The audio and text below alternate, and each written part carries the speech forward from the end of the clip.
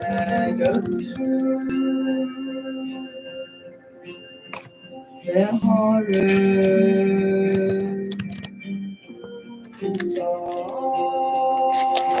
Sup, homies? It's the Chill Island Oasis of truth and reality. Back again. I was a little streamed out after doing so many marathon streams. I think I'm gonna have to really start regimenting it more, Um, because you gotta have a schedule. Dude, I'm watching people, I'm like, they go for like maybe 2 hours. And then I'm looking at my stuff and I'm like, this is a 12-hour stream. I just can't. I it's gonna have to just be a more rare thing, and I mean it this time. I mean it this time, you guys. But you can check out how I'm not wearing the shades right now because I don't even know where they are, and it was Little House on the Prairie on Up TV, but now it's something called Love Alaska. That's on in the background. I don't have the colors going. Super lo-fi. It's I've been saying that, but it's even more so now because the shades and the colors, it's good, but honestly, it's cold down here. I have a little bit of a headache, and I don't really feel like making matters worse by like it looks cool and everything, but I would rather just be in good spirits, not getting a fucking headache from the colors and the shades, But yeah, man, things have been popping lately. The last two streams, parts 1 and 2, were just popping. Everybody was here. It was amazing. Um, we're doing numbers, you guys. um, Bobby Brown recommended, or now known as Night. That's a oops. I'm not trying to whatever, right? But recommended a stream that I might want to check out here called KJ's What's Happened or What Happened.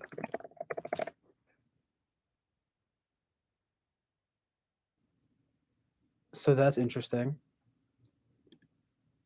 I was just watching a few good like movies and stuff.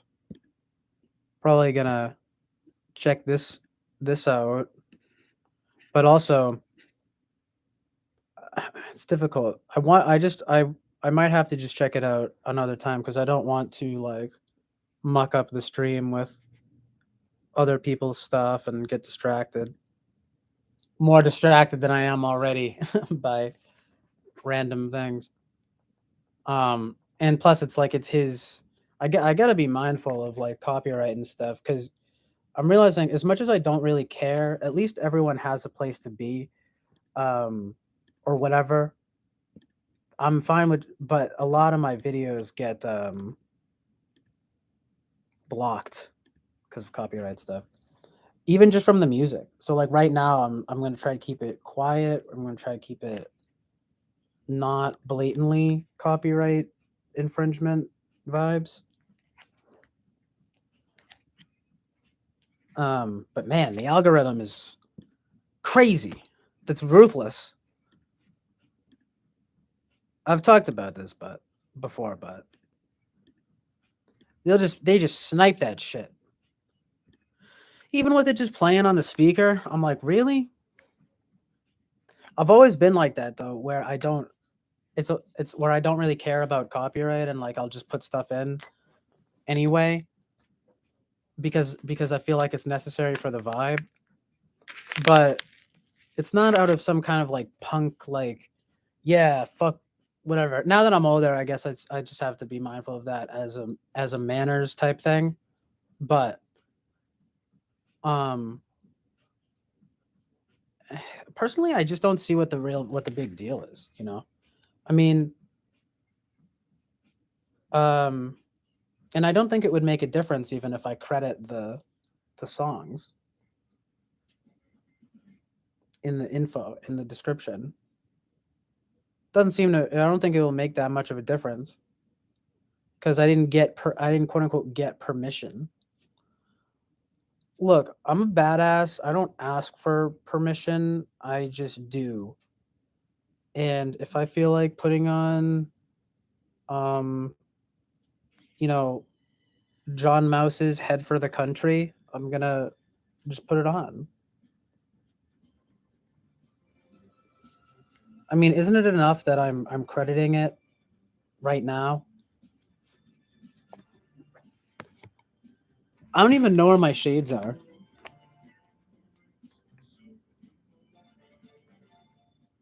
But it's true. There's an assessment going on of what exactly this stream is going to be. What is this, you know? Is this something where I intend on people really looking back on them, or is it more of an in the moment thing? I mean, personally,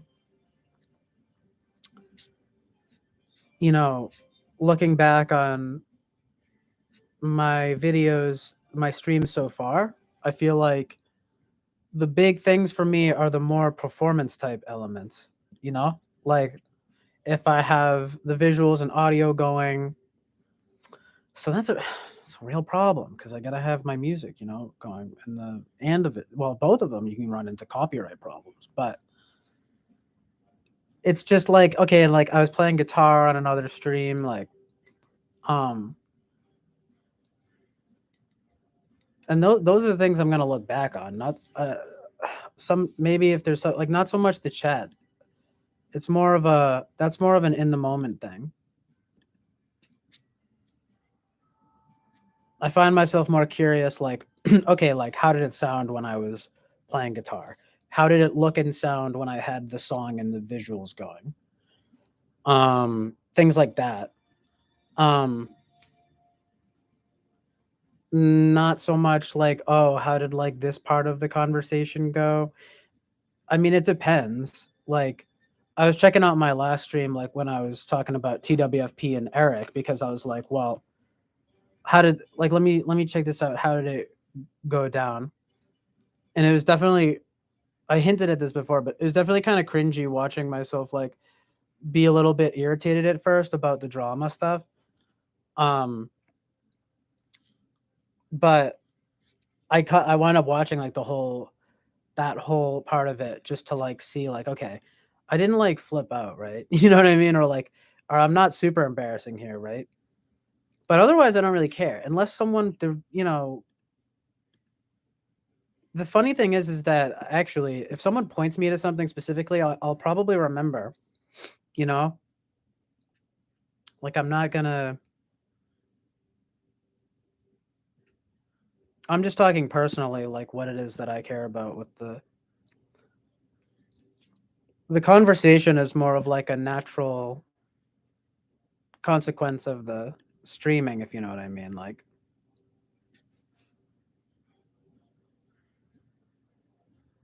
um, oh yeah, and or if I'm like freestyling or something, maybe I'll look back, I'll be like, how did that freestyle sound? You know?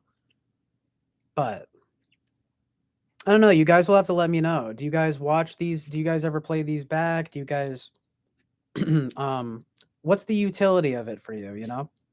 Um, I mean, it's probably a little premature to be really asking audience questions like that, but it's good to know, you know, leave some feedback, leave some ideas in the comments, whatever, you know.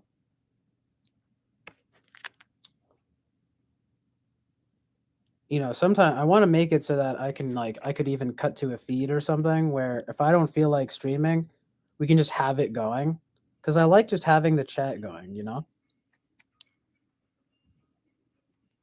It's amazing.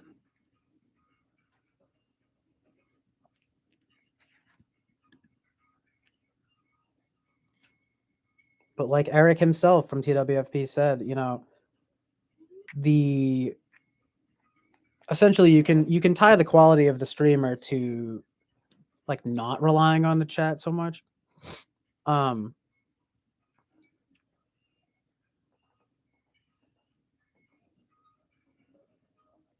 And I get that. Like, I mean, it's just way more interesting with the chat, you know? And like I'm saying, I guess I'm not really looking at these as being like necessarily things that people will be looking back on so much. It's more about the live experience or something like that. But I can only go off how I personally approach it. Like for example, if it's like TWFP or something, I have a weird like I will save the videos and stuff, but then it's very rare that I will like go through the whole thing. It's just that streams are too long, you know?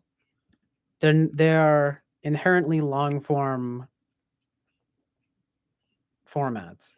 Like, you know what I mean? Like it's an inherently long form format. So, I'm not so much inclined to look to fucking, sit and watch anything. I don't really watch if it's a video on YouTube.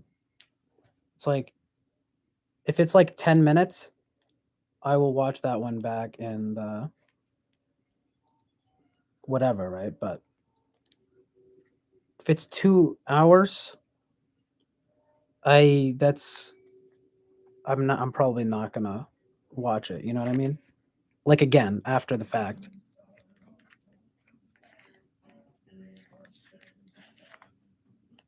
But that's just my preference. Those are just my preferences. You have to accept them, you know? It's illegal now to not respect a person's preferences. Um, but yeah, I decided on my MBTI type, and I'm an INTJSESFP combination. I'm an INESFTPJ.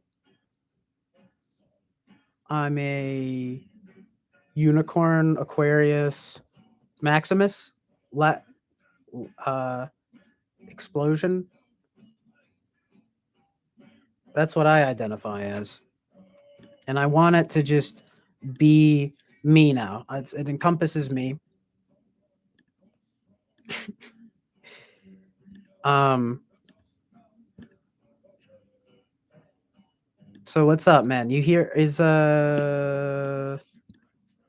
Night? What do you say? Should I check out? Let's see what's happening. Let's see what's happening on KJ's What's Happened. Can be justified as protecting Russian speakers. And the funny thing that I just Russian stuff. used to check what they're writing about that, and they said it is all as per constitution. Russia Ukraine stuff going on right now. We are not breaking anything, and this is all 100% legal. I like how this guy just goes, she is cute. And if you're not subscribed, please subscribe to the channel, hit the notification button. So once I will update new video, you will have notification. I will try to give you only the most available and information about what's clearly tuning in at a strange time. I'm gonna scroll through it a little bit, catch the vibe, perfectly for some of these prophecies to start. Prophecies. Things though, because there's more things happening in the world. Basically, it's like a Christian thing, but looks interesting because it says the description here says looking back on the odd, random, and unusual. And it's a very colorful description here too, like all the emojis and stuff, like every color. Very nice. I like the aesthetic. The thumbnail here is pretty ominous, but it's also kind of pretty, kind of artistic. What's the vibe here? I'm checking out. I'm assessing the vibe real quick. Vibe assessment. Vibe check, as the kids say. But that's a different thing because they'll be like, they act like it's like security at the door, Vibe check. You know what I have to say?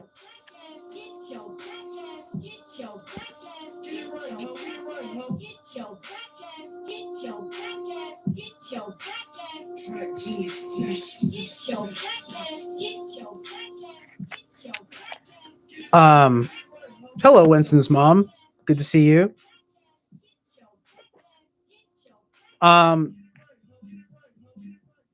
Yeah, I've been fine, thanks. I took a little break.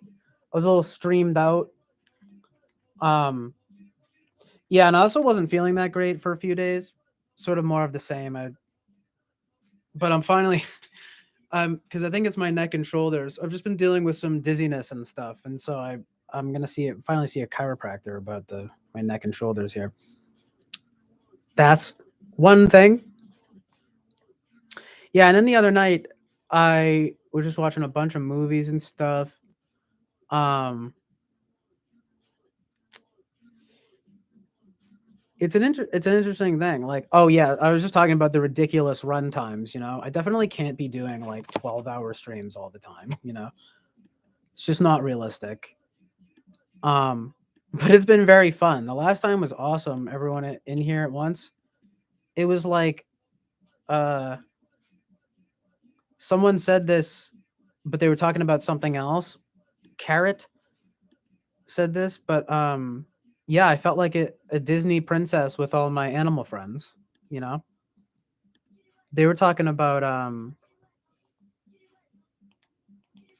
something else, but I that's what I felt like in the last stream. It was a tea party. I like having a nice tea party with all my friends.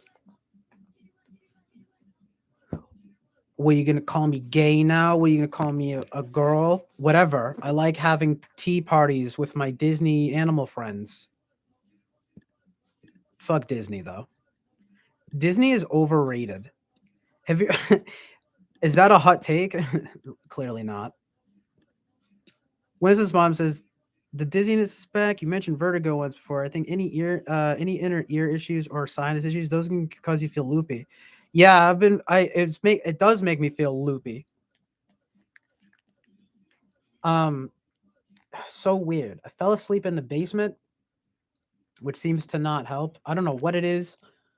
If it's allergies to dust or something, but that usually doesn't help. But then I smoked some of this weed that seems to be it was a little different, right? The smell is kind of getting to me. And it's still I'm like very cautiously smoking it because oh my god, I got so like weirdly dizzy. Um and then I just got like nervous, so I was just in bed. I was just like in bed for like a few days. Um but in the past like few days it's been a little bit better. But I'm definitely taking it easy more on the I know, right? Any chance your basement has mold? Like that's what I'm wondering. It's a half finished basement. Um so this like there could be any number of things, but whenever I bring up the mold though, my dad like is just like there isn't mold. There could be mold. No one ever denies though that there could be mold like under the floor, like under the carpet and stuff, which I hate to even think of, but because it's like so gross. But it's like um that is very possible. Um my sister has fallen ill due to mold in their home, which is a relatively new home. Yeah, it's bizarre. I mean, I I'll tend to feel better. I'll shower and lie down and then hang out in my room and stuff. And I'm like, okay, so, and then I can get up and whatever, but there's just not done much to do. Like everything that's awesome is down in the basement, basically, like, not to sound like a fucking child, but, if I want to, I mean, for one thing, if I want to smoke weed, I'm not even supposed to, my parents don't even really want me smoking weed down here, Um, but I certainly can't be, for example, in my room doing it, right? And then for another thing, the TV's right here and the speaker's right here. But I think it's a test. I think God is trying to get me out of the basement. He's like putting mold and shit down here. He's like, get the fuck out, get your ass moving, get your ass in gear, get going. I mean, it is true that at the very least, even if there's no mold or anything like that in the basement, I mean, they don't call them basement dwellers for no reason. Like, and it is my parents' house. I don't want to become the stereotype of the overgrown child in their parents' basement. You know what I mean? There is a thing down here. They're very good about it. I mean, for real, like no joke. God bless my parents because they'll put in like a thing. Like there was a thing down here that was it actually was like an air purifier type thing. Um, and what's crazy though is that I can't deny that I do feel different when I fall asleep down here. I will wake up and be all like discombobulated. You know what? It was crazy. I hit the weed. It was like a bit different, and I had already felt kind of weird in my nose and stuff. But then I I hit this weed, right, and I was all like, "What's it seemed different, blah blah blah, blah all that." And I hit the frickin' weed, and I got a bunch of, not to be gross, but I had like snot. I was so much mucus. I was like, "What's going on here?" And then soon after that, I was sort of testing the weeds out because I was like, "Ugh, here we go. I'm gonna have problems with it. So let's see how it is." And then suddenly, yeah, I just was like super like dizzy and like out of it and stuff. And I was like, "Okay, I gotta take a shower and lie down and stuff." And then it's really annoying. Oh, I also hadn't eaten, and then I ate, and I start feeling crazy, crazy. Then I get worried about feeling crazy. You know what I mean? Like, oh my god, I'm gonna go into psychosis. I'm gonna have a weed-induced psychosis. Um, and then it's like, no, knock on wood, I just wind up needing to like calm the fuck down. But it is super annoying because it's like a baseline unsteadiness kind of thing. And I've talked about this before. Like one of like my only like phobias in life is so-called a metaphobia, quote unquote a metaphobia, which is like fear of vomiting. So if I'm dizzy and stuff, I'll start thinking like, uh-oh, I just don't want to throw up. It's a few things. I don't want to pass out, but I don't really, it's more like it's like four things. It's like I don't want to go crazy. I don't want to throw up. I don't want to pass out, and I don't want to get more dizzy. I don't want to get so dizzy that it's unbearable. And knock on wood, it doesn't get to that point, but it's a nervousness that it will. It's a nervousness that it will get worse. Um, So yeah, after I fell asleep in the basement and stuff, and I was up for a while, and I felt fine. But then when I was smoking the weed, got a bunch of mucus, and thanks, Winston's mom. She says, "I know an ENTP who has smoked weed every day for over 60 years. He's never had a weed-induced psychosis, and neither of any of my hippy dippy friends from back when. I wouldn't over worry that." Yeah, I know, right? I'm like, um, what sucks is worrying about it. Like, it's not like, isn't that so much of life? You know, it's like I saw a quote the other day, and again, it's like knock on wood, right? I don't want to jinx it, but it's something like we spend fucking 90% of our lives worrying about shit that's never gonna happen, or like whatever, like what is it? We spend, it's like in our imaginations and we play out things in our minds. Oh no, what if this happens? And it's always the worst case scenario, right? It's never the best case scenario. So it's a bit of negative thinking on my part. I can be prone to a bit neurotic. I do score much. I do score very high on on Big Five neurotic type stuff, which is unfortunate. But then what am I going to do? Beat myself up for being neurotic? Get neurotic about being neurotic? Fuck you. I'm not buying into it.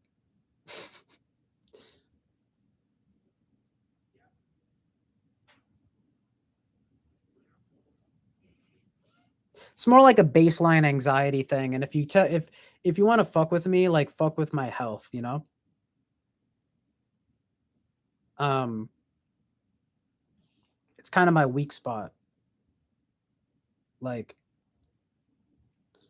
for example, so it would be one thing if I had or it's not so much an example, but it's actually just more like how I feel. Like if I'm not feeling well, right? I feel dizzy or whatever. I'll be fucking scared that I'm gonna throw up or that I'm going to whatever, all these things.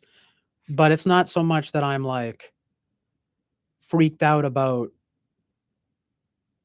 the thing itself almost. It's almost like things related to it, things that could be as a consequence to it, you know?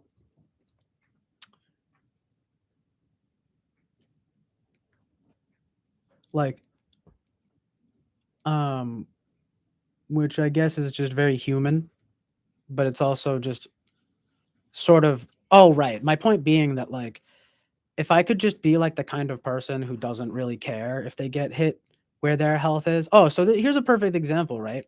Like this is more of an example, like, and you know, the COVID situation. I don't want to get the vaccine, but I also don't want to get COVID. So I don't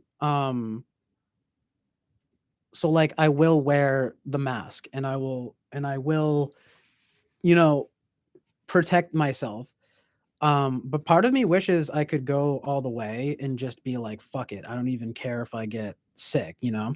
But that's not true. Like, but it's not because it's COVID. It's because I don't want to get sick in general, you know? I mean, it's COVID, but I've always been like kind of a quote unquote germaphobe. People will tease me about it. People, you know, it's one of the things that is quirky about me. I'm really quirky and different because uh, I think I'm an ENFP. No, I'm just kidding. Like I said, I don't even really know anymore. But it does to me feel like like bad SI. Um, so for example, for someone to be like, "Oh, you seem like an ISTJ or an ISFJ," I'm like, "Yeah, maybe if I'm an unhealthy one of them." Um, but I would also say, well, no, I'm maybe more of an unhealthy or unhealthy NFP because I'm so fucking focused on my SI. You know, you guys, let me know what you think about that. Type experts in the chat here. Winston's mom is coming through with some good content right now. Neuroticism can be traced back to ancient Greece. Hippocratic model. Yeah, I don't even know which one of those temperaments I am. What's up, weird guy? I feel you, brother. Weird guys unite. Weird people unite over here on the the Chill Island Oasis of misfit toys. How about that? So good. Researchers speculate that an overreactive limbic system in the brain is associated with high levels of neuroticism. Someone once told me that the FI has to do with the limbic system. What do you guys think about that? Weird guy says, find the thing you like to do and go do it, or just walk around. Walking itself is therapy, and you might need to supplement your vitamin D. I actually take a vitamin D supplement. I had low vitamin D,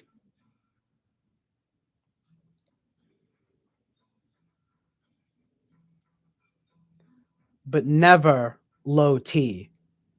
That is low testosterone. No, I don't know that for sure. I'm almost nervous to get my testosterone tested because if it's low, then I'll be a beta, and I'm an alpha male. I'm an alpha male. But that's actually a real thing.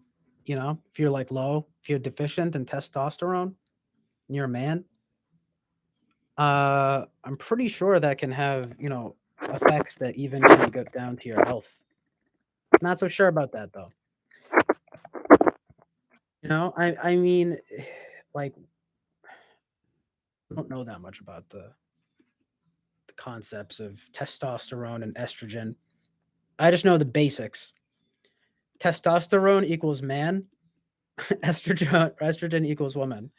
But, you know, that's the bit that's the long and short of it. Anyway, that's I'll get back to that. But Winston's mom says my issue with catching COVID was the same as yours. I wasn't worried about dying or the yada yada, but I really didn't want to have to go to a hospital and be confined with other people indefinitely. Yeah, well, that's kind of a. I mean, that's another thing. Um, it depends how bad it is. I wasn't so much thinking about going to the hospital. I'm just thinking about getting it in general. But that makes it way worse if you have to go to a hospital. Hospitals are the worst. You know, no one ever wants to go to the hospital. It's probably like on the bottom five of like places people want to go to. Probably up there with the police station and the I don't know whatever mental institution and yeah, I don't know, top three, top five worst places to be. Leave them in the chat. Leave them in the comments. Uh, Hospitals up there, but the fact of the matter is, honestly, could be a lot worse. I mean, at least there you can get treated. Like there is some kind of weird like Enneagram 6-ish like SI thing that I can get out of that, but no. Being put in the gown and everything and like fucking I mean,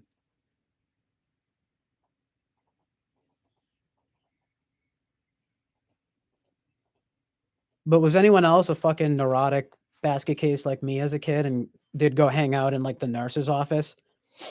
I would never make shit up though. But even the nurse's office wasn't fun. They purposely made the nurse's office not fun more so in high school because they'd be like, okay, well, you're in the nurse's office, so you can't, put away your phone. Put away your phone. And I'd be like, no point in being here. Go hang out in the library. Just go anywhere but class. Hang out in the hallways.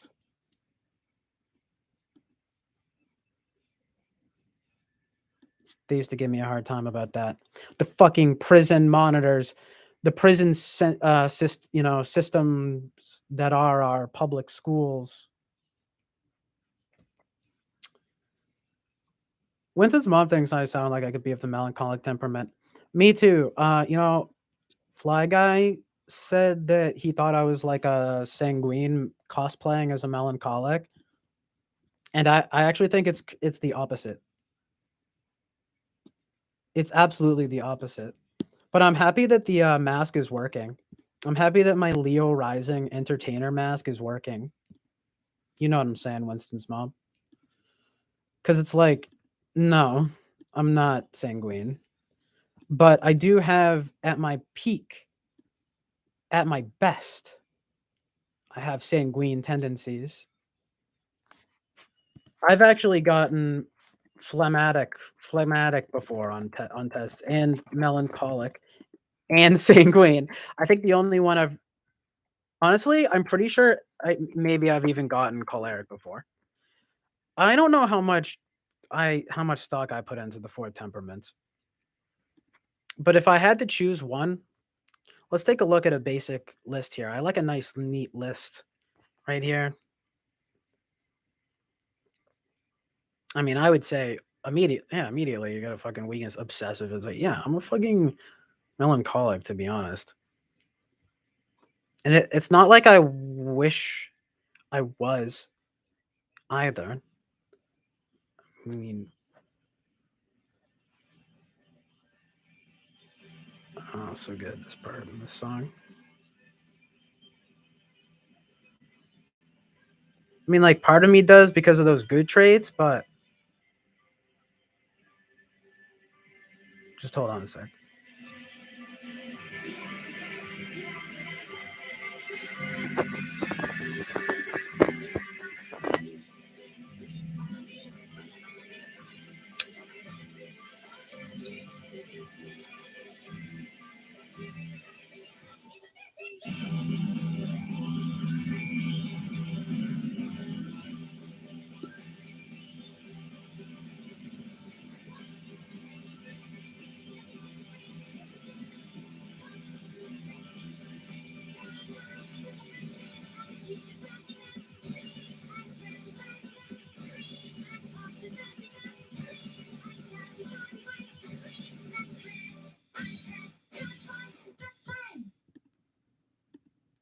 the end of Melt Bananas, My Missing Link. So good. Melt Banana is great. Not for everybody.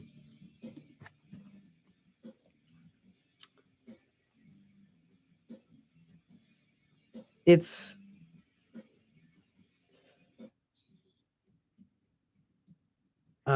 it's interesting how, I mean, like, I don't know if you guys could hear that song too well, but stuff like that grabs me just as much as stuff from the other side of the spectrum. You know what I mean? Uh, but not all the time, you know? It's just like some birthday party here for you. They call me King Ink.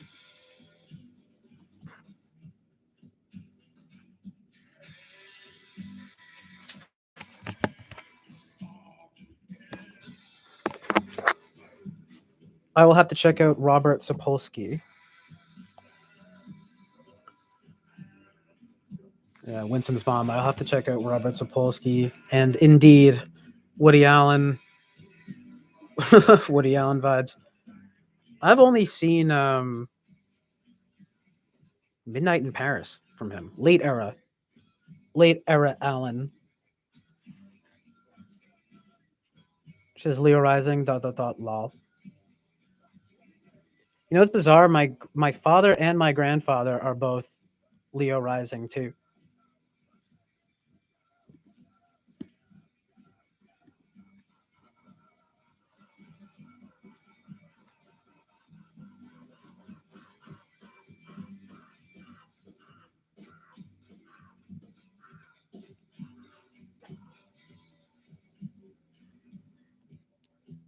Man, they changed the font on the YouTube app on the TV and it looks terrible.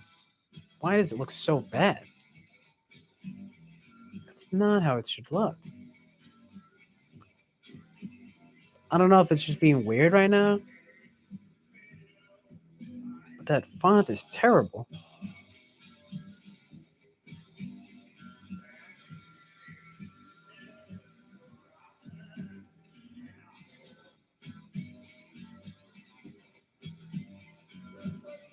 Try opening it again.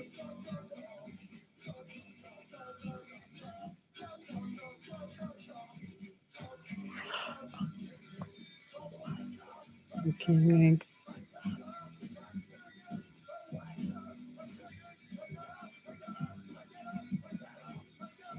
So I was watching the Harry Potter movies recently, and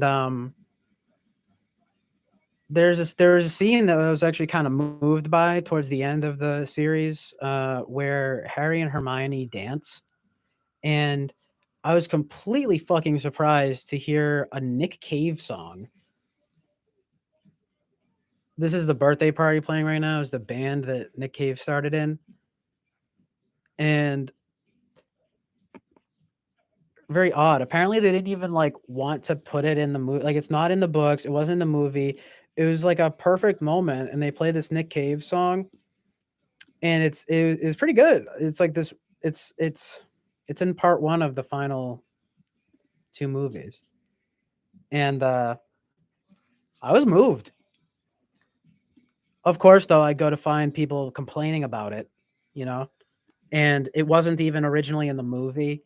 And people in the comments are like, "Oh, like the acting ruins it," and like, "Oh, like it feels out of place."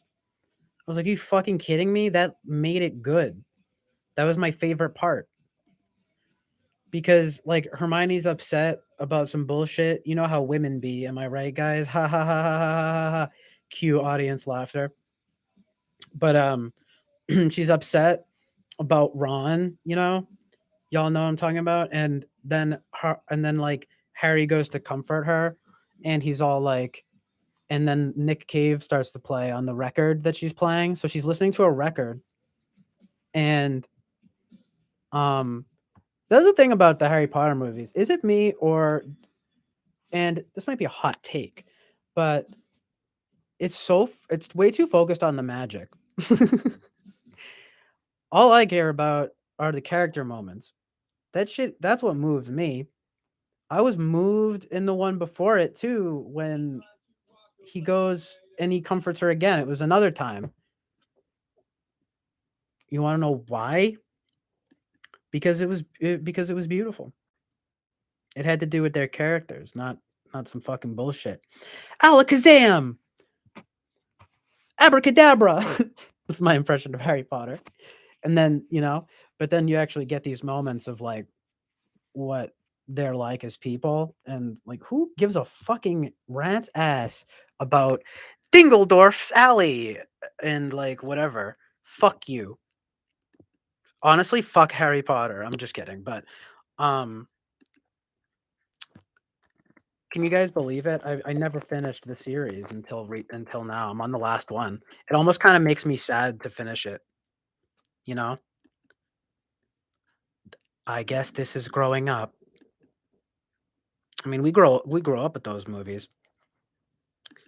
But yeah, it is black magic. No, I'm just kidding. But Harry Potter is bizarre because I feel like supposedly J.K. Rowling was inspired by the scriptures, so to speak.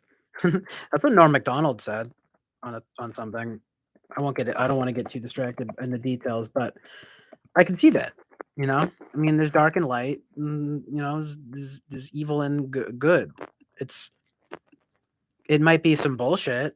You know, it might be sort of like secular, but I don't know if it's like totally satanic. You know what I mean? I mean, like Voldemort's basically the devil, right? And he's bad. Like no one, no one watches Harry Potter unless you're a fucking insane psychopath. No one watches Harry Potter and roots for Voldemort. You know what I mean? It's kind of like in life. You know, unless you're a fucking insane psychopath, no one roots for the devil. You know. Um.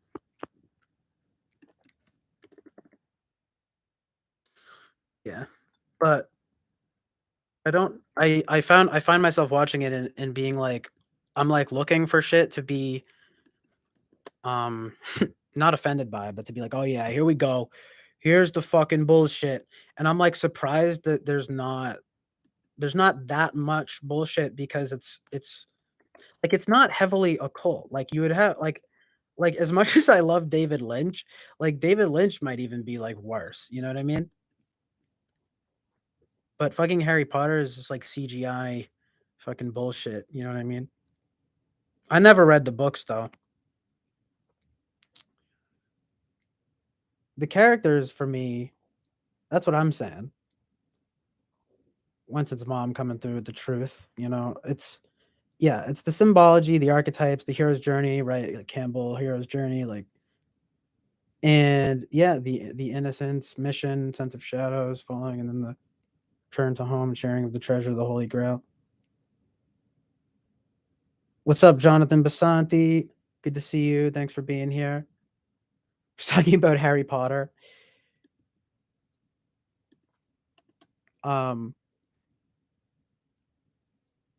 yeah, so I'm inclined to think that I mean even Bobby Brown was saying like, "Oh, I learned good stuff from Harry Potter," you know? Or I'm sorry, Knight. I'm sorry, Knight. I keep, you know, misgendering you. I'm just kidding, but I keep forgetting that you changed your name. The man of many names. It's the secret agent man. I'm just kidding, but the we used to say secret Asian man. How good is that? That's good as fuck. Um, I was just talking about how like there's a scene in the seventh Harry Potter Part One where Harry and Hermione dance to a Nick Cave song, and had no idea that they were gonna. I was like, "What?" And I thought it was amazing. But then I look it up, and it's like, oh, like that scene wasn't even in the fucking books and apparently actually get that this is what I was thinking of, and now I remember. I forgot, but now I remember it. I think Emma Watson actually for some reason didn't want to do the scene or something. So like a lot of people who are like hardcore fans, they were like reading into it and they're, oh, they look like it looks stilted, and it's just people complaining about it. People fucking, I will go and rate your music all the time, and someone was like, I don't know what they mean by this, but they were like, oh, like the Nick Cave scene will haunt my dreams forever or something, but they meant it in a bad way. Like they didn't like the usage. And I was like, what are you fucking kidding me? I mean, I get it if you're gonna be like pretentious about it, like, oh, don't put Nick Cave in my Harry Potter. But it was a dope scene. She's like listening to it on the record player, and then Harry comes and like comforts her, and they dance, and it's like it's a really like humanizing moment, a really nice character moment. And I was just saying how like, you know, it's like for all the bullshit of like Harry Potter, like the stuff that's actually like good about it is the character stuff, the character development and all of that. Like, um, and sometimes I actually feel like, at least in the movies, I didn't read the books. I guess I shouldn't comment on it too much when I haven't read the books, right? But um, eh, I just don't know. Like I just feel like they overdo it a lot with like stuff that like I don't care about. So this is this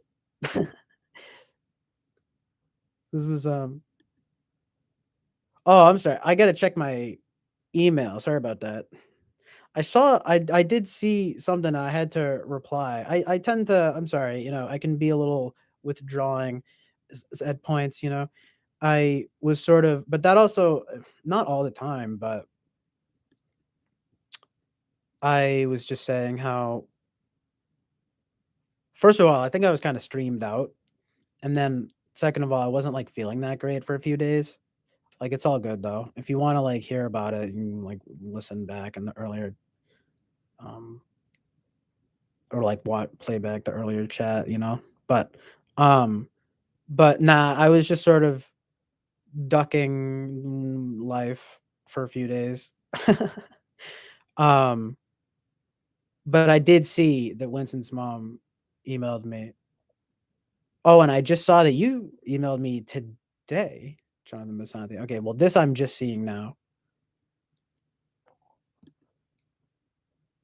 Thanks for asking, bro. I'm glad, and I'm glad I got the homies looking out for me. Um, Same goes for you guys as well. Very grateful. um,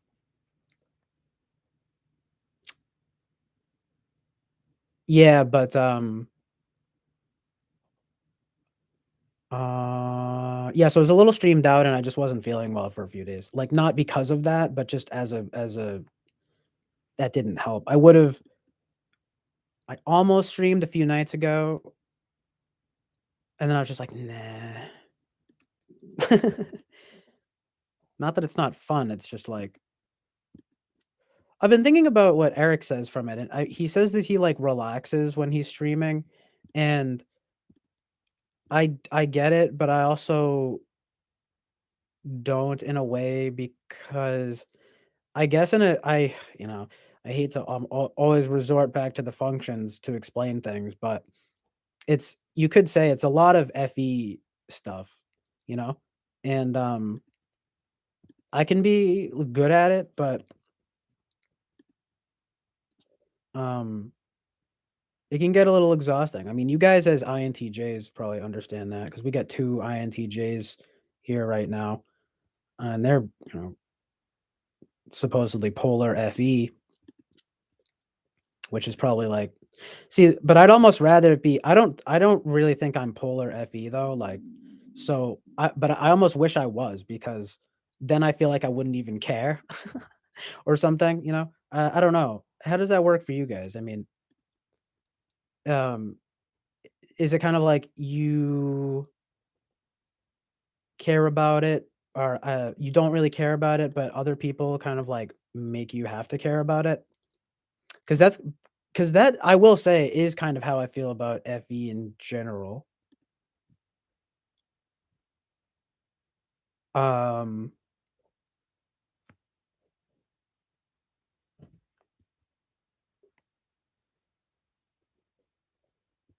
so who knows? Maybe I am polar FE then. But I always thought, or at least lately, I've been thinking, no, no, I actually no, I one part of the thinking I'm an NFP comes from thinking, okay, well, I'm good at, I'm decent with FE because it's demonstrative. And then lately I started thinking, yeah, okay, maybe I am ignoring, but uh, you know, because that would be ENFP versus INFP.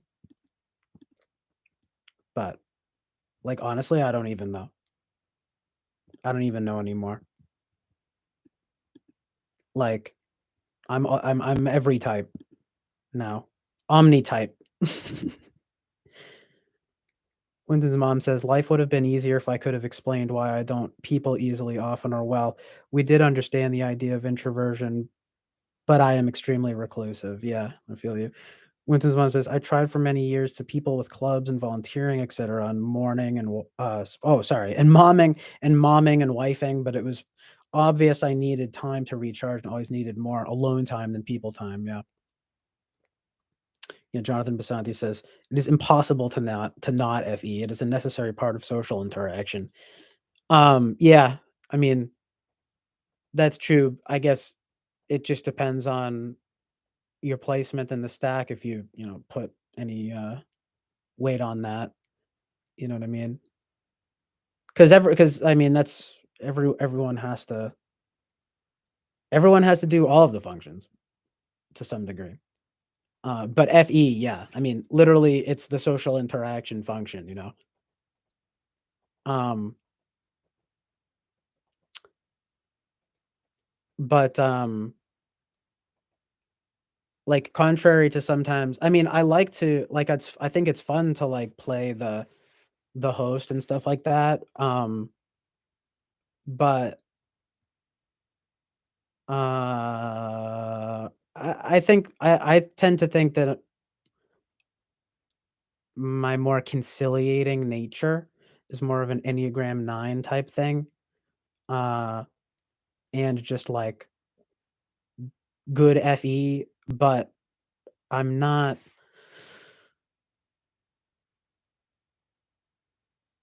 I don't care about FE. Like I care about FI. I want to know what people really think and I want to know like I don't care about like the conventions and but like if I had my choice, I wouldn't even like I don't know. How do I explain it without sounding like a jerk? It's sort of like I think of it as being like I care about people a lot, but also kind of like on my own time. So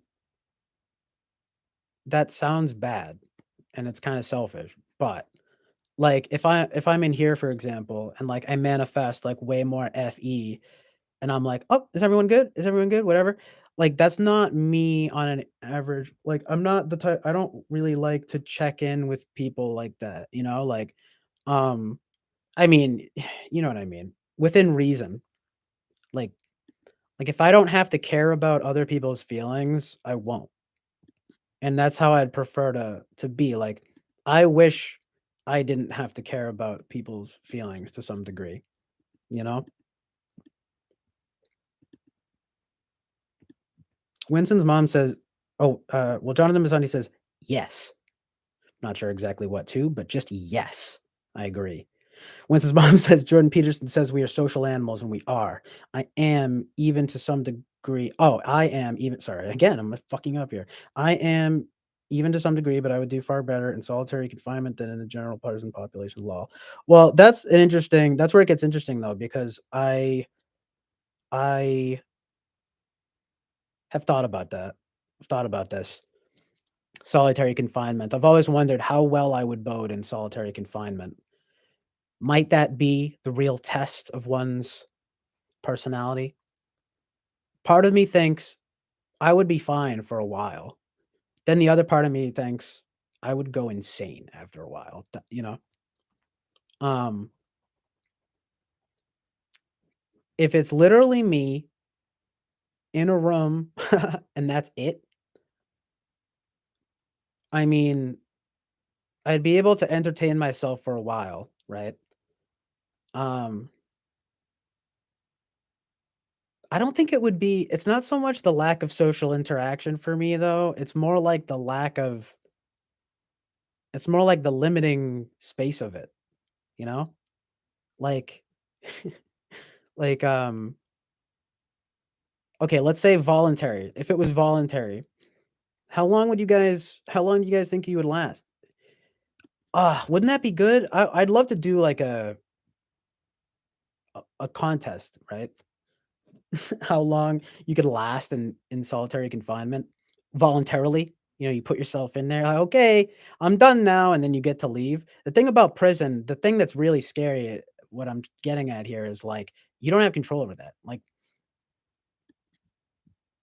they're putting you in there as punishment, and it is indeed a punishment because like you don't just get to go in there for like, you know, that's why it would be fun to test your limits. You'd be like, I would wager I could probably go like 6 hours until I would get uncomfortable, like really uncomfortable, you know? Because I could probably like sleep and I could probably kill a lot of time sleeping, you know?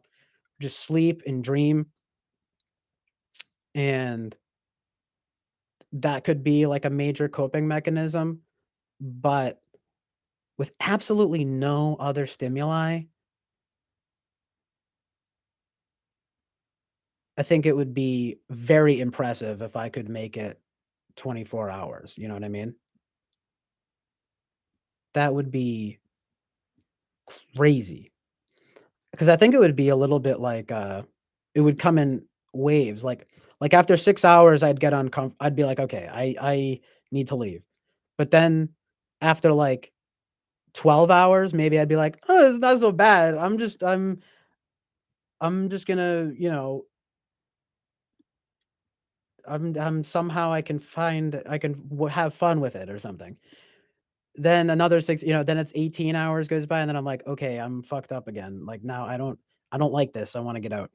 Then who knows? And after 24 hours, maybe I'd have circled around, but I don't think I really don't know if I'd be able if I would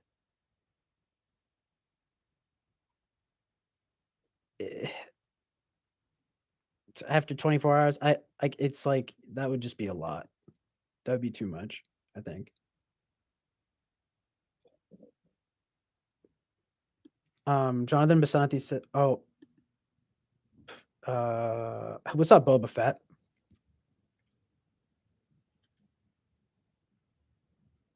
Oh, wow. Winston's mom says, "Early on, my grandmother and ISFJ took me on social calls to quote unquote society. I learned early how to etiquette, and when I people or when I am a hostess, I channel my grandmother's lessons." Yeah. So funny you would say that because I always think of when I was just doing that thing of being like, "Is everyone good? Is everyone good?" That's literally what my grandmother does on my mom's side, my mom's mom. And my mom's a lot like that too, but they're both ESFJs. FE is their bread and butter. Um, you know, I mean, we even joke about it with my grandmother, especially where it's just like, you know, like she will literally like we're talking both of them like, you know, Enneagram 2, kind of with a 6-ish, maybe sometimes a 6-ish edge. So like y'all know I'm talking about. Real heads in the chat know what I'm talking about. But but we'll just be like, "Sit down, Nana." You know what I mean? Like you don't have to keep tending to everyone else. Um and you know, it's like I could not do that. It's just too self-sacrificing.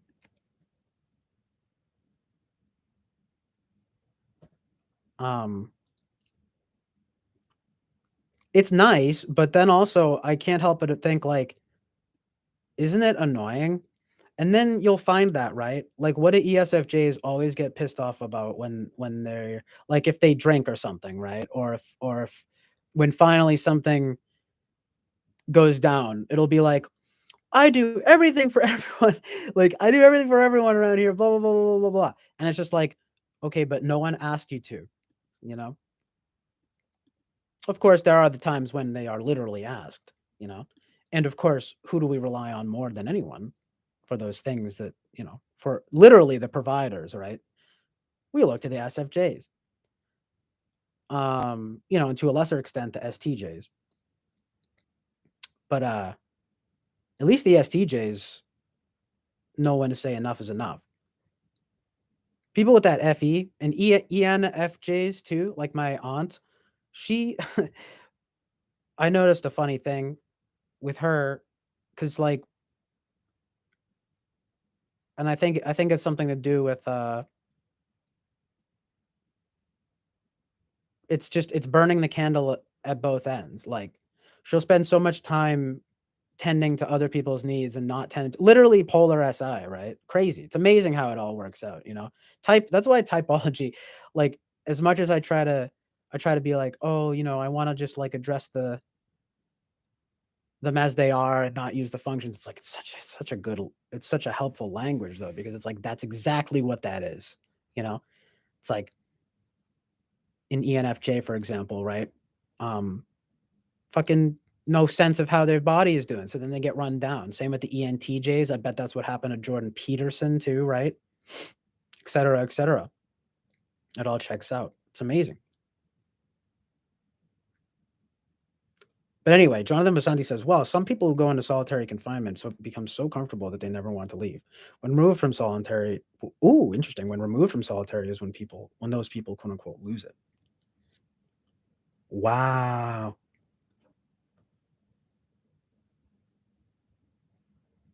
Who knows? Maybe it would get comforting after a while. It'd be like, oh my God, I get to make my own reality. Um, I just have a sense that it's if it were involuntary, especially, right?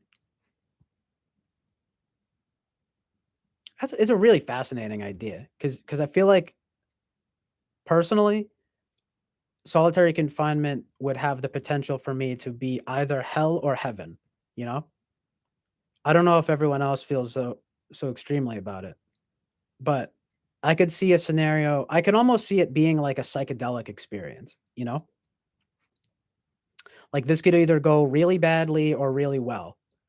It's either going to be a nightmare or a dream. It's either going to be maybe not evil or good, but like dark or light at the very least. Because I mean, just to look around and be like, oh my God, I'm in this fucking room. I can't. Again, it really has to do with it being involuntary, you know?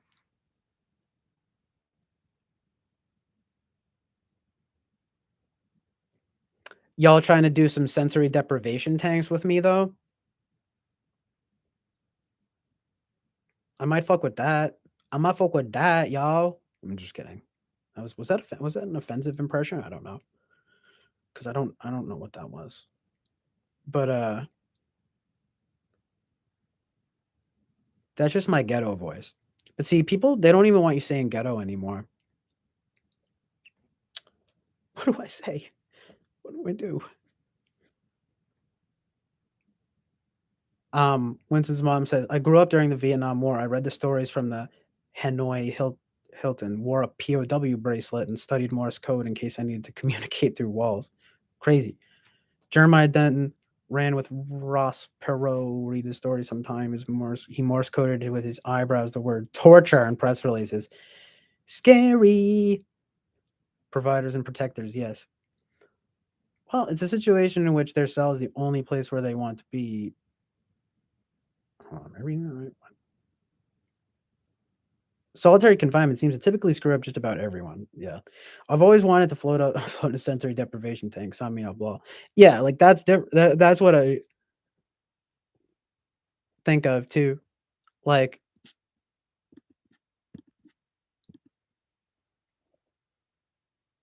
me alone in a room with nothing but basically what? My thoughts, my feelings, and my imagination, my creativity. Um, sure, I could probably sleep and dream a lot of that away, you know? Um, but to just keep waking up in that room and to just be in the room, like, you know, I would have to be able to leave, you know?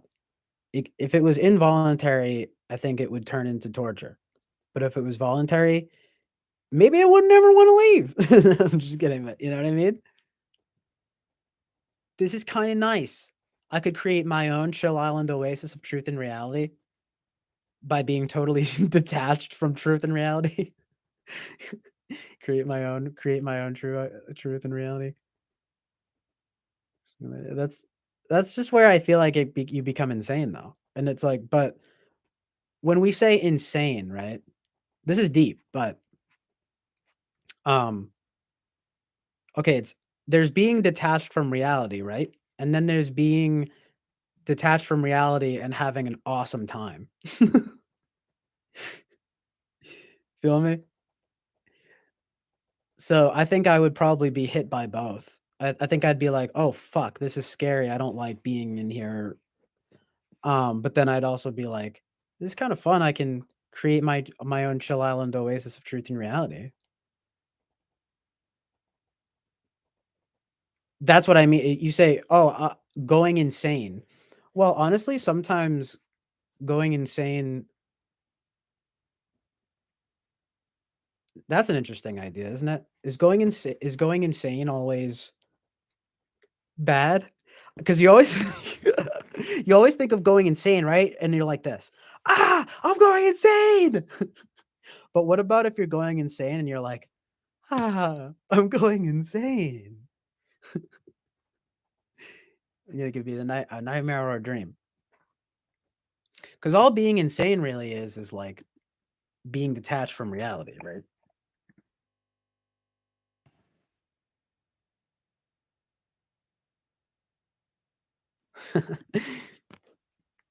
I love it. At what point does it become dangerous?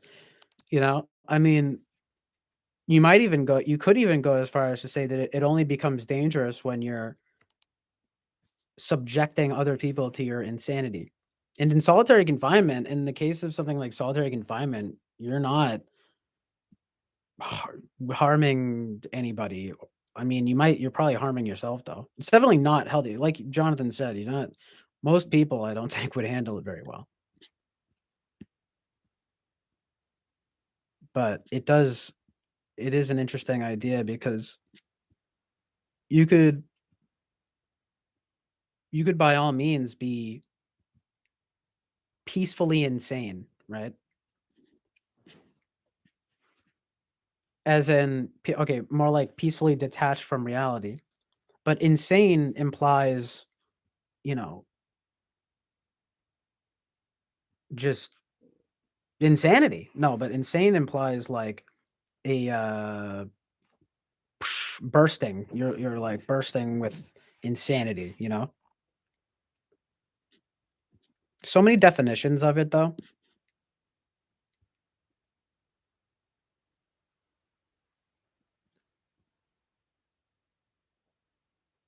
Yeah, but you might even irritated. Like it's annoying and irritating. Like, ugh, I'm insane right now. But if you were just detached from reality or whatever, you wouldn't necessarily be like it's not always bad. Like people like literally people do sensory deprivation tanks and psychedelics, right? Especially psychedelics. You do these things to basically go insane. You know? What isn't there that one song too where it's like I went, oh yeah, like crazy or what, you know, like I went insane and it's like the happiest day of my life or whatever. Definitely not a good thing though. You know? Subjectively not good, but just be in la la land, right? That could be good. That could be fun. Could be La La Land or the opposite. Whatever the opposite. What's the opposite of La La Land? Boo Hoo Land? Uh, E5 land.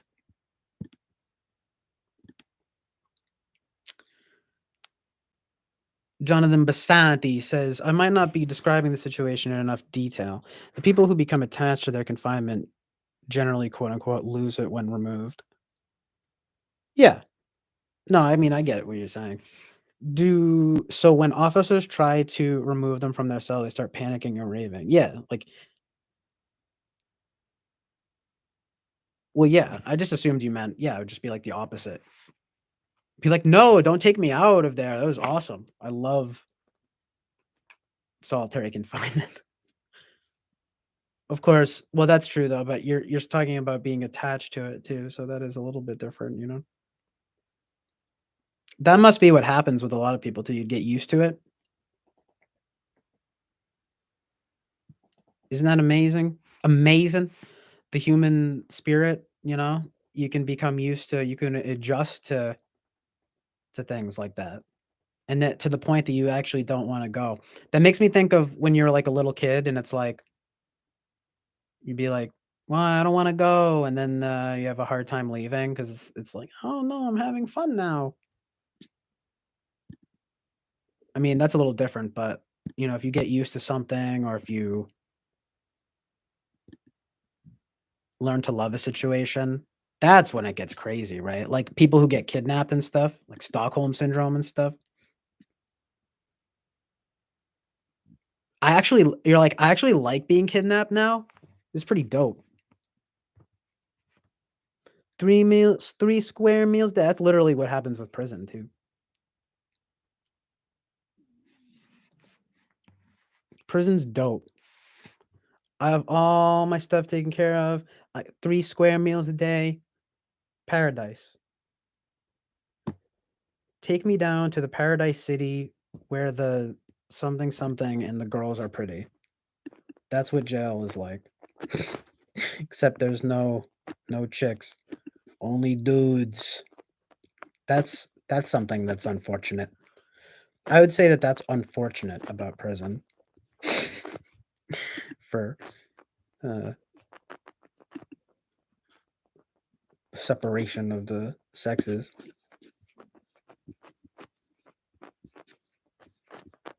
Um, Indeed, yes, the grass is green and the girls are pretty, thank you. Boba Fett is coming in with the snipe, and the soap is slippery. Oops. John Mazzetti goes, lol. Exactly. Um, that was funny too. Winston's mom, Tata Town. It's the opposite of La La Land, Tata Town. But yes, you know, Boba Fett coming through with the truth here, saying some monks, etc., take off and live in the woods or on a mountain, etc., to work on their spiritual practice. The key here is if someone's been locked up or took of on their own volition. Yeah. That's pretty much my whole thing with it. Like if you're just put in if there's like what we need is a solitary confinement simulator. If there's just a door there, you know, okay, I want to get out now, and then you just leave. Then yeah, you could put me in there, get a timer going, see how impressive my time is, my stats. Yo, dude, how long did you last in the solitary confinement simulator? Dude, I went 500 hours. Oh my god, how was it? I imagined a whole fantasy land where I was king. That's what happened, and it was fucking dope. And I never want to leave. But I only had to leave because my family because I have a wife and kids. I have a wife and kids at home and could stay in there forever, you know. Get to go home and feed my family.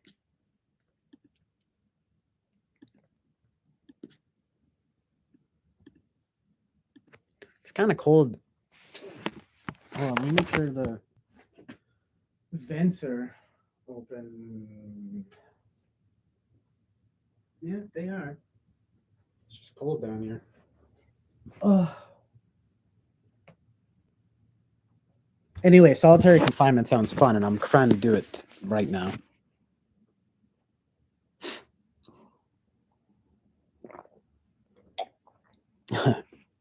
Jonathan Basanti says, "Wife and kids?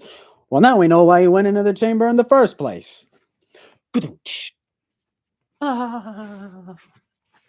Audience laughter. Boba Fett says, "We should have put CJ's name up for type placing."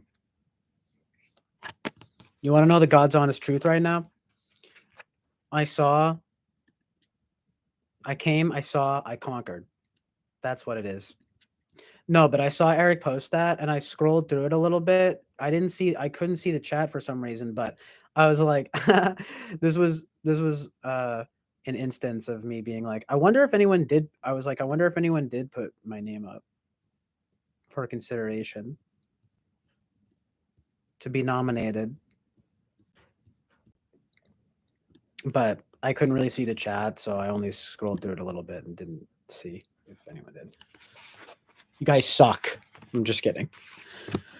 I would do it though. That was part of why I checked, you know. I was like, well, now that I've been streaming, people have a sense of like, I guess I guess I'm a celebrity now. Ha ha ha ha ha ha. I don't really know how that works, but I feel like if you start streaming, then you're more likely to get typed. The thing about when Eric type pleases is I always feel like it's more fun though if the person is like, you know, like a like an ESFP girl who like thinks she's INTJ, you know.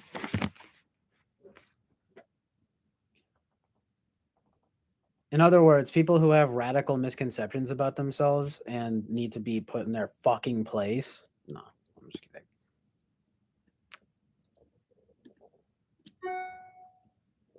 I feel like that makes it more fun. That's what I mean. Winston's mom says you're not officially typed yet, so I couldn't exactly suggest you get type pleased. However, if you want to get typed, I'll ask host Eric to set a date and time. If you'll publish, I'll cover the cost for you. Really? Oh shit. Oh, you don't have to do that. I mean, that's like huh. Let me think about that. Maybe I do want to do it. But that's what I also mean too is I'm not putting myself out there being like hashtag NFP life. Oh my god, you guys, I did this wicked quirky thing today where I was like fucking chewing bubble gum and twirling my hair. And I just, Mr. ENFP over here. What, you kidding me? Fucking good over here. Willy Wonka. This just in, you guys. I'm an INFP. I spent my whole day writing in my journal, basically in solitary confinement. I like it. I don't like people very much, so that's how I tend to be. Because I'm unique and special and different and moody.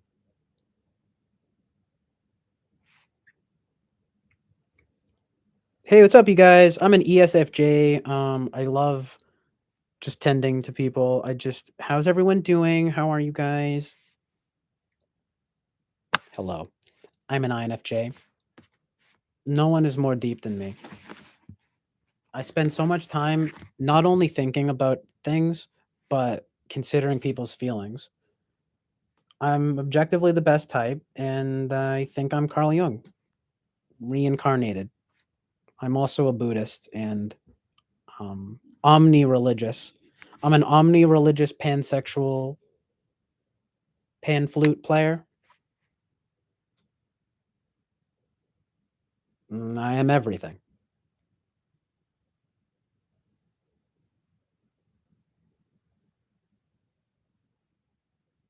Some people call me the C.S. Lewis of my generation. What type was he? He's probably either INFP or INFJ. Everyone wants to be an INFJ.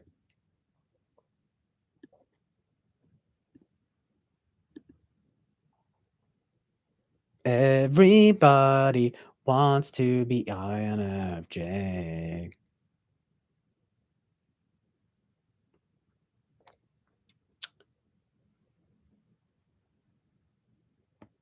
Jonathan Basandi says, Winston's mom is often willing to dole out cash to see people get typed who are on the fence about it. Winston's mom says, host Eric will tell me I don't need to pay for the typing session, and I will insist, and he will finally allow me to cover the cost, but no worries, I have paid forward money set aside for this law. Nice.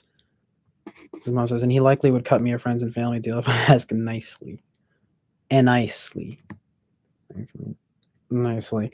But if it is law, Maurice. Space Cowboy. Because I'm a joker. I'm a toker. No. I'm a joker. I'm a smoker. A little bit of a midnight toker, too. If I had to be, silly. If I had to get a little crazy with you guys. Sometimes at 12 o'clock a.m. specifically, I toke.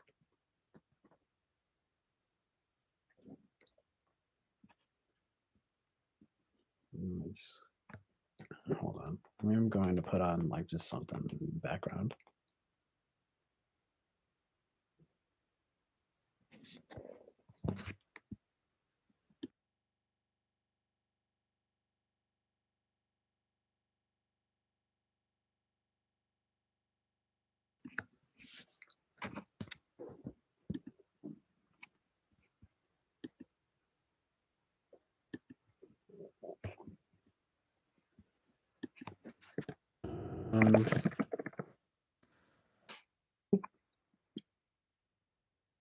Shit, I got my stuff using up too much memory.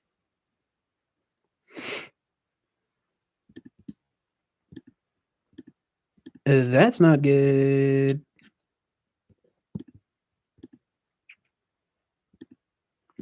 Well, my top 5 most likely types are the NF types and something else.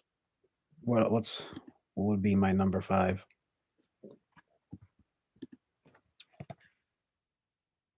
I literally I have a list. It's ever changing, but if you guys want to know for fun what my top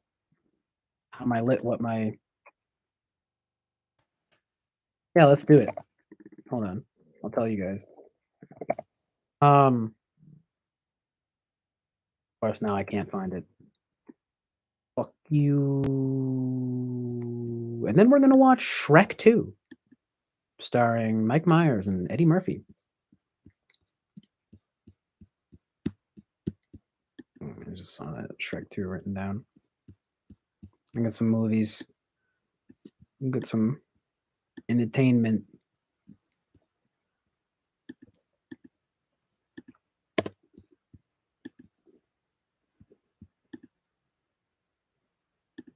Mother's intuition. What about father's belt? Belt to the face. Because that's my philosophy, and that's how men are, My father. You wouldn't want to get to know my father. He was an angry man. Sometimes you come home. That's dark.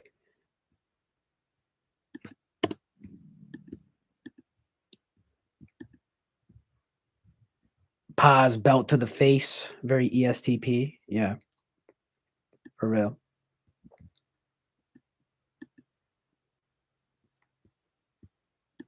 Like, what are things about dads that people say? You got mother. I actually was just thinking about this because I was scrolling through my last stream and something came up about intuition. Mother's intuition. Mother knows best. Do they say father knows best too? Is that a thing? Yeah, I guess they do. What does a father have that's not intuition? Father's sensing. Onto something there. Okay, but I'm not sure if it's really even that helpful for me to tell you guys the list, but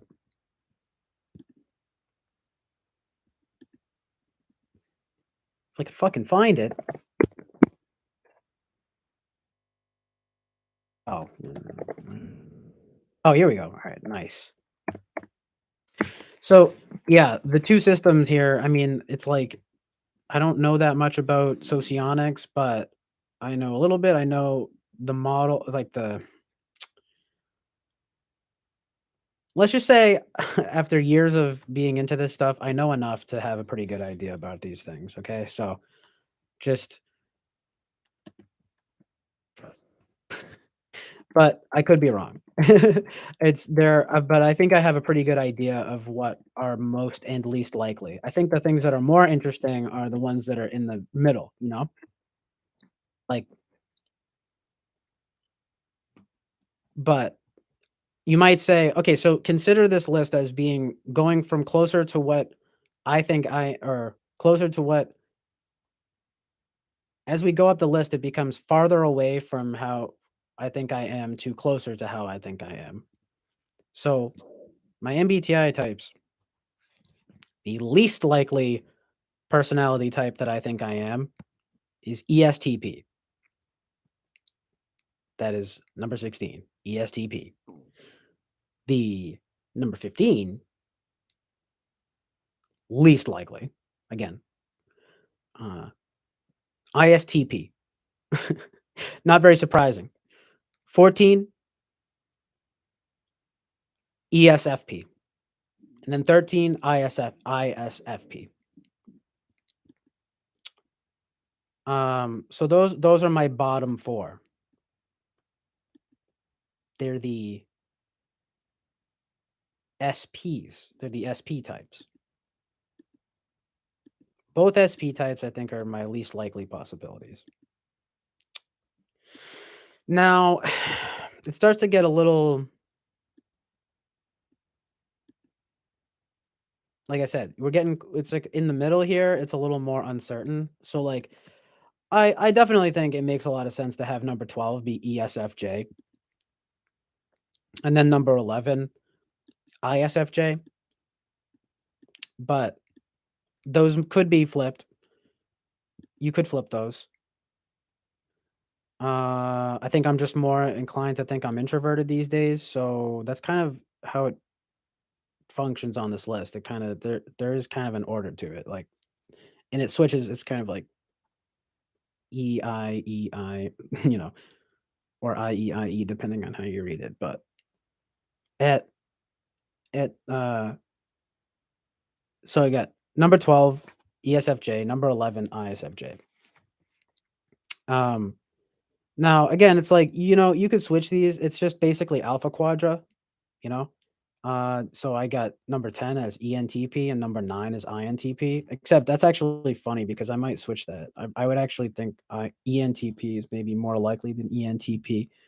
I don't think I'm a TI Dom really, I mean, yeah, not, I don't know. You could go back and forth about the NETI thing, but whatever. I'm not gonna get too hung up on the order now because then I won't be able to get through the list, right? So whatever. As of now, number 10 ENTP, number 9 INTP. I do kind of want to switch those though. I do kind of want to switch those though. It does break the order of the list, but whatever. Number 8, we got, and again, this is kind of where it gets interesting because 8 through 5 you could probably shuffle around, but for all intents and purposes, I mean, see, because I'm not sure if I would put the T, whatever. Number 8 is ESTJ, 7 is ISTJ. Now, they're not in the same quadra, but hear me out, okay? I think that my TE is pretty good, but I also think that my NI is pretty good. I don't think my SI is that good. So, I actually have ENTJ as number 6. Number 6 is ENTJ and number 5 is INTJ. So I guess that's kind of what I thought. I think my number 5 most likely type is INTJ. And the top 4 are the NF types. And they go in this order. Number 4, ENFJ. Number 3, INFJ. Number 2, ENFP. Number 1, INFP. So the INFJ thing, right? Like I said, everyone wants to be the INFJ, right? But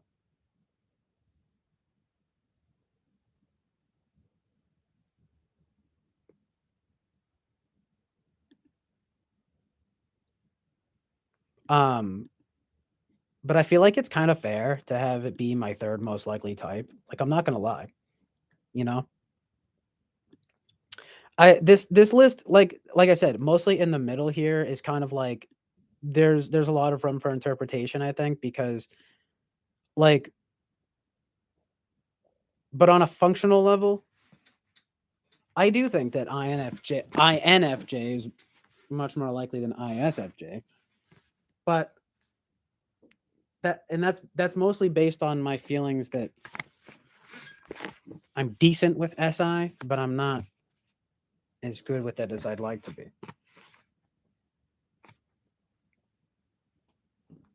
Um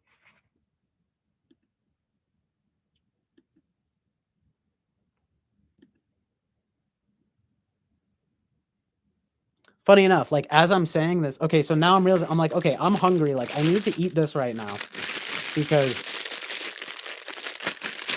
it's taking away from my focus, right? But I also haven't really eaten anything today. Yeah, you know?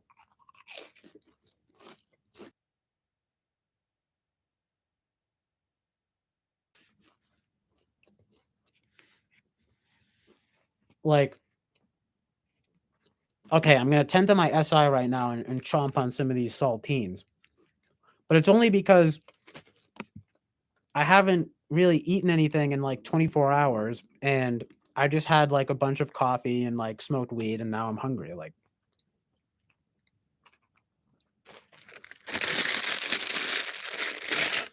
but it's kind of like took me long enough, you know what I mean? So I just don't know. Like I don't really think of it as that as being particularly good SI.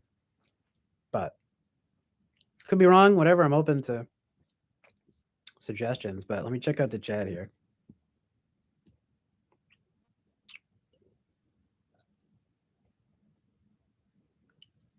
Yeah, I just saw that When's His Mom as Father Knows Best is a sitcom. It's the patriarchy.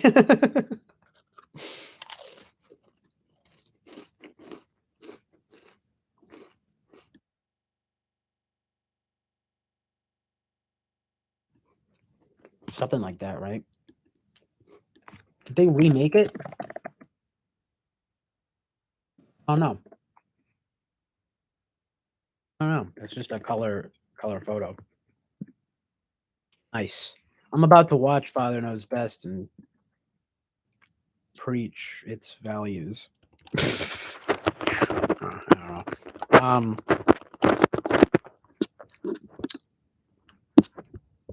I'm sure it's somehow terrible.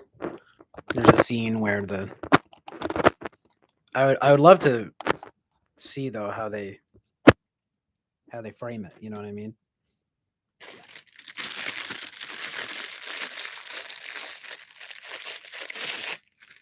Anyway, I don't want to get too distracted here.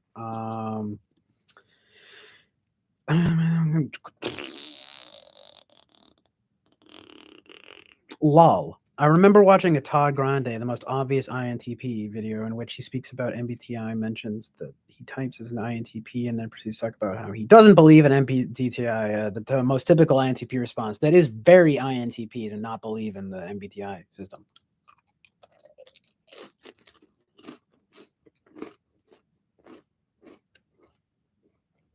Thanks, Mr. ISTP.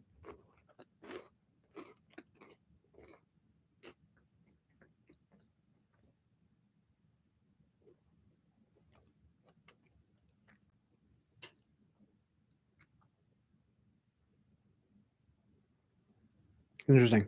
Windows Bomb says, the one thing I'm curious about with you is your gag reflex. That is SI-ish, SP-ish. It is also linked to moral foundation theory.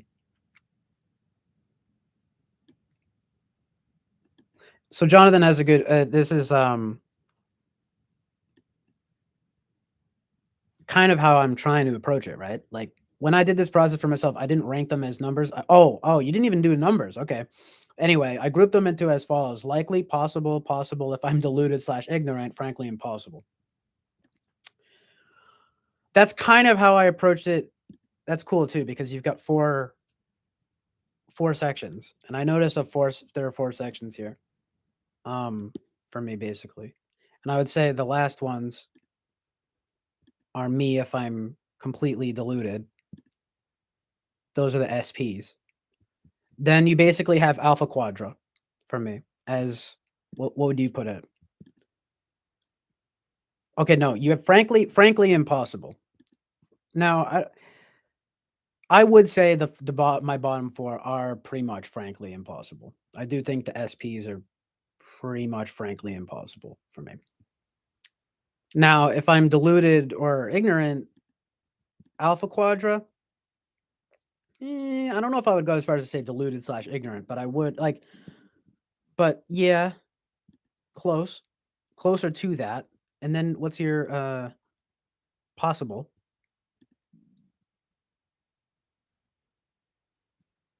Possible is basically for me I the what the how, how would I group these? The TJs.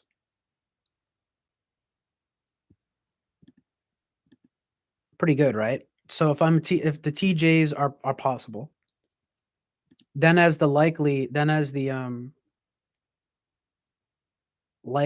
I would basically have the NF types. So there you have it.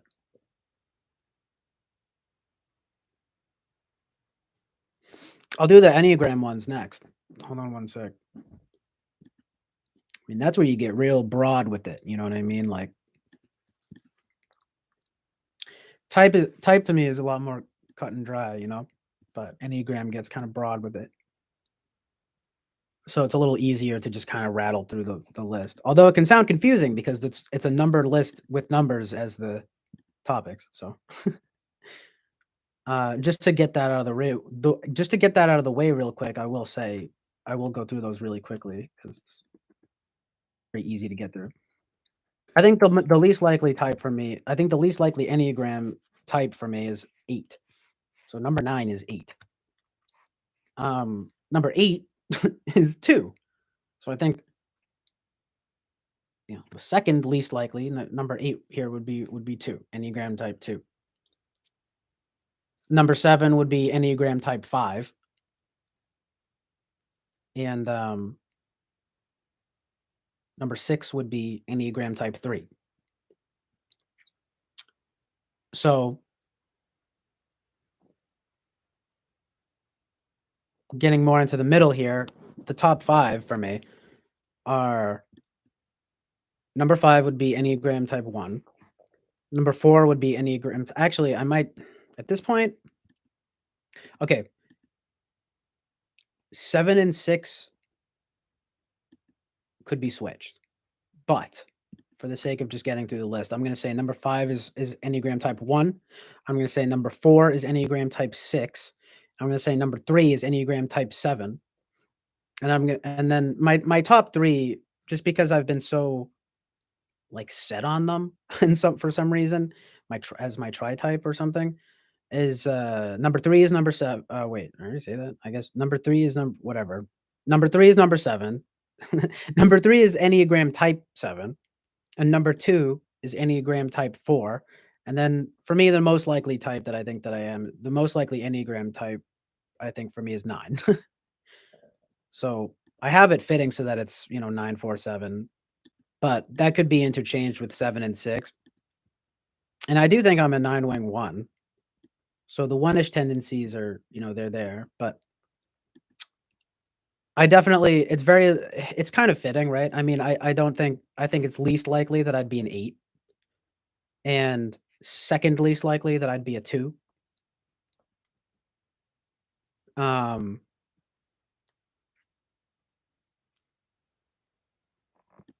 and then it's like from there, I mean, frankly, I think I have more 5-ish tendencies than 2. So it kind of, but you could say the bottom 4 are 8, 2, 5, and 3. I don't feel like there's that much. I mean, you could debate these definitely, but like 2 and 3, no. But certainly the top 5, 1, 6, 7, 4, 9.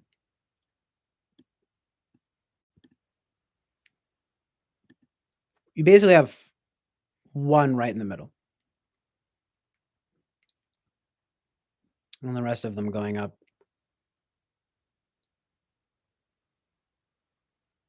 I hadn't really thought about grouping them into the triads, though.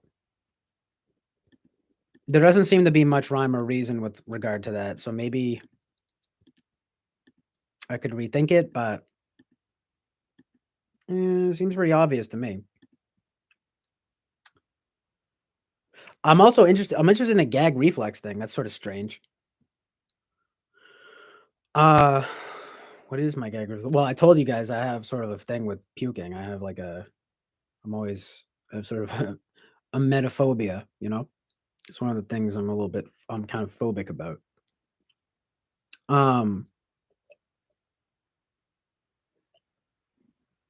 Gag reflex. So I would be like on guard about, when you had to do the strep throat swabs at the doctor and stuff. I'm always very wary of doing that. But I've gotten a little more comfortable with it as I've gotten older, as if they know what they're doing.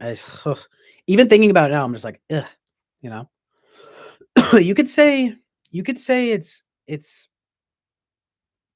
slightly sensitive, I mean, I'm not, it's kind of on guard, if you know what I mean. I could see it as being SI-ish, but not so much SP-ish. So I'm like interested in that. I could see how the moral foundation theory comes into play, though. I guess you know. I took a test of that recently. Let me catch up with the chat here. So Kiersey temperament disorder.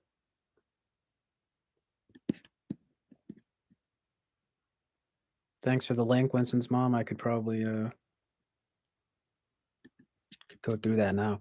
Cast yourself in a movie. Tell us what role you would play in the hero's journey. Take a River Phoenix walk down the imagination lane.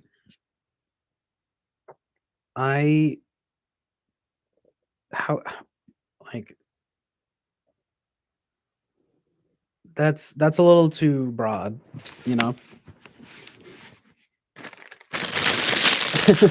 like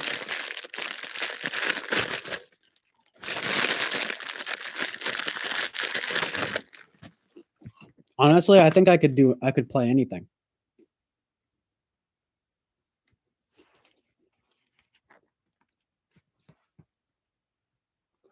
Actually, okay.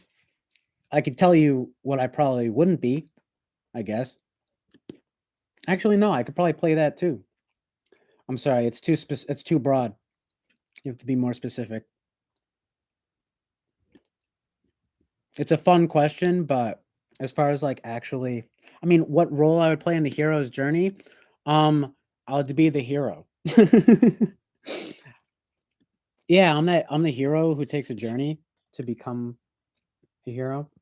I go from 0 to hero. You know how it is. Lots of YouTube links going on. Okay.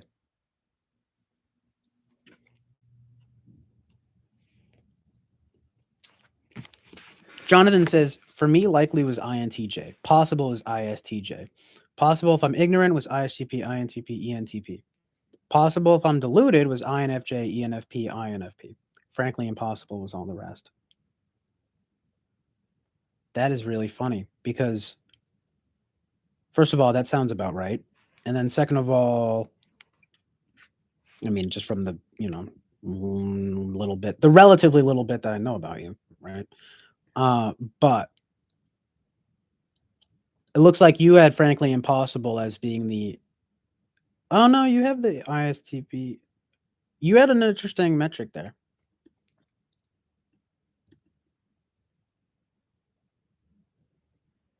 Makes sense though. But I was about to say, oh, like, I guess we both don't think we're ESTP. That's funny. I'd have to analyze that more, but it doesn't matter. It's like, um, I guess I just was going on a functional basis. I'm like, okay, well, I don't think that I'm basically the SE types. But as you get further up the list, it gets more interesting, you know,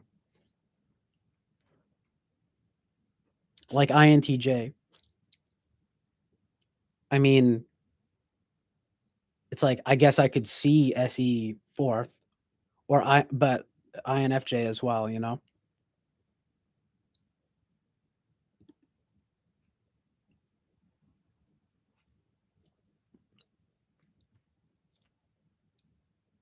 And there is the possibility of ISTJ, but I would have to be, I guess I would be kind of pretty out of whack if I was ISTJ, but ISFJ though, not so much.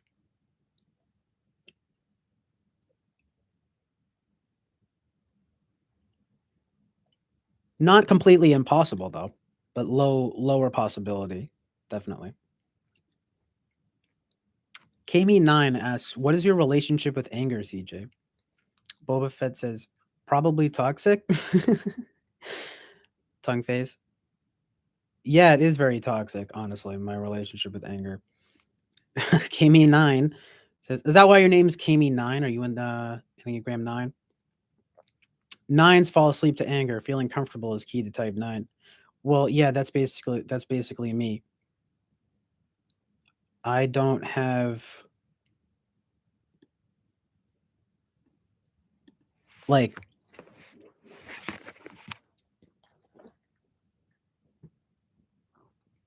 me getting really angry would probably freak you guys out. I have like the potential to become like very angry, and it can be like explosive. But haha, I try my best not to manifest as that. Haha, crazy eyes. No, yeah. No, but that's how nines are though, right? Like it's kind of like I'm just trying to feel comfortable. I'm trying to have good vibes. I'm trying to have, the chill island oasis of truth and reality. And if stuff is like really interrupting my chill island, then I get mad. And it's very unfortunate because most of the time in my life that's manifested with my family and my poor parents and my sister who's but in the debris you know has to be in the debris of it all or whatever. But the point being that I would say there are two things. This is very deep, but the two things in life that have probably gotten me most in trouble have been no, actually, that now that's okay. No, getting in trouble, like getting literally in trouble though with people. The two things that have been the most destructive to me in my life, I guess you could say, have been not following the rules properly and getting angry. I would say that those two things, even more than being like sad or like any of that, have been the most destructive for me. I mean, but I do say that loosely in a way because it's not like I'm like Mr. Rebel rule breaker over here, but like I got in a lot of trouble throughout school. And I don't really want to like get into it right now, but it's just like whether I was late or talking out of turn or mostly just those two. I mean, I got in trouble all the time. I had good manners, I think, but I had good rapport with everybody, but I was always fucking getting in trouble. Such bullshit. I was always the one who got caught. Not crafty. No SE, you know? In my opinion. It's like no SE, no not really TI, no not much of these FE type considerations.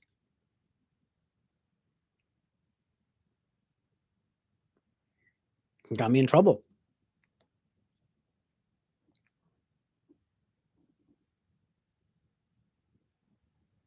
Could be pretty selfish too, you know? It's like, well, I just don't want to do that, so I'm not going to do it. You know? And it's like, okay, well then you're gonna fail. Or okay, then you're gonna have to spend every day in detention. Okay, well I'll just not go to detention. Nah, but I would go to detention. Fucking sucked though. Honestly though, detention was not that bad. You'd stay for like a half hour after school.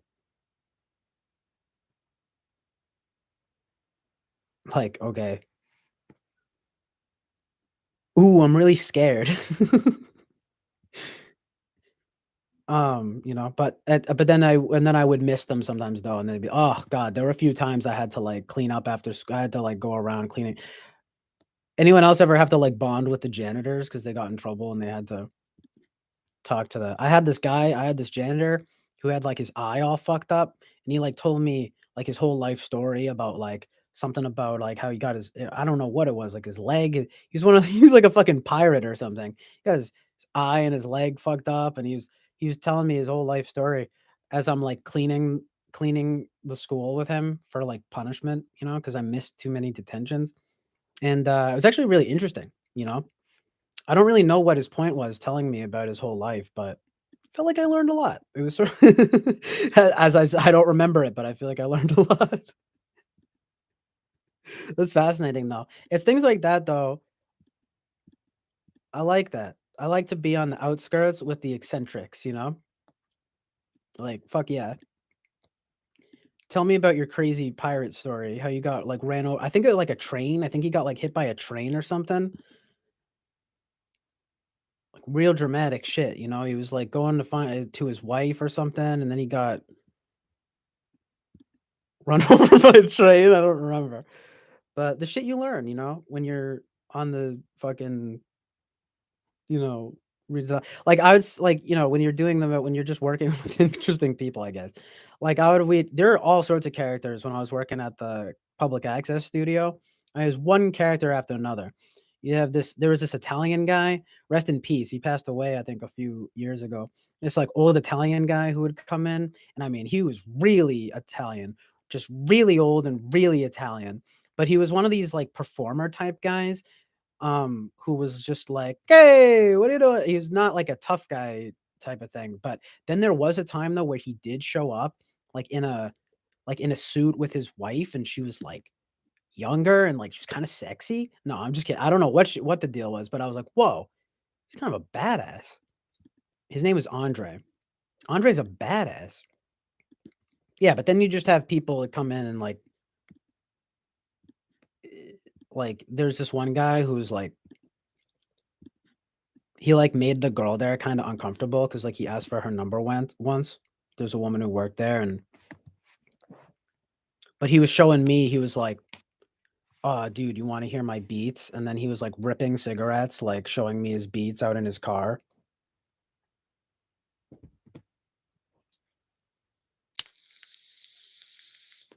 And I was swinging bowl. Oh yeah, that's right. He even said he was like, "Oh yeah, like I stopped smoking weed. I stopped." He was like on drugs though. Dude was on drugs. Lots of interesting characters.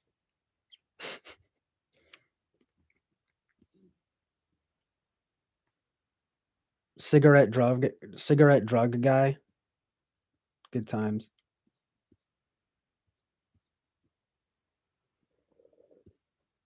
Mostly though, it's chill people that will come through there, but you definitely could get a sense of some eccentricity. It's a lot of different personalities.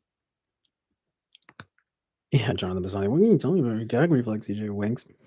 That's his mom.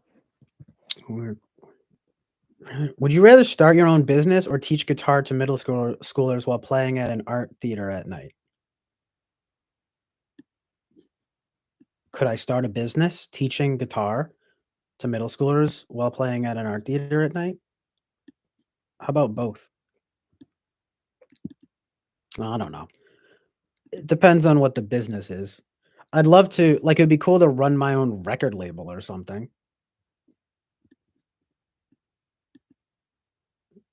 I mean, I might be inclined to the latter, but I don't know if I would. I mean, you got to pay the bills though, right? So I don't know. But I would be inclined to think though that at least I could sleep soundly at night, right? Like kind of just being like, oh, I teach guitar to middle schoolers and I play in an art theater at night. Like I guess maybe that, you know.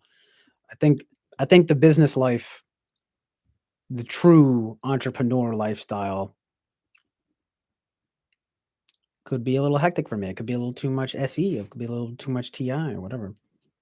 But let's get to the reality. Let's get to the truth and reality here. Because Jonathan Basanti seems to think that I'm an ISFJ. I saw you say that on the I saw you. No, I'm just kidding. But when I was on Eric's stream and you said that, I mean, honestly, I don't really know why. I kind of do know why, but I am interested to hear why you think that. Um, it's not. It's like I do think my FE is pretty good and my SI. But there's no way I'm SI Dom.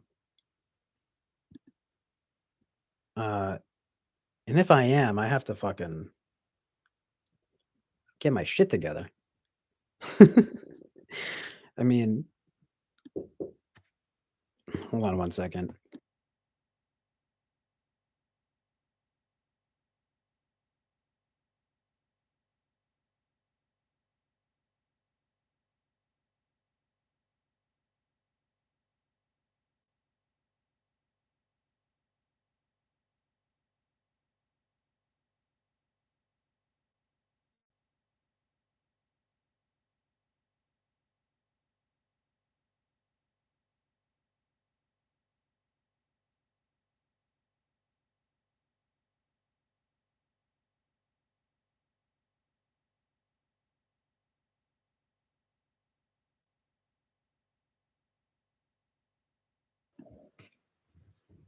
Yo, sorry, I didn't even have to necessarily stop.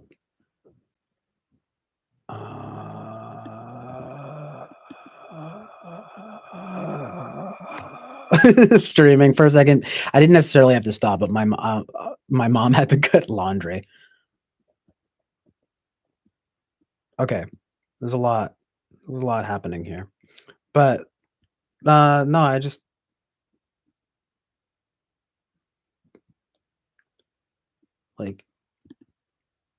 like if I'm ISFJ, like my priorities are way out of order. You know what I mean?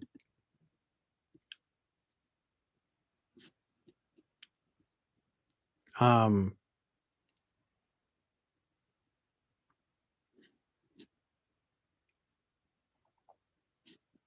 I mean, wait, like what? No. But I mean, it's not unbelievable though. Like I have it as like number 11 or something out of 16, most likely. But it's just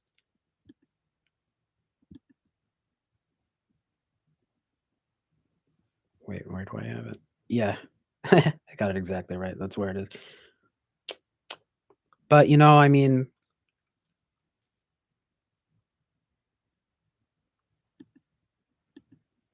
if you said I mean, there are a few other more ridiculous types, but for me, but it just seems less likely. Okay, there's a lot. Hold on one second. Okay, I have not tried the Cool Ranch Flamin' Doritos. I don't really like Cool Ranch. I don't like dressing and stuff. That is something I'm very SI picky, but I don't think that like but I don't know that it comes from a place of being good at SI. I just don't know. It always feels more like I'm bad at SI, you know, and then like I'm good at FI, like I'm discerning. It's not really so much about but like personal preferences, you know. What do you guys think? Here's a good question. Where do you guys think that FI and SI uh, branch off into their own things? Like, because that could help be a determining factor for me, you know. Because I think there are some things where FI maybe I personally, you in general, but we like like I personally though might there could be things where I'm mistaking FI things for SI things. There could maybe less so the other way around, but there is a reality here. There is a truth in reality here where I could be mistaking SI stuff for FI stuff. So let me know what you guys think about that. But it's very possible. Um Winston's mom says, "Would you rather lead a protest march for 100 miles or sit outside and paint the birds alone while you live in a forest and write poetry?" What? That's like not. I would rather. That's not even really a question for me. I'd rather sit outside and paint the birds alone while I live in a forest and write poetry. Also, I think there might be a bit of framing in that question where, I mean, is it me or does that second option just sound clearly way better? I don't know if that's so much me, if it's just everybody, you know?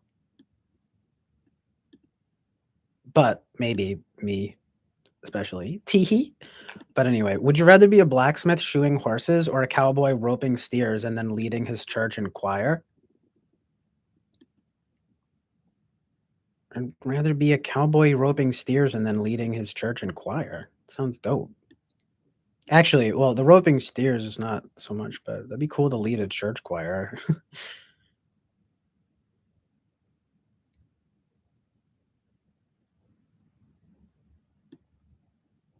Cowboy sounds way cooler too. I want to be. I'm a bit of a cowboy. That'd be dope. Definitely, I definitely want to be a cowboy roping steers and then leading his church and choir. Winston's mom says, "Would you rather promote or champion?" What's the difference?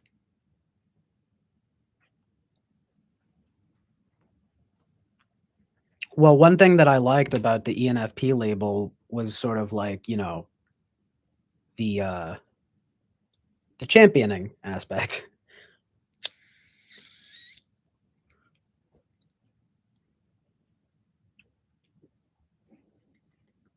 I like the term champion. But of course, who doesn't like the term champion? I mean, it sounds dope. I'm a cowboy champion.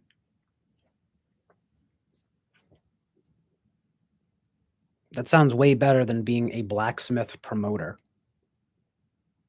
Fuck that. I'm a cowboy champion. Uh, I'd be curious to know what you think the different what well, I guess what all you guys think about the difference between being a promoter and a champion.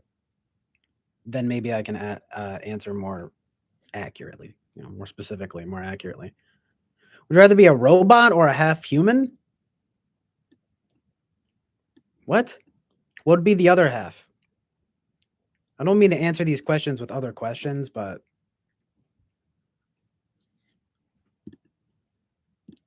uh, maybe half human. But again, what would the other half be? Oatmeal in a bulky sweater or a black t-shirt and you forget to eat. It's hilarious.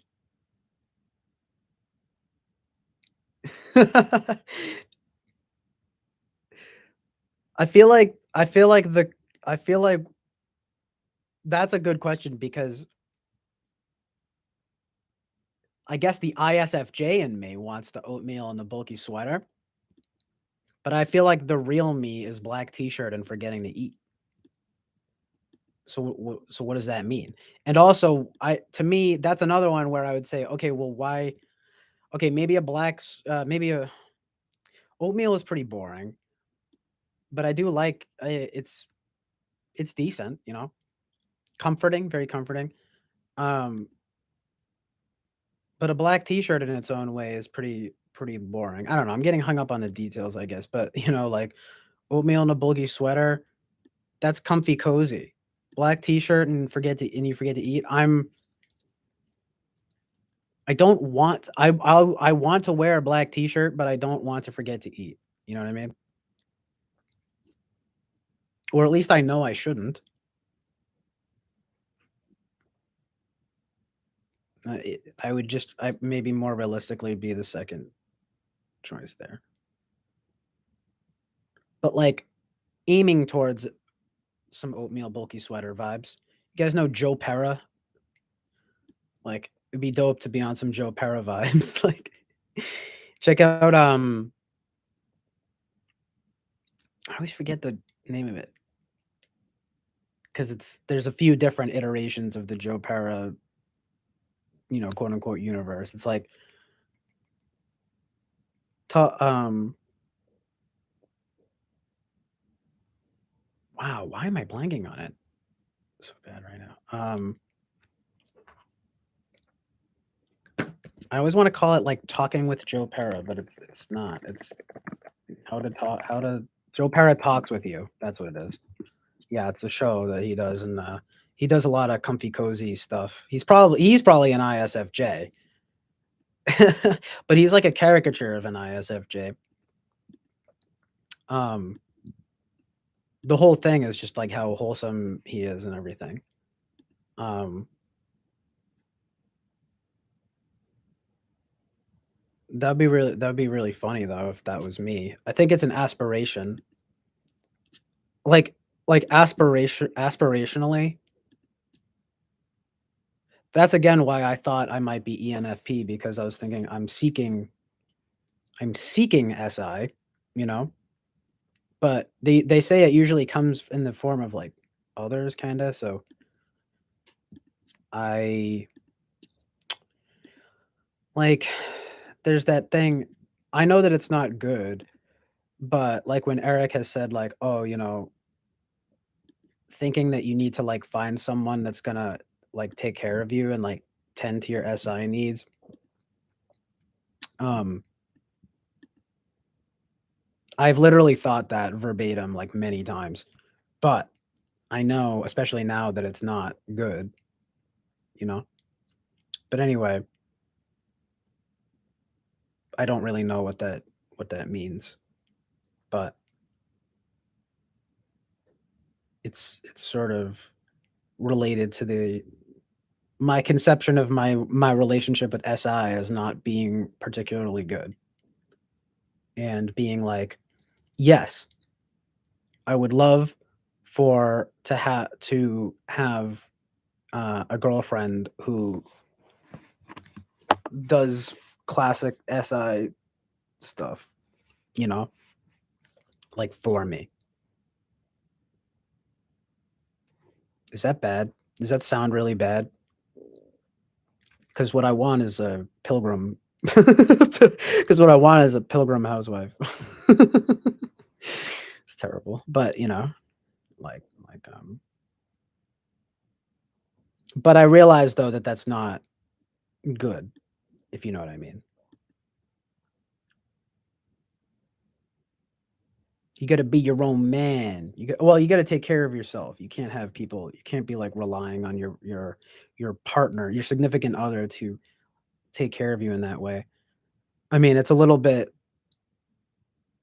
selfish for one thing to just be like, yes, I need a girl who will cook and clean and take care of me and like tend to my SI needs.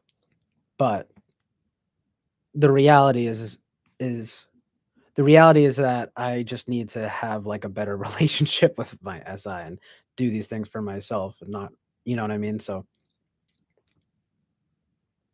make of that what you will. Let me know what you guys think about that. Winston's mom says, when you lay your head down on the pillow, do you fall asleep right away? Totally depends. I mean, if I'm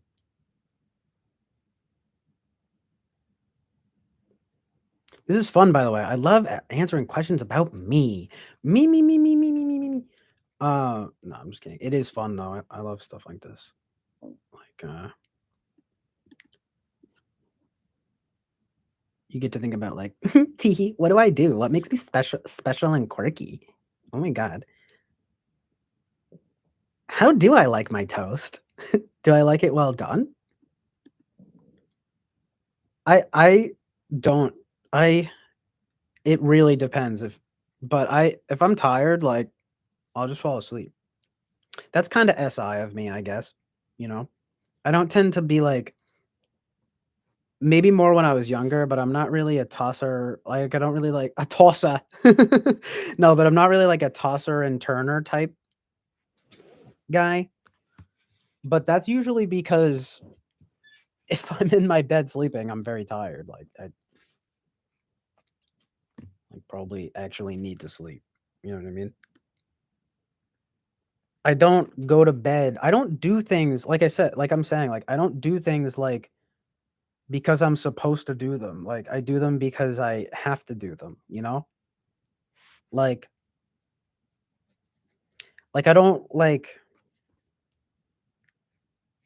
okay, I have to sleep now, you know? So I'm going to bed, you know? Or yeah, basically, you know? Anyway. Oh yeah, I get right. Showering, exactly. Sorry, I'm really behind on the chat, but like, bruh, so much. Y'all are popping.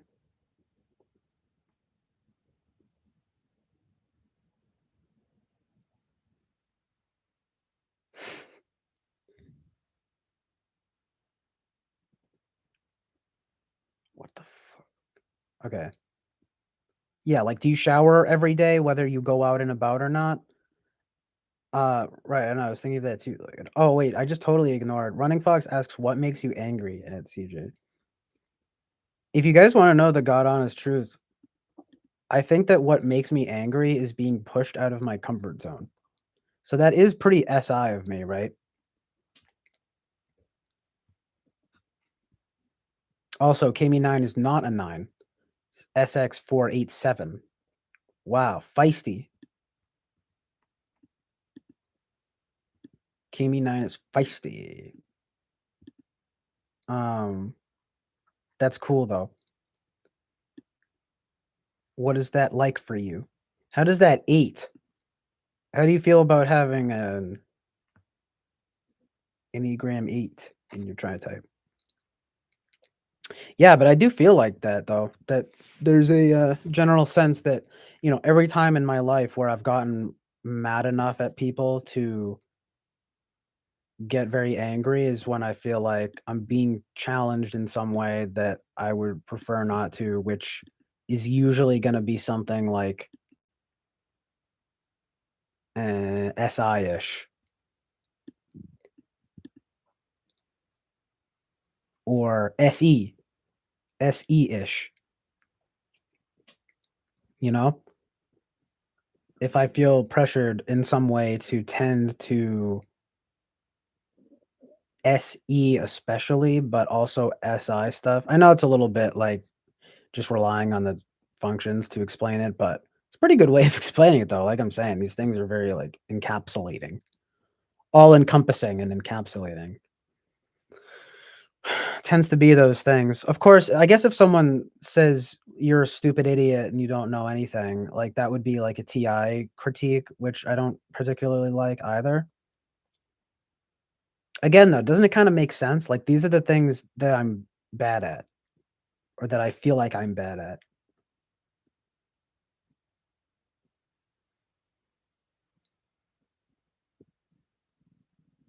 Things that make me angry, right? Like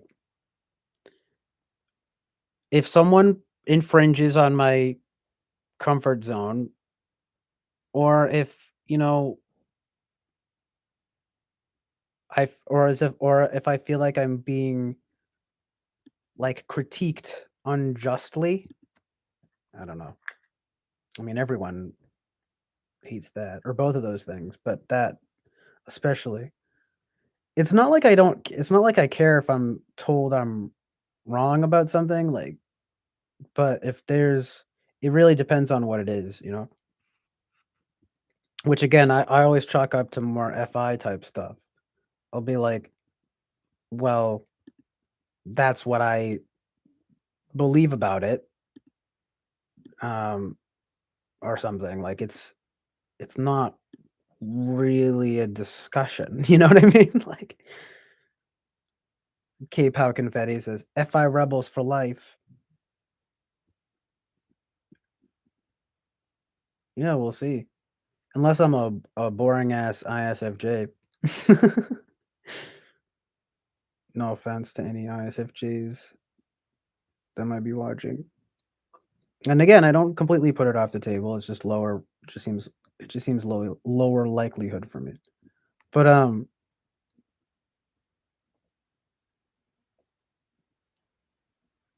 interesting, very interesting,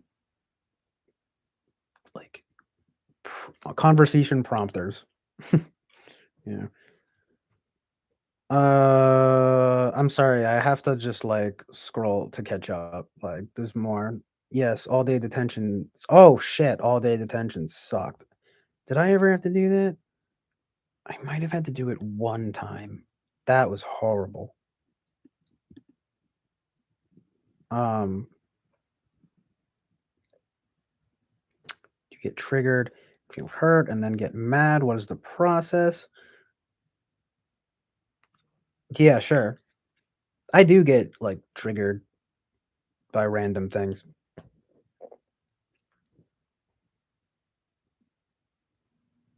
The process, though, I don't know. There isn't really one. It's like either I'm triggered and I'll let you know, or I'm not triggered and we're fine. We're good.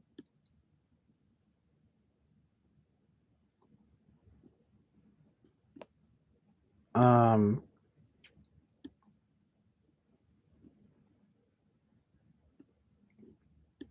Not a very exciting answer, but I do have to kind of just like catch up with the chat here.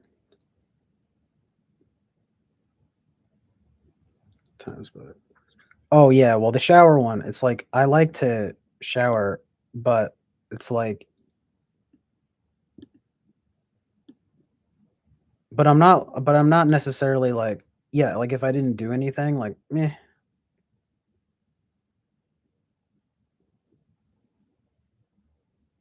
Again, it depends.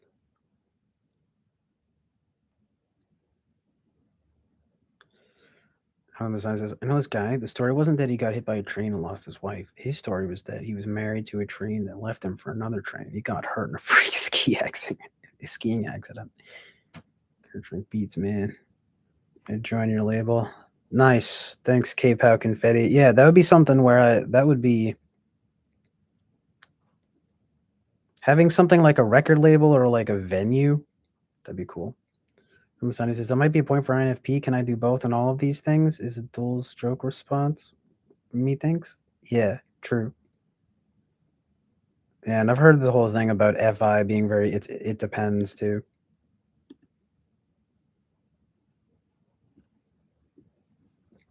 The therapeutic tone of his voice. Wow. The All right, Winston's mom poses an interesting question. The innocent, everyman, hero, outlaw, explorer, creator, ruler, magician, lover, caregiver, jester, and sage. Tell us which of these feels like you. Tell us which of these you think you are now. I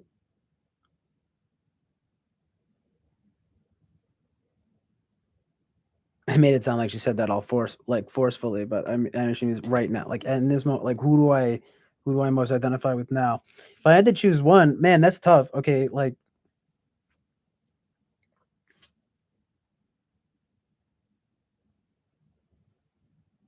I don't look at any of these as being negative. Magician could have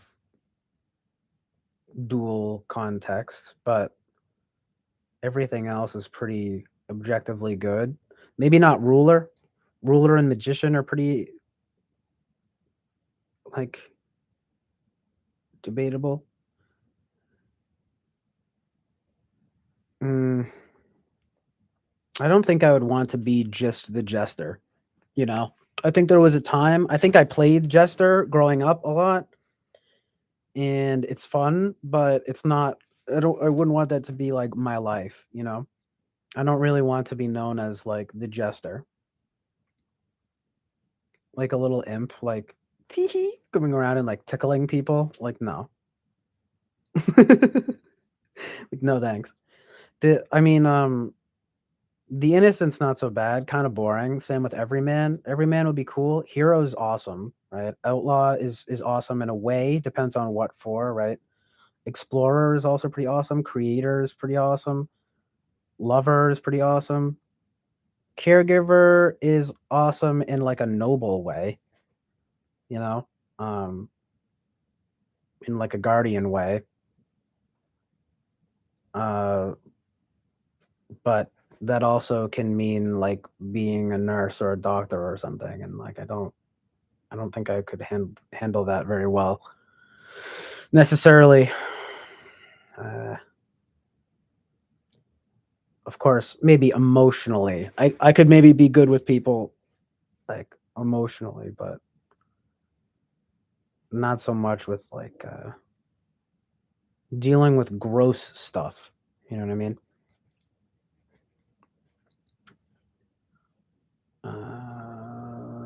And like death, I don't know.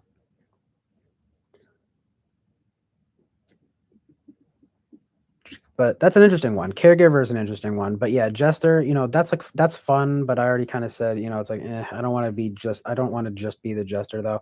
Sage is pretty good though too. So I don't know if I had to choose one.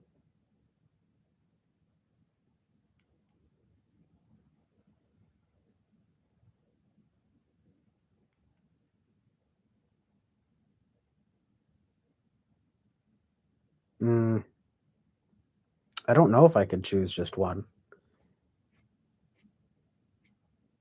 Innocent everyman hero. I'm an innocent everyman hero. I'm all of them.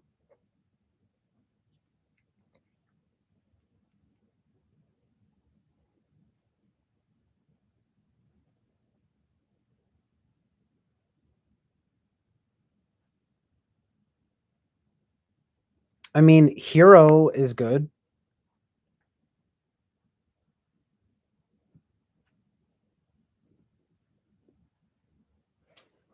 That stands out. I don't know if it's because of how literally we mythologize the hero and we all kind of want to be a hero, but I think maybe if I had to choose one, I would choose hero.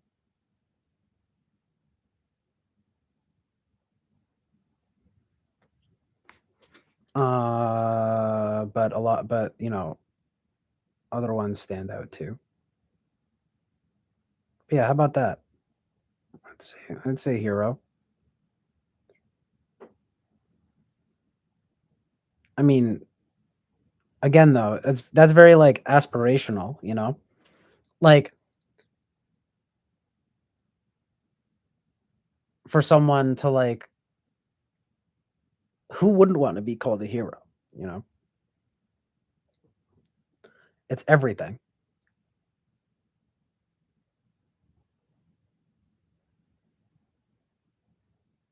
FI deals exclusively with emotion processing. SI is more bodily comfort stuff, sleeping, eating, etc. Yeah,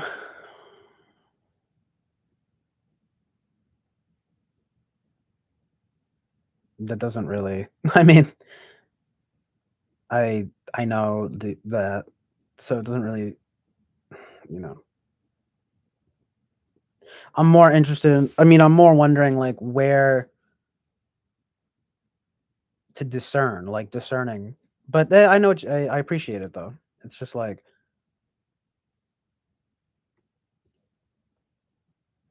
what's the difference between like okay, so I said I'm a picky eater, right? Um Is that because I have things that I FI like and dislike? Or, well, actually, no. I think I can answer my own question. That is, I think, more of an SI thing. But again, I just don't think that it's a good, like, I don't see it as like good though. Like, it's not because my SI is so good.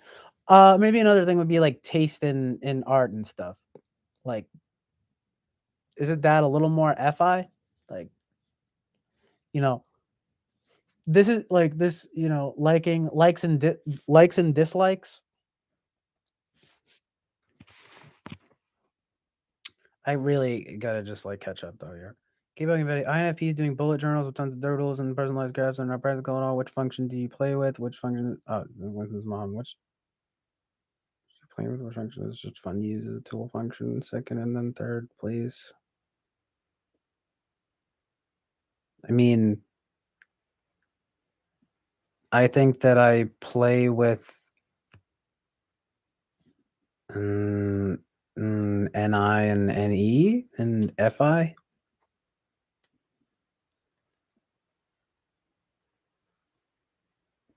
I mean, that's basically what art is to me, mostly, you know?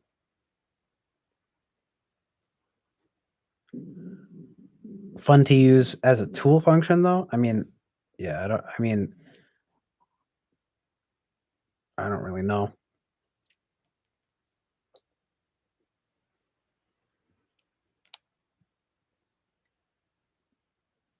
Like,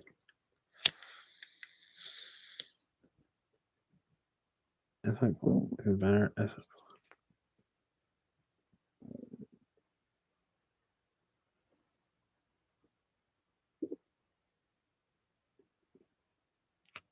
And also, I don't know what you mean by second and then third, please.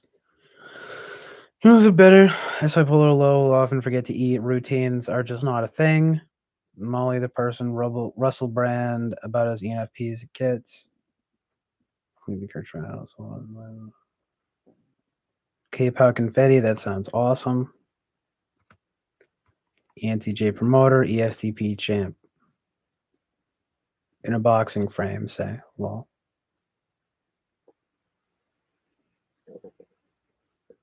Well, my superlative in high school was like funniest guy, alongside this like popular chick. I don't think I was like the most conventionally popular, but like, yeah, fuck yeah, I'm the people's champ. Fuck yeah, yeah. But they put me as the Joker, like the Joaquin Phoenix. Except that was actually funny. The Joker is just tragic and violent.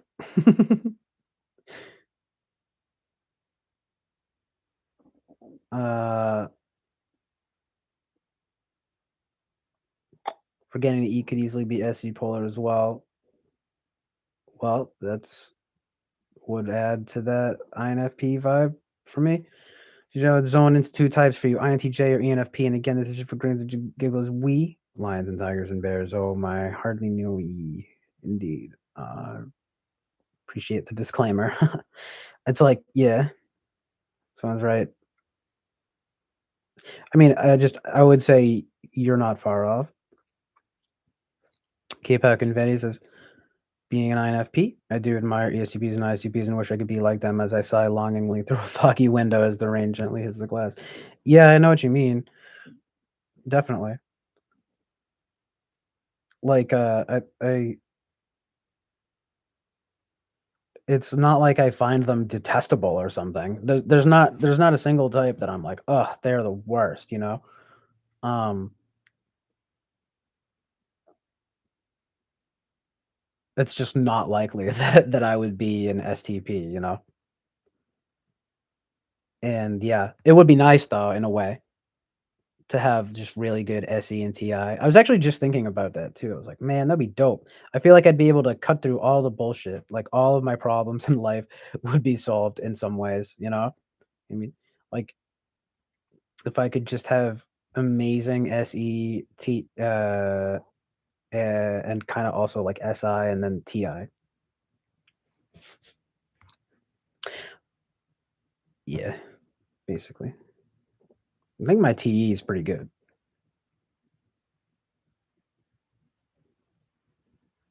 Bruh.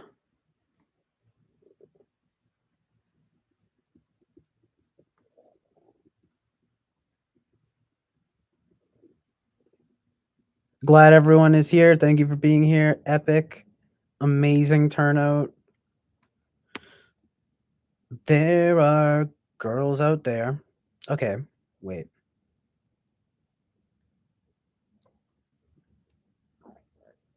You want a helpmate? That sounds like Kiersey writing of the Guardians. No, I want I want a guardian to help me. Like help me help myself. I'm not looking for a teammate in helping people. I'm looking to be helped. I'm like Rapunzel in the tower, letting down my long, beautiful hair, my curly hair, for some poor girl to climb up and, you know, cook meals for me and such. That's not the same as a helpmate. I mean, do you mean that I'm looking for sorry, I might be misunderstanding what you're saying too. I just didn't know. I thought you might be saying that that makes me a guardian. Because then Jonathan Basani goes, yes, same wavelength. But yeah, K-pop confetti goes, that's on topic too. Amazing. There are girls out there that do wish to be a housewife and do the home tending things, but in this day, it's too expensive. Also, it's easy for such people to feel unappreciated and taken for granted. Well, exactly. I was kind of just speaking on all that stuff. Um,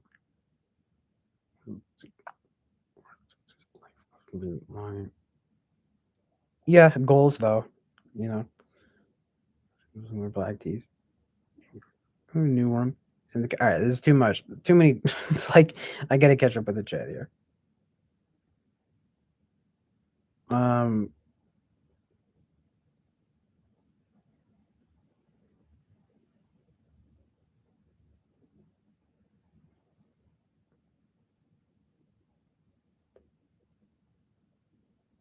hello, Lady. Hello, Carrot. Hello, Lady Lou.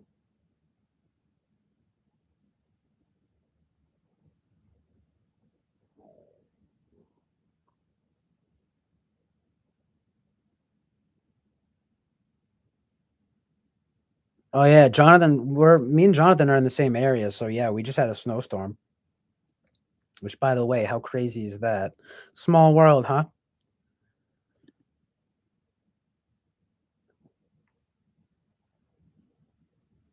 We're in the same state. We're like towns. We're like a town apart, basically.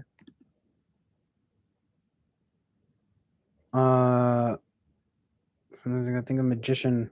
Lady Lou has a good point here. Think of magician more as one who manifests by having access to knowledge, skill, and vision. I mean, if you put it that way, like yeah, I mean that's awesome. That's wicked awesome. Speaking of Boston, see Massachusetts, Boston. You know what I mean? See, maybe 2 of the 4. Which will you choose? Fire, earth, air, and water. These will go with these. Choose carefully. What? I don't know. I'm too aligned with I already know too much about my astrology, and I feel like I'm fire and water.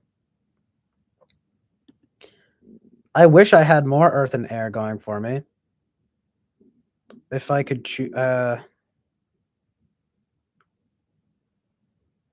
wow, that's difficult. I'll have to get back to you on that. Oh my god, K-Pow Confetti. I thought the exact thing about avatar powers. What's up, Alec T? I don't know if you've been in here before, but I know you from TWFP at the very least. Thank you for being here.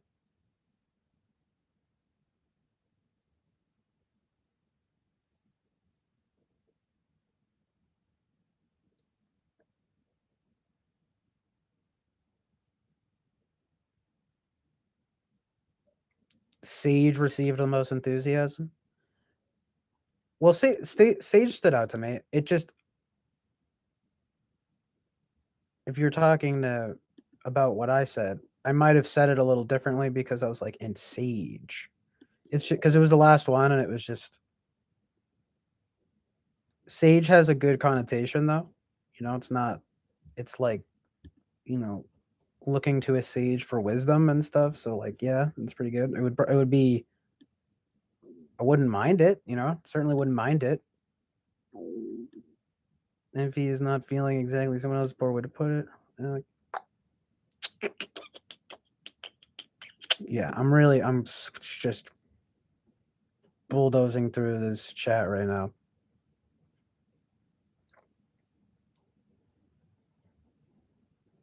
Nice. Host Eric is here. Thank you for being here, Eric.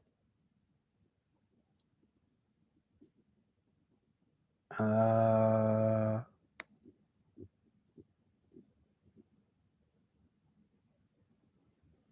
Full moon. Indeed. Yeah, we had a full moon and everything. Ooh, yeah, and 222. Interesting energy. Oh, I don't know if you headed out, Winton's mom, but thank you for being here. Peace out. Um, Duels. I have not talked to Duels.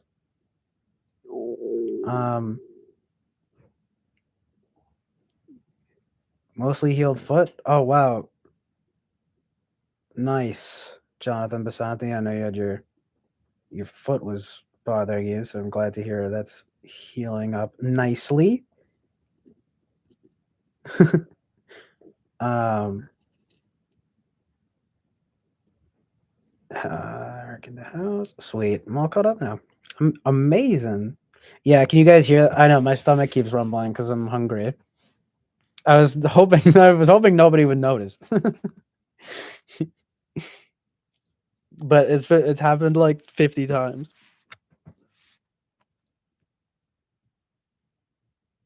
Oh, okay, so Eric's streaming now too. Nice. These are all very interesting questions. Hopefully these were, like uh helpful in any way for people to understand my type, you know? I feel like these things are more it's more helpful like for you guys to cuz I'm over here, I'm just like, here you go, here it all is. So give your take. But these are all things that I already know and have taken, basically. I mean, some of these questions though, these have been really great though. Don't get me wrong. Like it's just like it would just be interesting, I guess, if you guys come away with like very different conclusions than I have. You know what I mean? Like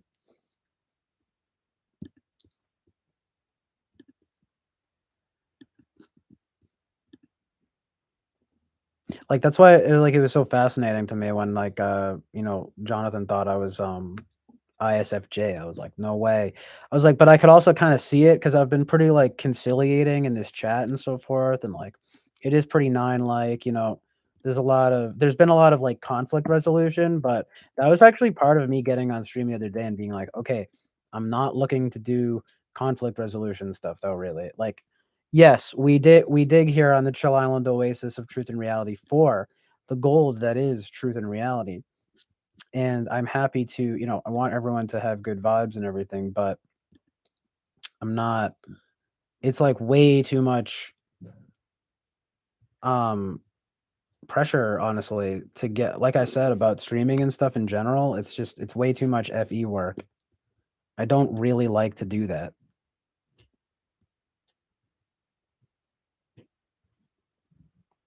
especially if I don't have to, I felt like with everything going down with Bobby Brown and stuff recently, I kind of felt like I had to. And to be honest, I think I was actually a little bit irritated after the fact because I was like, no, this isn't what I want to do, you know? Um, Yeah, you guys probably know what I mean. I don't know. I mean, maybe that's just. I mean, would you guys have particularly? Sometimes it can be fun to play therapist. You know, I always chalk that up to what I see as my NF tendencies, but it's not my main mode of being. Like, I don't feel like that Enneagram 2 sense of like, but they need me. I need to help. I need to be there to help. Like, never once in my life has anyone ever relied on me for that. Like, I'm not very reliable. I try to give good vibes, but if it doesn't pan out and people like, I don't know. I it's a lot to try to explain, but you might get what I'm saying here. It's not typical. It's not FE work. I'm not like, yes, it would really satisfy me in what I think would be almost like an FI type way if someone was to say, CJ, your stream changed my life, you know, or like you gave me advice that made me turn my life around and now everything is way better. Like, of course that would make me feel amazing. But amazing. But yeah, you're gonna tell like speaking of it, okay, yeah, you know, is Jesse Lee Peterson an FE type? Like, no. He's giving his FI like opinion about things, you know. Like, you know, and that's like basically what I'm doing, but I just happen to be like good at it because FI, if it's too blunt, is can be unsavory. So I just know how to. I don't like doing it though. I don't like sugarcoating my words and stuff, and it actually winds up coming back to bite me in the ass anyway, which is weird because like if I sugarcoat my words, people tend to notice, and then I'm like, okay, well, try this. Fuck you. You know. So I guess what I'm saying is like, don't mistake my good manners for fe. You know what I mean?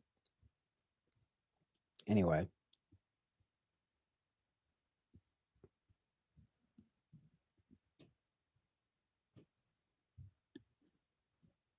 like I'm not going to change how I am. I don't really adapt. One of the best compliments I've ever gotten, I think, was from someone saying that I meet people where they're at.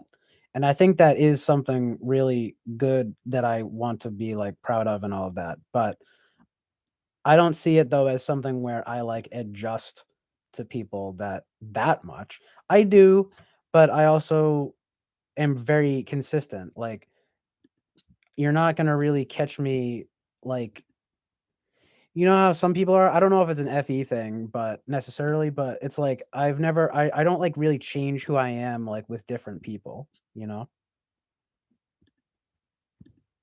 It's kind of just like it is what it is type vibes. Again, I think it's pretty Enneagram type 9. Like,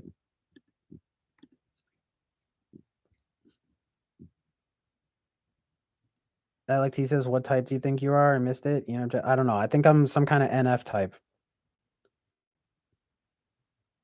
Oh, Jonathan doesn't have, you apologize for that second. Don't worry about that. I mean, that's not like it's a natural consequence of, I mean, listen, the whole drama of that I think was necessary to Peter Dentici put it pretty well. You know, he was kind of telling me like, look, like this was a conversation that like needed to happen, and like honestly, I'm glad to have like provided that, you know. Let's leave it at that because I don't want to. I'm just gonna wind up saying the same things over and over again, you know. Um, it was the TWFP Bobby Brown saga thing, and I was just kind of like, ugh, ugh. That was my one reaction. Talking with famous people, blah. Sorry, talking with famous people says winning them is a good way to resolve conflicts.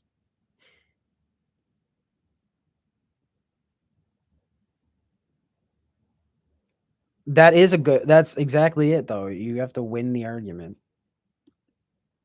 We'll see. I kind of have been wanting people to come in here and be like really disagreeable with me, and like that. Maybe that would be interesting, wouldn't it?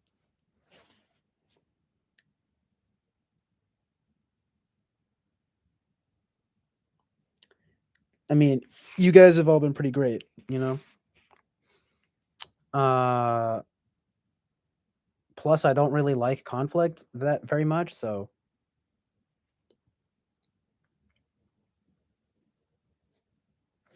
But if you tell me like, oh, like whatever, like I can be pretty opinionated. I'll be like, that's a bullshit movie. Fuck that movie.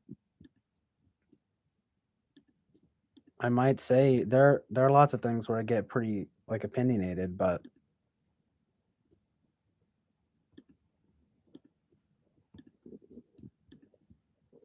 um you let a perp off. No, Bobby Brown is actually not here right now. Oh, what's up, Elise L? I've seen you around TWFP too. Amazing. I know, I gotta like switch up the vibe here. Nice. 10 people, guys. Oh, 8 people. Whatever. Still double digits. A.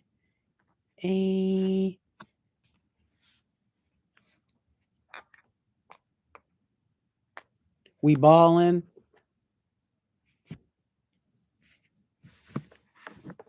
All right.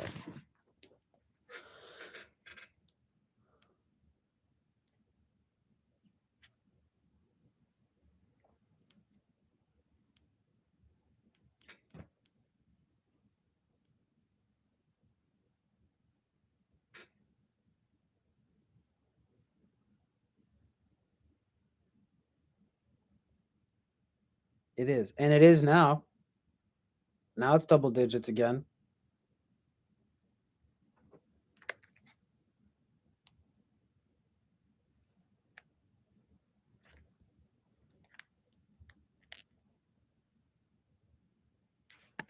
Hold up. Connected to Bluetooth.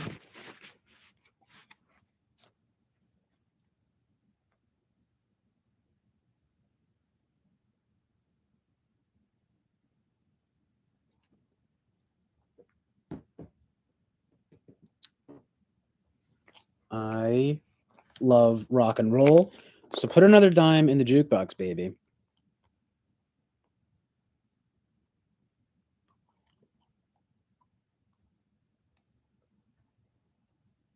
CJ, can I get a DMX bark growl?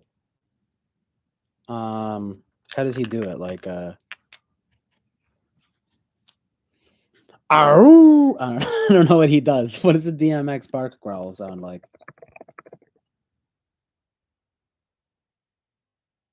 We're gonna hear it right now. DMX barking. Perfect title. Oh wow, yeah, he's really like a dog, yeah.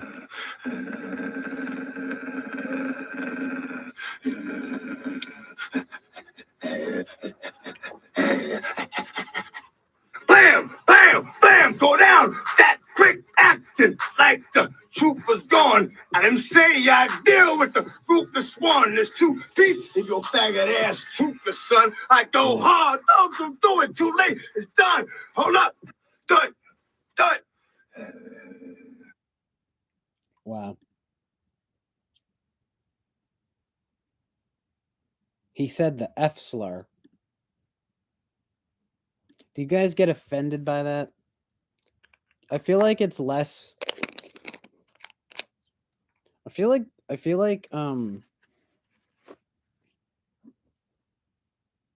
you can still say retard and retarded, but if you say fungit, it's me censoring myself, then I feel like you could actually get like flagged for like hate speech. Karma's Pimp says I already flagged your channel. Yeah. Did I not just say that? Or we just said that at the same fucking time. That's happened. Me and Kermit's Pimp have some synchronicities going on. That's happened. Of course, there's always synchronicities going on. I notice synchronicities all the time, and especially and it happens in TWFP. It happens here. I mean, it doesn't. The question is whether or not the synchronicities are significant. Did I say that right? Yeah, the question is whether or not the synchronicities are significant. Basically, yeah. Because if I was gonna, because I have synchronicities happen all the time, is it really? If you're telling me I have to pay attention to every last one, then I can't, and then it's just it doesn't. That's ridiculous. You know what I mean?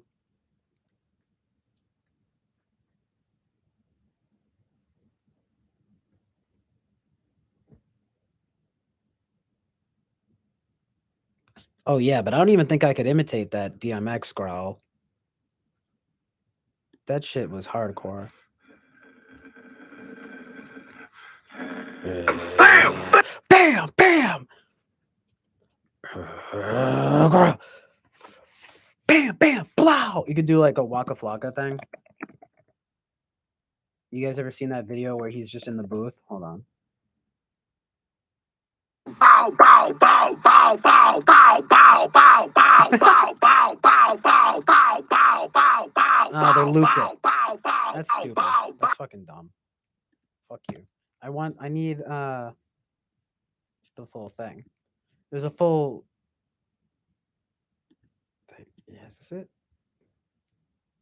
Flocka, flocka, flocka, waka, waka, waka, waka, yeah. That was some Mr. Shooting that was real. chopper through your rover. I'm just way back chilling the goodness. Bullets wham like a denim. Walker, Flocka. Let's shout at y'all the Chinese nigga think I'm slipping. What the fuck wrong with them? Hoes straight in them bullets wham like a denim. Poison like venom. Waka Flocka flame get them. I'm on my Machiavelli shit. I see death around the corner. One slipped in, I'm a goner. Okay, well this is actually good. I like Waka Flocka Flame actually, but hold on. Bitch, I'm too real for these motherfucking chill my life. Flocka. This is what I mean. Bow, bow, bow, bow, bow, bow. Squad. Oh my god, fuck yes. Flocka. Bow, bow, bow, bow, bow, bow, bow, bow, bow, bow, bow. Squad. Flocka. What up, got it? North on the bottom. Flocka. What? Bow, bow, bow, bow, bow, bow, bow. Ooh. Yeah. Get him, get him, get him, get him. Flocka Valley. What? What? Yeah. Flocka. Fuck yeah. Flocka, waka, flocka, flocka, waka, waka, flocka, flocka. Yeah. Nigga. Me out of nowhere. No. I'll How? play that back real quick. Nigga. No. How? How? Fuck it. Riverdale. Riverdale. Brick Squad. Brick Squad. Ugh. Ugh. Bow, bow, Pow, pow. This is so fucking good.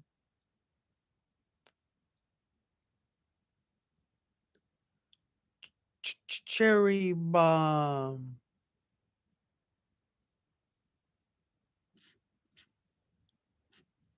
Bisexual germ jaguar. All right. It depends this person saying it. Yeah. Yeah, Jonathan Basandi. It's kind of like Jew, you know? If you say it with some stank on it, it becomes a slur basically. Or I don't know. I think it's a little different with the F slur. But the it does depend on I get what you mean.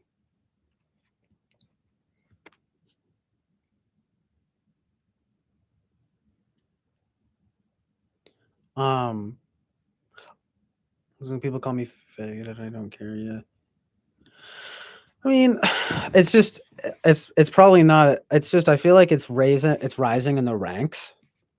The F slur.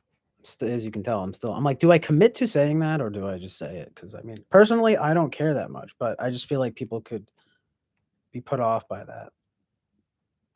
I mean, I tend to be in the more Louis C.K. school of things, like that one bit he did where, and I am gonna say it. Cover your ears, kids. But like he's talking about. He's like if I walk in and there's like a guy like sucking a guy's dick, I'm not gonna be like, oh faggot.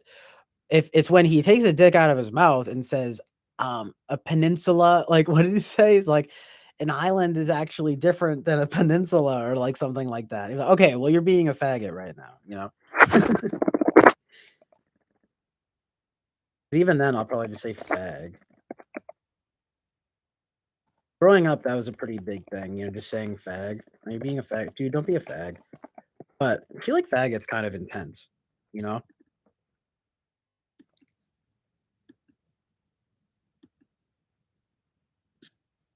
Like I do feel a little icky saying it in a certain way. Sounds ironically kind of gay of me. I'm just kidding, but nah, it's like for real though, it's kind of just like, ooh. But I don't really have a problem being like retarded. It's kind of a funny word. You retard. Cunt is pretty crazy though. But the N word I just like don't say. We lived in look, listen. When I was younger, like we had rappers and stuff being like, we don't care as long as you're a fan. As long as you're a fan, you can say the N word. But times have changed, my friends.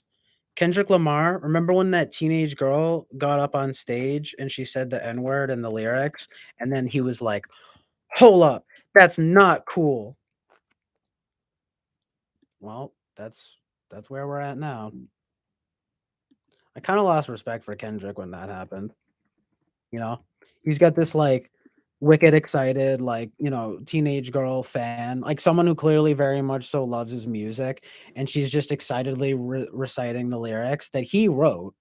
And then she, says the N word, which is like said when in the shorthand, it's not like it was a hard R, I don't think. But, um, and then she gets the whole fucking, her hero, her hero, Kendrick Lamar is like, yo, that's fucking not cool. Fuck you. Like you wrote those words. Ugh, too much.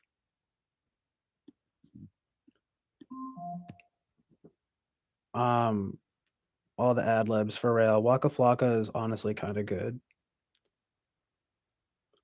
I get that it's like a so-called FI thing, but it's also just like you never know if someone's been like hatefully called a faggot or something. I don't want to rekindle trauma or something. And as far as the N word goes, that's just not even so much up for debate. Plus, I might get censored for that or whatever. But now with an A, I think it's a little different. Okay, but yeah, you can pretty much get away with saying Jew though. And again, retard and retarded is just fun and funny. Sorry to any retards watching. Nah, but see, it's not like I'm gonna. I mean, obviously, I don't have to explain this, but it's like, yeah, calling someone with Down syndrome or a quote unquote retard is pretty tasteless. Like, you know. But retarded, I mean, it does literally come from the term, as Eric is joking about here. It's like the the uh word itself comes from like slow or like slowed down or something. So that like makes sense, but yeah, you get into dicey territory with a lot of other stuff here. Because it's like, well, I'm just saying they're slow. But yeah. Um mold, amused. The throttle flaps full spoilers armed. Why am I going far? Am I getting a little too un-PC for you guys? Puts on sunglasses. Cool guy voice initiated. Cool guy face initiated.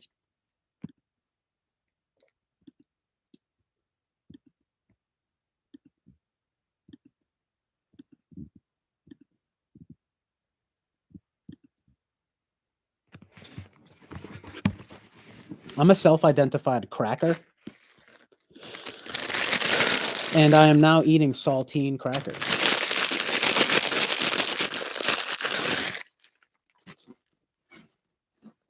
Yo, Brick Squad.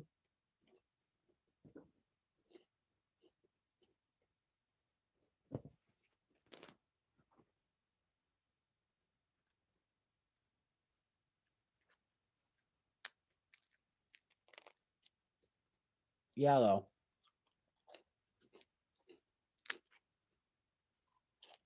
Amazing.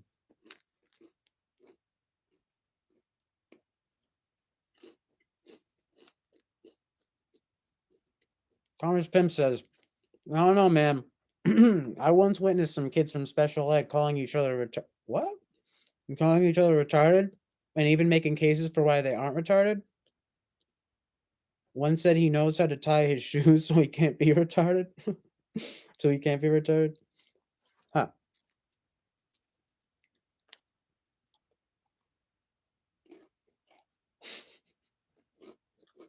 That's interesting.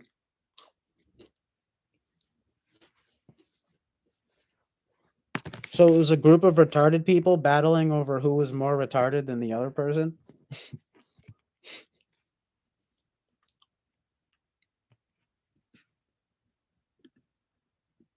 No, you're more retarded. Listen, buddy, we're all in special ed together. Let's not get, competitive about it. It's too much SE for me, buddy. Thank you. I'm retarded, That's how I'm retarded.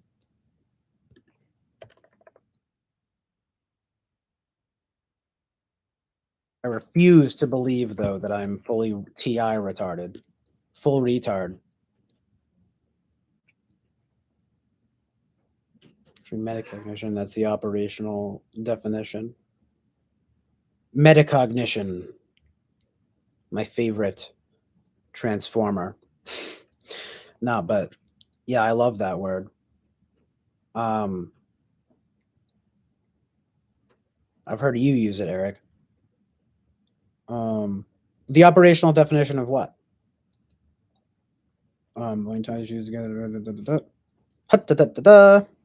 Which was pretty much easy. If you can't, so Eric says, if you can't metacognate, you're retarded. Yeah. So do you mean like ideate or to self-reflect on your cognizance, so to speak, or metacognition? It's sort of like the definition is it's awareness and understanding of one's own thought processes. That's basically what I thought. But yeah, I think you're right. That's probably what really makes you retarded. Good to know, so that I can. I'll just remember host Eric's wise words here. Am I metacognating? Yeah, good. I'm not retarded yet. I might be smacked over the head with a fucking hammer, and then who knows? I don't know. Dude, that sucks. Getting like brain damage. Scary as fuck.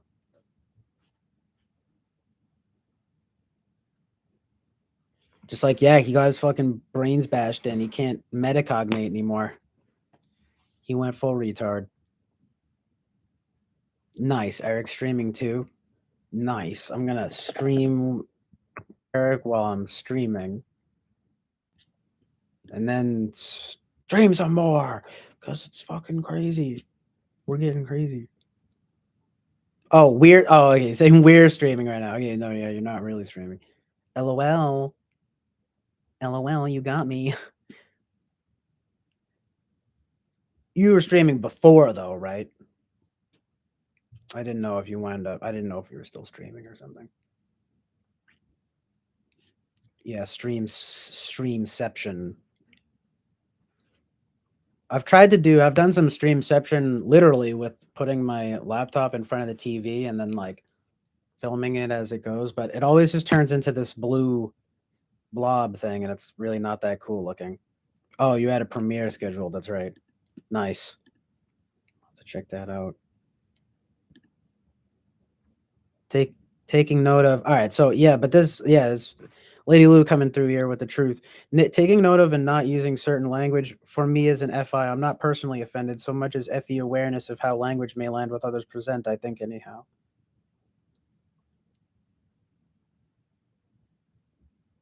Yeah. That's what I'm trying to do by with my words. My words. You know, I'm annoying like that because I'll be that person that's like, words, dude, it doesn't matter. I can say whatever the fuck I want. And then there'll be like a person, and then suddenly, because I'm just so damn nice, I'll be thinking, "Ugh, can I say this? Should I say this?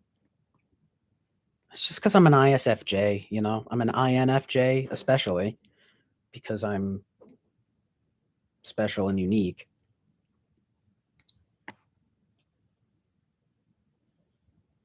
It's just my FE and I working concurrently. It's just so, it's too brilliant. It's too perfect.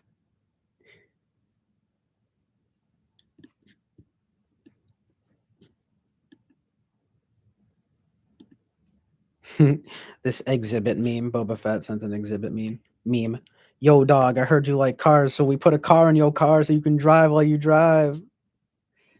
What is this, 2006? It's like old meme formats. I love it though. They're timeless. It's the timeless classics. It's the Beatles of memes. You know what actually is a and it's kind of relevant. um do you guys remember the successful black guy meme? That wouldn't be allowed now. 'Cause what do you mean successful black guy? You know? You mean every black guy? Every black guy. Don't you know that every black guy is inherently successful? Race over everything. No, I'm just kidding. See, now that's gonna get quoted out of context, and I'm gonna be put on a white power watch list. Just me going, what did I say? Race is everything or something. Isn't that crazy though? I mean, come on, you guys. We grew up being told race isn't everything, and now it's race is everything. It's racist to not notice race, apparently now. I will say this is an interesting conversation because it is a clever game of words, and it's very like FE stuff too, you know? Like, um oh man, what was I gonna say? Um I got distracted by the chat. But just how the times have changed. I mean, but it's a different wow. Wait, you might even say we're metacognating about race now, you know? We're in a weird period of time where it's like, well, is it okay to not notice race? Because then aren't I erasing their identity or whatever? But then it's like, no, again, it's like, keep it simple, stupid. We don't like that vibe over here on the Chill Islands Oasis of Truth and Reality.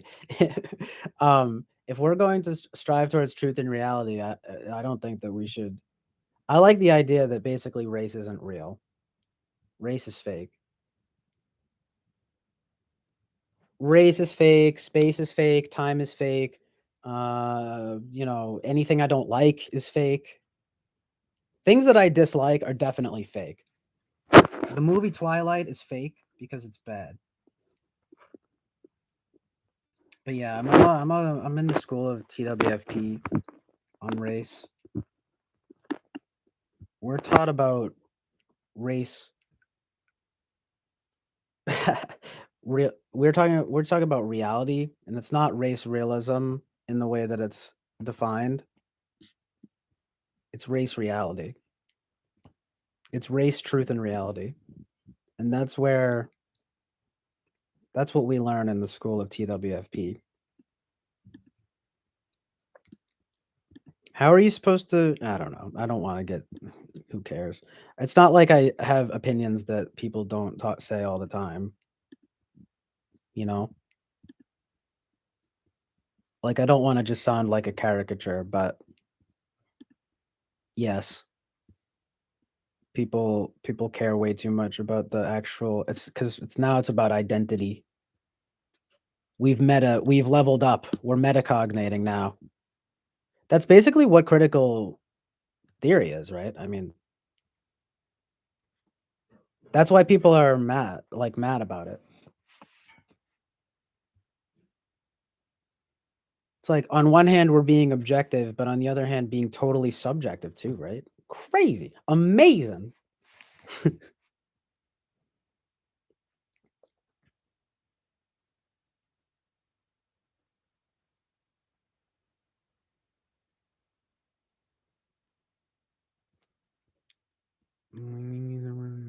Wait. What's up, the Gen X Neil? Thanks for being here.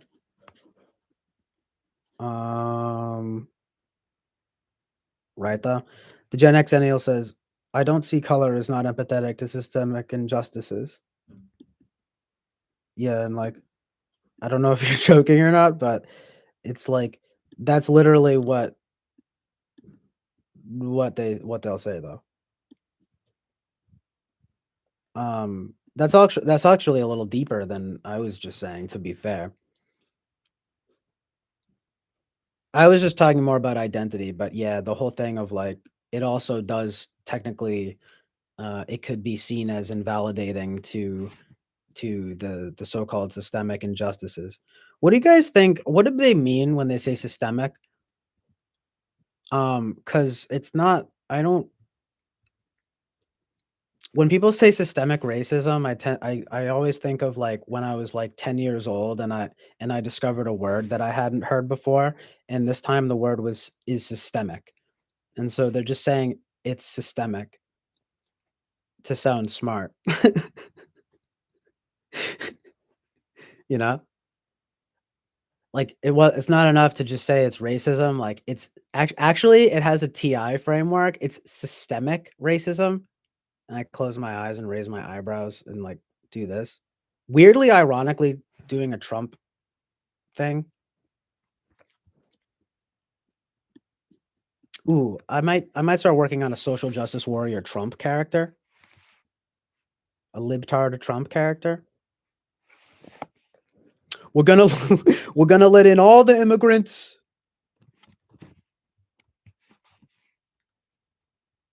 Thank you.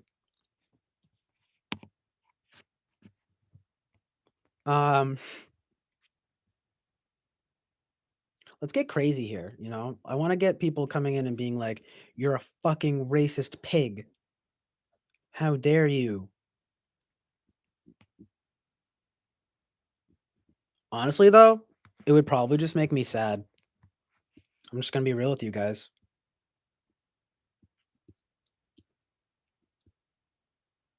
It's not like getting super real. It's not like that would make me happy, you know? There are people, I definitely don't thrive off of the disagreeability. I can sit here all day and be like, I'm not that agreeable, like, I blah, blah, blah. But then it's like, but I certainly don't thrive in a disagreeable space. Maybe I do, though. I just haven't been thrown into it enough. I'd love to have people be like crazy, like at me, and then I could just like test out my testosterone, my FE, and my no, yeah, everything. My SE. I'll start flexing and being like, "How dare you!" The power of Zeus, you know, striking down upon thee with great vengeance. That would be crazy.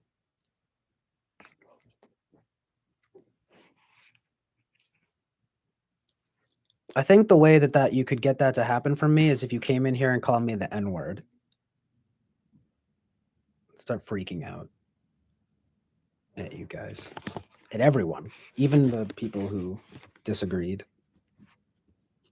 Just Eric is just coming through with the truth as always. I don't see color as an affirmation of an inability to distinguish shade, which is synonymous to blind.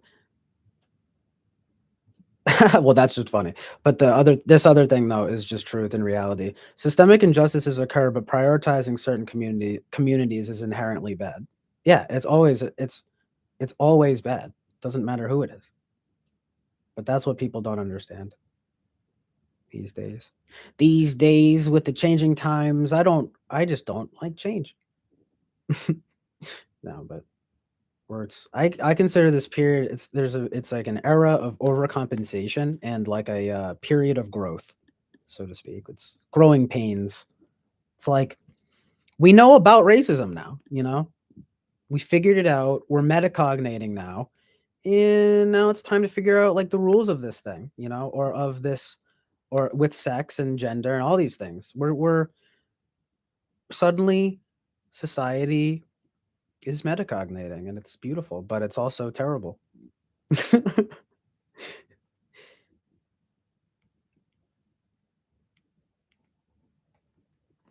Hold on. Winton's mom says people are man. You know who I wish was here right now? Bobby Brown.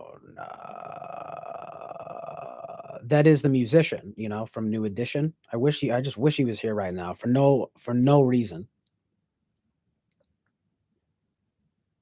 No, but y'all know who I'm talking about. I'm talking about the king.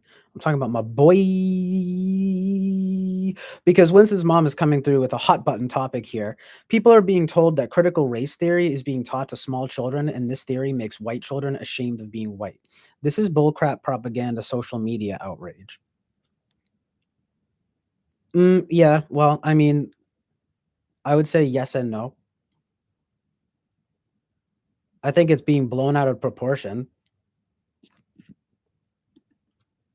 Just like with everything else, right? Hold on.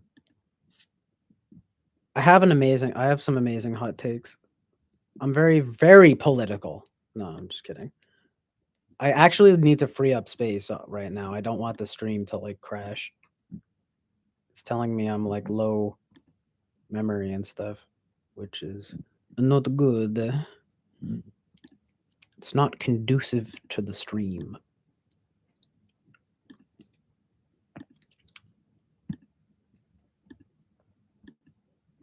Yo, though.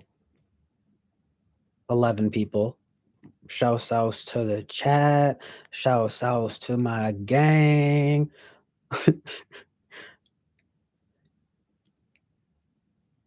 Honestly, blah, blah, blah. You know? No, I do know what systemic means.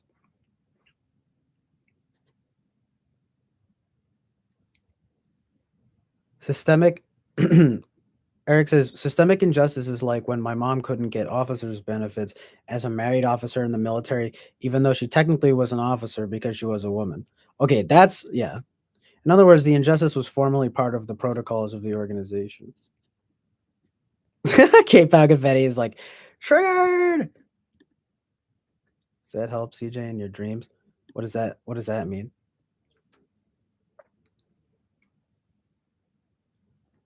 Does that help, CJ, in your dreams? I don't know what that means, but it sounds beautiful. Yeah, I do know what systemic that would definitely be systemic injustice or systemic discrimination.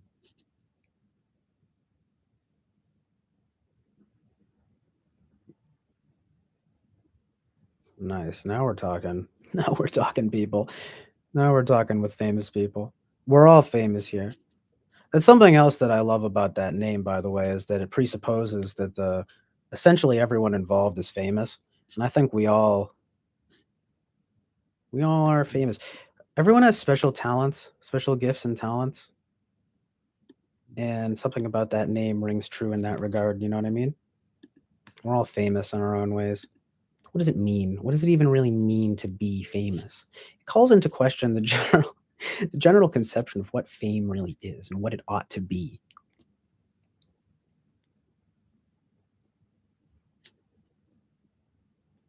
I'm known to be known for something good. Jordan Peterson talking about talking to famous people. Well, and it's like that title. I mean, I've been thinking about it for years. It's like talking with famous people. Well, the notion, the very title presupposes we're all famous. We're all famous in this. And this is the problem with social justice warriors is that they think, they think that we need to, act like they're famous, and they're not. They're simply not. I don't know. I got to work on. I got to work on my Jordan Peterson. Uh, man, yeah. Okay, let's get real. Let's get really real about reality right now. Teaching the story. Well, yeah, it's like ridiculous to say, oh, like the Rosa Parks story is CRT. I mean, people way overreacted to it.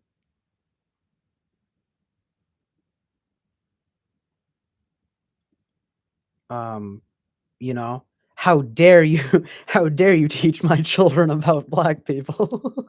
It's like it is a little bit like there's an overreaction, but it's like I said, honestly, I think there's something to that, talking about metacognition and all that. Like we're in a period of transition period or something.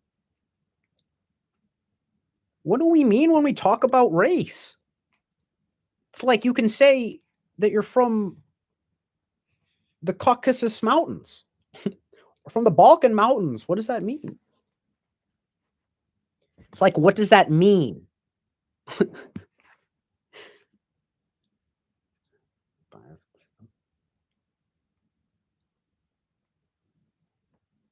Well, you have to define your terms better.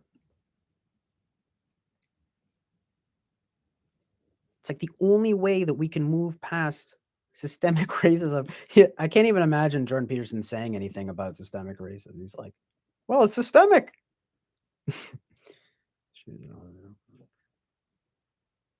Yeah, exactly. K-Pow. I want people to be. As people are more conflicting and offended in chat. I know. That's what's going to happen. I'm going to open up Pandora's box. People are going to be dragging out the race realists and not the the good kind. I know you'll be like, no, there is no good kind. You know what's annoying about the race realists, the so-called race realists? They co-opted that term. It actually turns out that they're not realistic about race. Those sneaky devils. Words. It's like words have meaning. They have inherent meaning and symbolism. You can't just co-opt realism as a whole for your own agenda. It's simply disingenuous. It's like it's disingenuous and it's not good.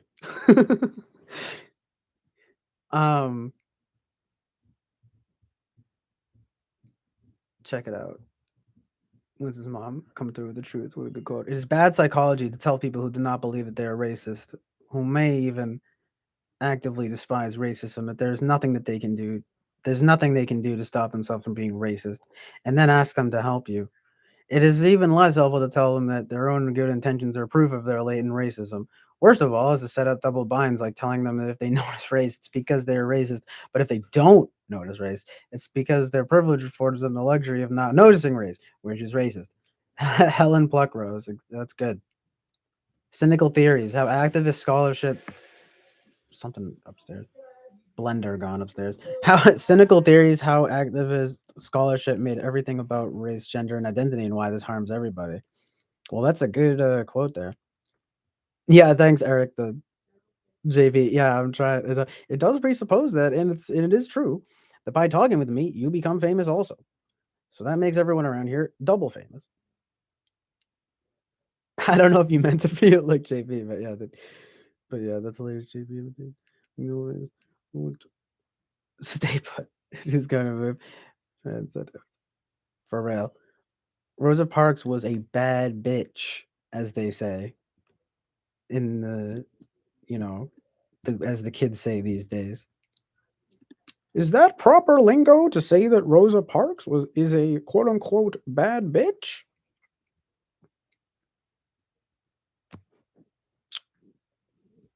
Rosa Parks is a quote unquote bad bitch that allegedly, quote unquote, does not take shit from anyone. Democratic Republic. Stop confusing me with words. Democratic Republic. Head explodes. More authoritarian in the country. Indeed.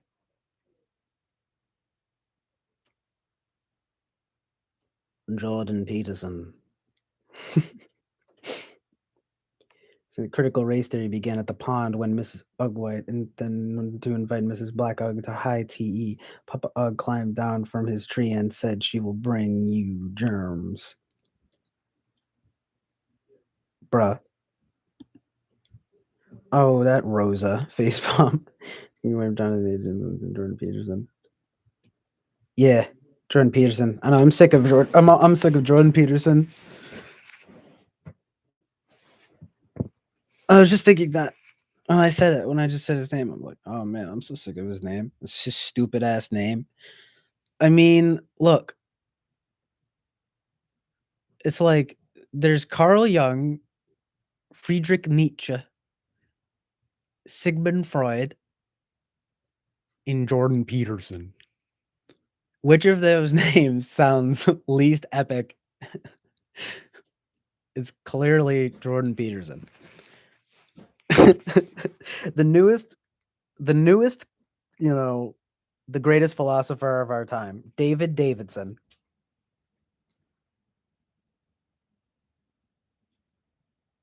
Donald Trump.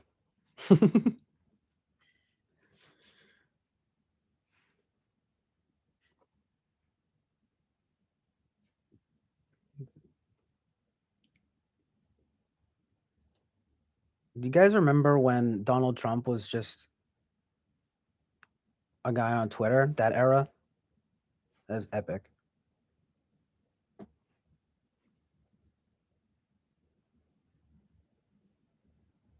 The stuff he said about Rosie O'Donnell is pretty funny, to be honest. His back and forth with Rosie O'Donnell.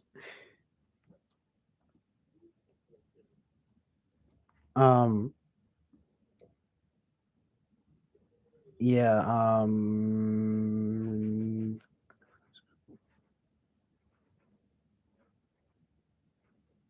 in the spake, CJ O'Connell, Sisyphusing up the hill of the intellectual dork web. That's right.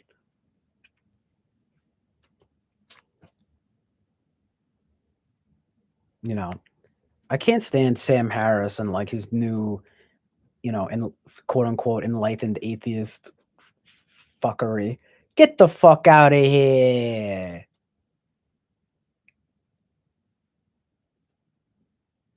I don't know why. I mean, he seems, I'm just not into it. I like a little charisma, give me something that pops. Sam Harris doesn't pop. He doesn't have that it factor. And he just, he fancies himself the quote unquote rational atheist and so forth. I mean, cool. Like just joining the why don't you go be the new Bill Nye, the new Neil deGrasse Tyson?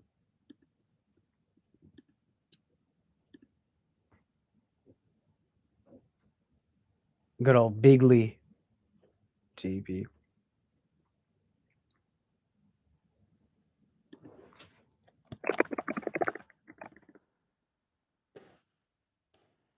I have always thought the way that Trump communicates is pretty fascinating, though.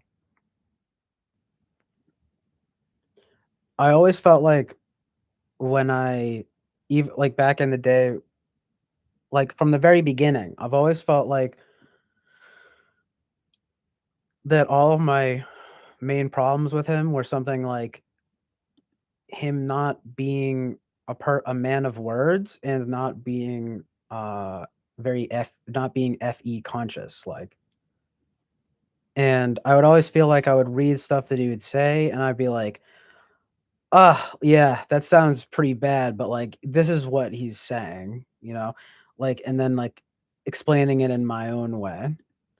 It's kind of like Kanye West, you know? But like a little worse, kind of, because like, I mean, Trump is like pretty bad. He's pretty bad at like explaining himself. He clearly doesn't like to go beyond like a certain level of vocabulary and stuff like that. But it's really funny, to be honest, because he'll just be like, "It's not good." Like he'll just say something like that, you know, and it'll just be like really basic and like arbitrary, I guess. And I'll just be like, "That's funny." But then there's like people like tearing their hair out in the streets because of it, and I'm like, "All right, that's insane."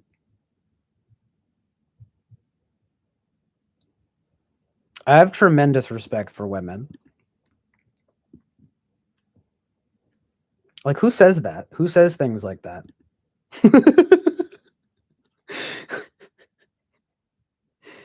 Just in general, I just have this is honestly just awesome, just reading Trump quotes, and it's really I'm just it's just hilarious.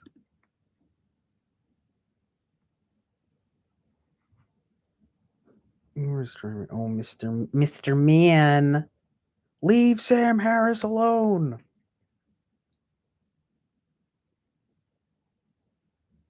He just seems boring. He's like, well, when you look at the data, I God isn't real.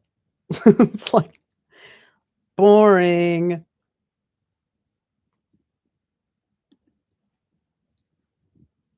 Boring, lame, unoriginal, derivative.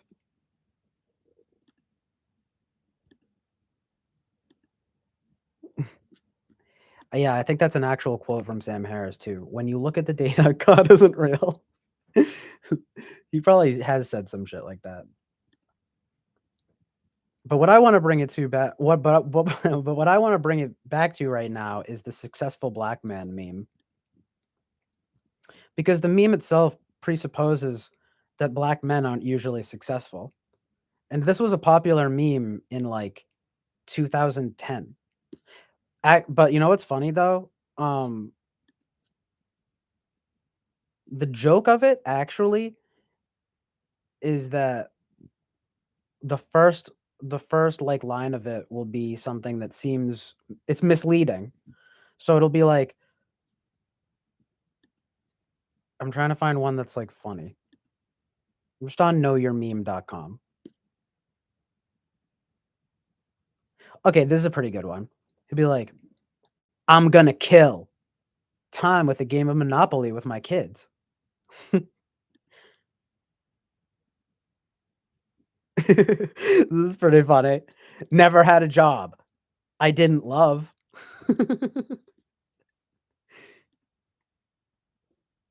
Underrated.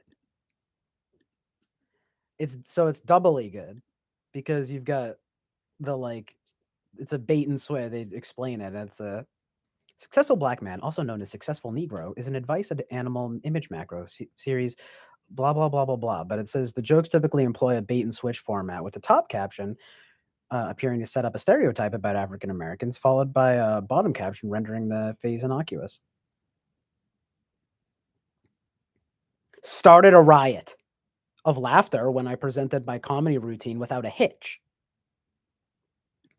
This one's pretty funny. I got flow charts and graphs from a PowerPoint presentation this afternoon. That shit's really funny. I don't care what anyone says. This shit is hilarious. Anyway, let's get some Trump quotes going. Oh, fuck yes. Goodreads.com. It doesn't hurt to get more education. So true, King. Yo. Oh, nice. Did he really say this? Is this made up? it really doesn't matter what, in parentheses, the media, right? As long as you've got a young and beautiful piece of ass. Yo, that's totally something that I would say. I'm such an ESTP. That's me right there. You know what is kind of me though? This one. I know words. I have the best words. That's fucking good shit right there. I don't care what anyone says. We've all been there.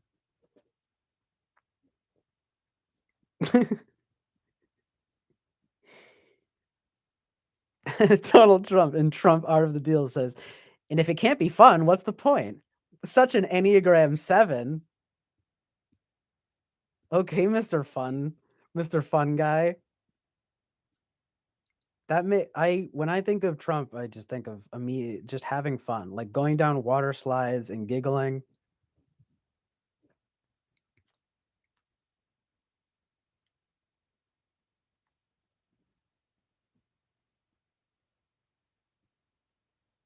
Nice. My motto is always get even. When somebody screws you, screw them back in spades. Donald Trump and think big and kick ass in business and life. Look, I will say this. He is like an outsider type of guy. I mean, he's an outsider, insider, whatever. I know it's gotten complicated. He became president of the United States of America. However, something about this is like outsider art. Does anyone else get major like avant-garde vibes? Avant-garde outsider art vibes?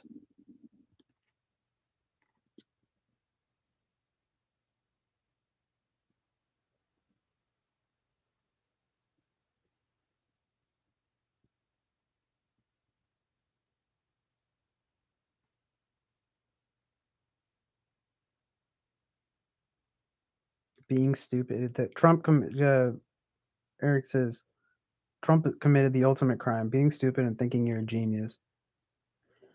Yeah, it is a mistake to make. Like, he's pretty guilty of at times. I mean, I would say maybe he's clever or fun and funny, but he's certainly not a genius.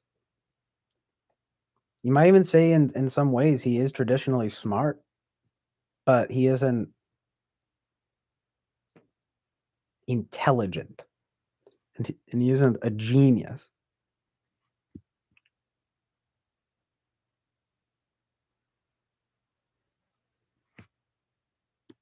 There's nothing. Eric says there's really nothing more dangerous than stupid people who think they're smart. That's true.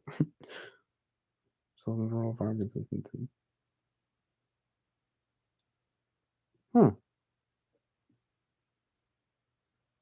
That's interesting about the Greg Stilson's rural farm constituency seem to have a morbid interest in the idea that the Jews are running the world from Stephen King, The Dead Zone. Based. When your Dunning goes full blown Kruger, your Dunning becomes a loaded Luger. Bars. Those are bars right there, Jonathan Basanti. I know my boy's got bars. Everyone knows my boy's got bars, but he's bringing it right now. Remember when he called himself a very the Gen X Ennial says he has 40 different versions of I know more than in brackets literal expert. And Lady Lou goes, remember when he called himself a very stable genius? Yeah, that was badass. Again, we've all been there, you know. It's such an awesome combination of words, stable genius. That's what I call myself to like pump myself up. You know what I mean? That's right, you stable genius. You're a bad bitch. You're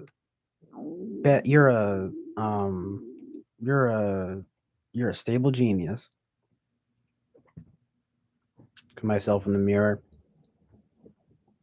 All right, CJ, you're gonna go out in the world. You're gonna be a stable genius today. All right.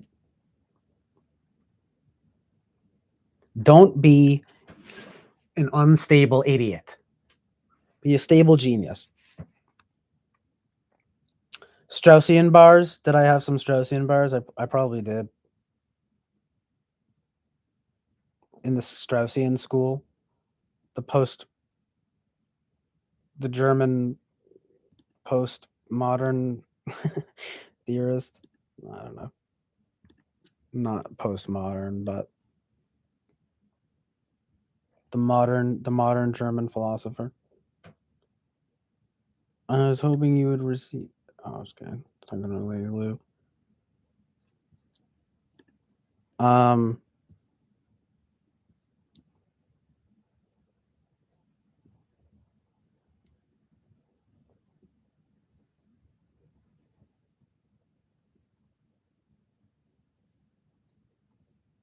It's pretty cool though. I'm just reading these quotes without bias or without the Trumpian delivery.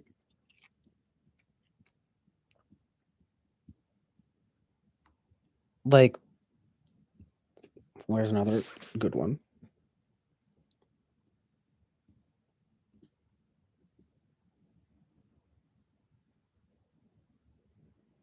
Yeah, it's not really. Can't find a good one.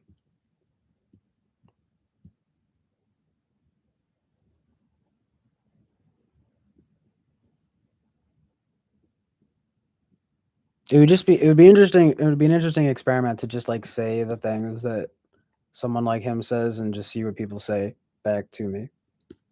Like if I just come on here and I go, one thing I learned about the press is that they're always hungry for a good story, and the more sensational, the better. It's in the nature of the job, and I understand that. The point is that if you're a little different or a little outrageous, and there's more to it, but whatever. I mean, honestly, that's like true.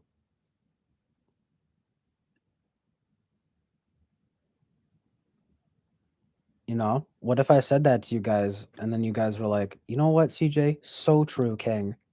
And then I'm like, yeah, well, that's a quote from Donald J. Trump. And then you're like, we don't support him. Well, you just agreed with something he said. Yeah, but that's like a false. I know, you can't always get what you want, as the Rolling Stones once said. But you get the point. Like under a different context, it's interesting. Like,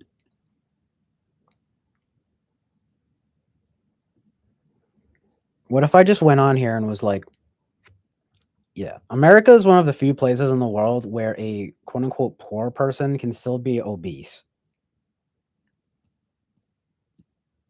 The best thing I know about me is that I'm rich. That's not real. He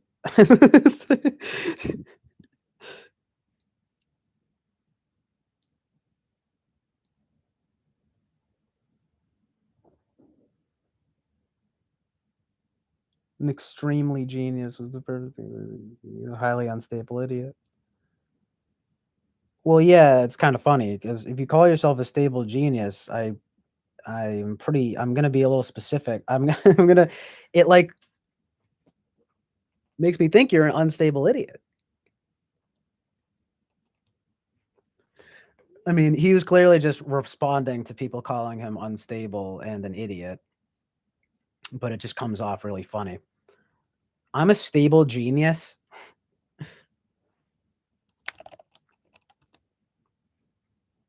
Fantastic reliability, follow through, and respect for stupidity is the equivalent thing for me to say. Who's also a good dummy? Not sure, but I do appreciate your quoting it and meant to note such. Oh, good. Yeah, I don't know if. Okay, this is hilarious. I've read hundreds. Listen, guys. Listen, you guys. I've read hundreds of books about China over the decades. I know the Chinese. I've made a lot of money with the Chinese. I understand the Chinese mind. That is intense. That got crazy at the end there. I understand the Chinese mind. What is he, a fucking psychic? That's badass.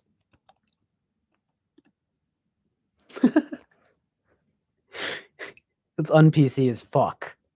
Beast. Listen. No one understands the Chinese mind better than me.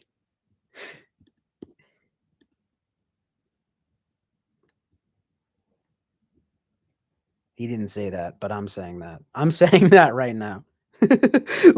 Fuck yeah. You are fake news. Hyphen Donald J. Trump.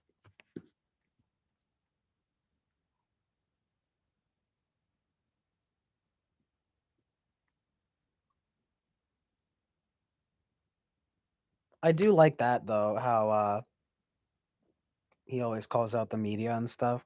Fuck the media. But then they turned it into this whole thing of like, he's destroying free speech. Like, no, he's calling Rosie O'Donnell a fat pig, and he's calling like, I don't know. I get it, but it's just like he's calling the guy from CNN a douchebag or whatever. Like, God, we need that's things. David Lynch himself literally said, "Oh, I think Trump is a disruptor, and like that he's showing how everyone's a bunch of clowns." But then guess what? Everyone went fucking ham and they were like, Lynch is pro Trump. And so he had to like basically be like, I actually think that he is divisive and I would ask him to change his heart, which is like actually kind of a good way of putting it. Like I can actually kind of relate to like framing it that way. But it was absolutely hilarious and Lynchian itself to see Donald Trump on stage being like, David Lynch, one of the great American directors, said today, I see Donald J. Trump, as a disruptor and someone exposing the clowns in today's government. And then everyone's like, fuck yeah, I love Lost Highway. Like, and so there were a lot of funny comments about that being like, imagine Trump watching a Lynch movie, It is very funny. He'd be like, what the hell is this? Turn it off in 5 seconds.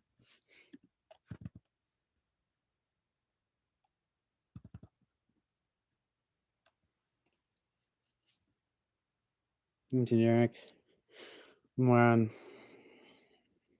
wrote captions for Coffee Table Book as his presidential memoir. That's hilarious. Am I an NFJ? I would love to be the mystical INFJ.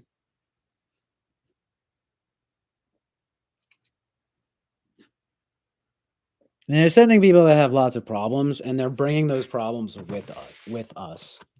They're bringing drugs. They're bringing crime. They're rapists. And some, I assume, are good people. Oh, true, though. Oh, my God. Heinous FE. Like, that's how I think of it. It's like, I honestly think he meant that, though, saying, they're rapists. And some, I assume, are good people. Like, it's like, I know what he meant, but, ooh, ouch, Like, no. Like, that's not how people put things. Even if you're not FE conscious or whatever,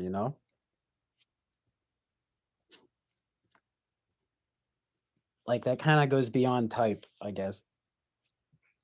Because it's not like you would say, oh, that's polar FE. Like, he's not a fucking, I don't think he's an IXTJ, So what happened, What's the deal?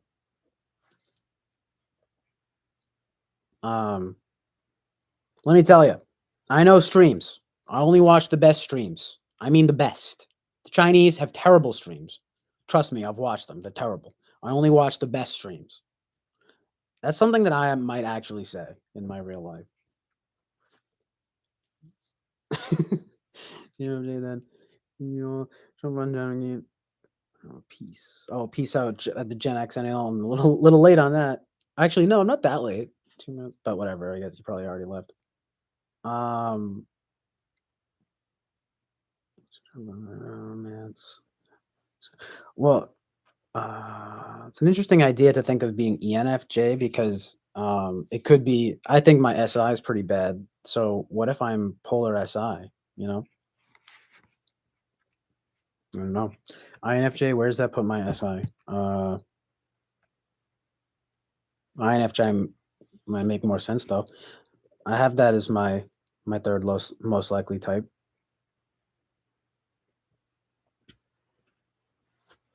I'm edgy like that. It's like, nah, I don't think I'm INFJ number 1, but I do think I am number 3. I'm the most INFJ that ever INFJ'd.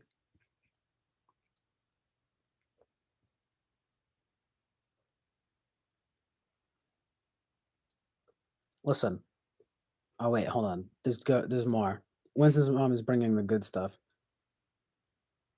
The thing about John McCain was pretty brutal. That one's not that funny. Not that I'm like I don't know. I really don't know much about John McCain, but I feel like everyone had a collective ouch when he said that. You know, ugh. Yeah, he wasn't because he was captured in war. We don't talk about that. This shit's just funny though. Trump on romance. Trump on romance. That's what I want. I want a book titled that. Certain guys tell me they want women of substance, not beautiful models. It just means they can't get beautiful models. Listen, there's truth in that. But it's hilarious. Trump on his fans. I could stand in the middle. I love this one because it's like terror. It's almost I like making it into like a terroristic thing. I could stand in the middle of Fifth Avenue and shoot somebody, and I wouldn't lose voters. And I'm telling you that, you guys, as CJ O'Connell right now. I'm going Travis Bickle on all y'all.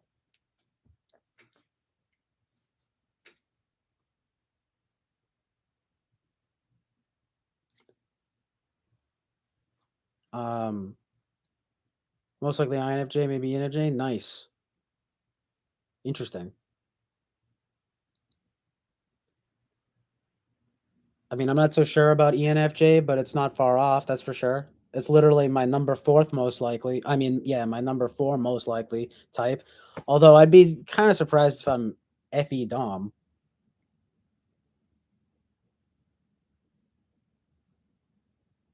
So yeah, but you're saying most likely INFJ is not far off. Nor is ENFJ.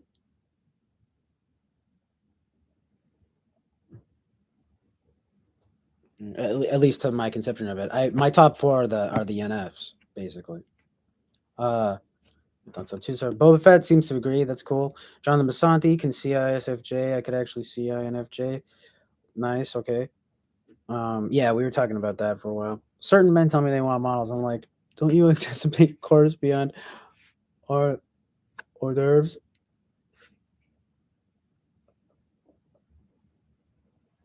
Yeah, right. Like, oh yeah, I know what you mean though. Exactly. You know, personality. What are you kidding me? Stream for too many consecutive hours that one time to be ISFJ, I'm thinking.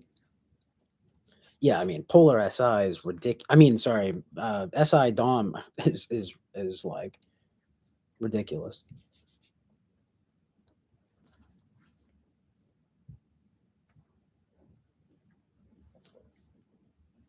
Again, unless I'm wildly out of touch with myself, I need to prioritize my life more than I thought. You know, ISFJ drops much lower on the likelihood on the list of likelihood. Not terribly low, but pretty low.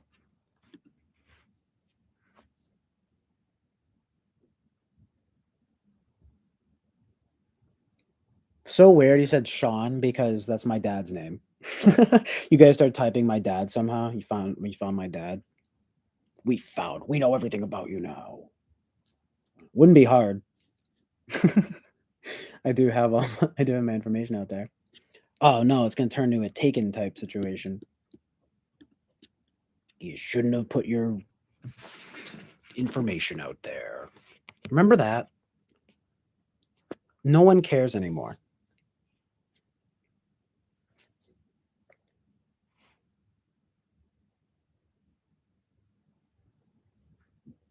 INTJ. INTJ. What's your top 3?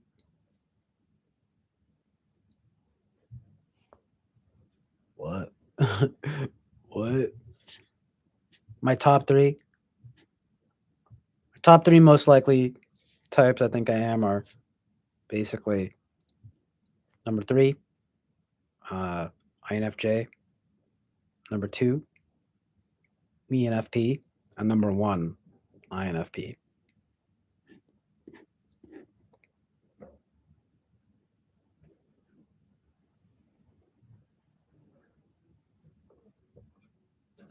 If you were talking to me, but yeah, those are my top 3 types that I think I am, or that I could be.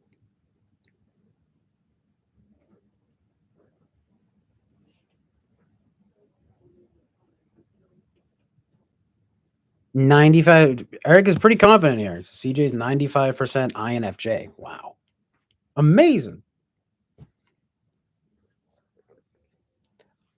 Are you that confident that I could be an NI Dom? I mean, I always thought I was much more NE. But I mean, I'll take it. I'll take it. NI Dom being the mystical INFJ unicorn. Listen to Trump on Howard Stern. Howard Stern is ridiculous for not committing. He's like on an apology tour these days, but sometimes he's cringy though. He actually has an interview with the great Vincent Gallo, and and the like it's weird how Gallo can be so like offensive, but then there's stuff that Howard Stern says where I'm just like, okay, Howard, you know, like I don't know what it is about him, but I'm just like, ugh, okay, like no one asked. He'd be like, yeah, I'm like that too, you know. Yeah, women are horrible, and I'll just be like, okay, kind of cringe, kind of making me cringe a bit here. So then nowadays he's doing this all the time. He's like, I'm sorry I said what I did.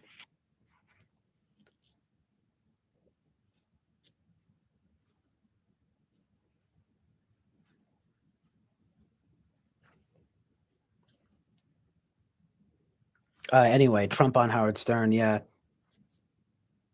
Talking women. I'm sure it is just horrible. And also amazing. No, I'm just kidding. But like, it's yeah. Listen, I'm the biggest fan of women. I'm the number 1 respecter of women. No one loves women more than me. Okay. So that being said, I think women are objects, and that I deserve all women. Period.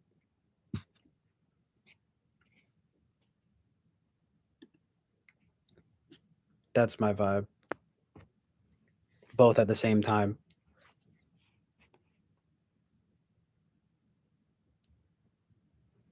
No. That's like a Trump type vibe though. Can't have your cake and eat it too, my dude. But I also do think that like Trump critiques like are pretty low hanging fruit, you know? I mean,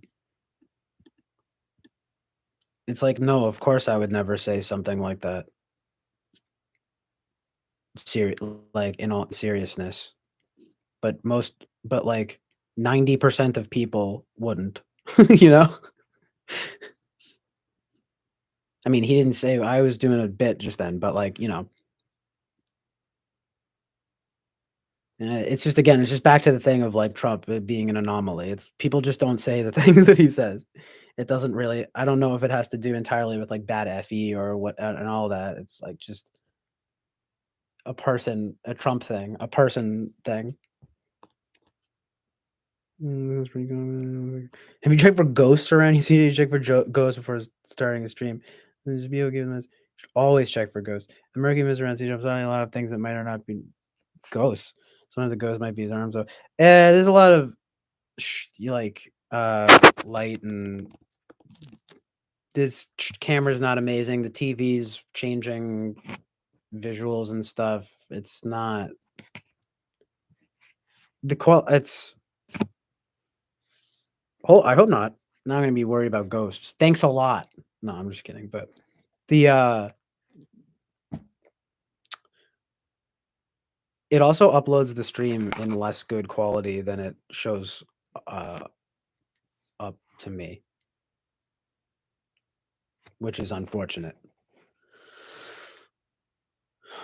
Like, it says it's HD, but then I go back and play it, and it's very much so like 480p vibes. So, I mean, I think it's just a more of a not a not so good quality thing.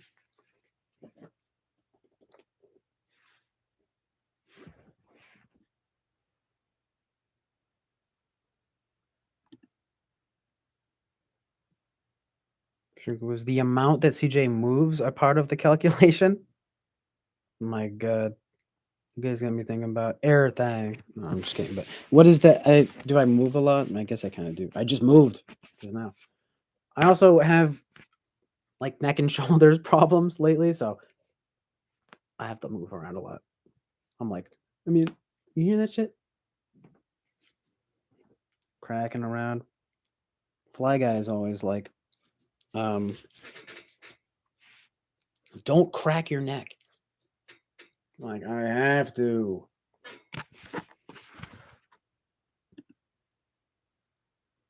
You guys are the most unique, except racial. But you deserve all the rest of them in a massive harem to end all harems. Yeah, exactly. Okay. Hell yeah, that's right. Like, we're on the same page there. Likewise. Most factoring most of the ratio of normal to para. That would explain it. This fucking guy. This fucking guy.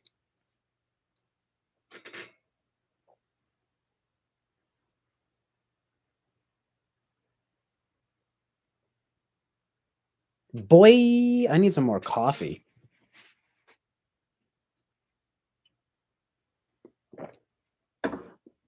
Oh, and I need water.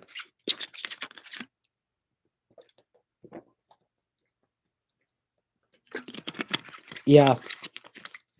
I have to see the chiropractor. Literally. I'm literally going to see a chiropractor on Monday. Just to see what they say. But I know I got problems in my neck and shoulders. So what I'm hoping is I'm going to walk up in there like a fucking boss, and then they're just going to crack me around a little bit, and then I'll be cured. And then I'll be cured. Right? That's how it works. It's quick. It's always quick and easy. No, it's annoying. It's probably going to take time, actually. It's a real pain in the ass too, no pun intended, because it's not like it's actually from not moving enough, probably. I've degenerated. Man, Fly Guy said something like that, and I was like, ugh. Lady Lou says, I love that optimism. Well, I hate to disappoint you, but I was kind of being sarcastic. I mean, it's like, I hope that, of course. Wouldn't that be amazing? I thought it was, people, the sarcasm would be detected because it seems like these things actually always take so much time. The healing process. Okay, Lady Lou says, yeah, I know, so was I. Yeah, I figured you could. I'm like, I don't know, because I explained it after too, like for real. Doing the hokey pokey is exhausting. Yeah, and the limbo.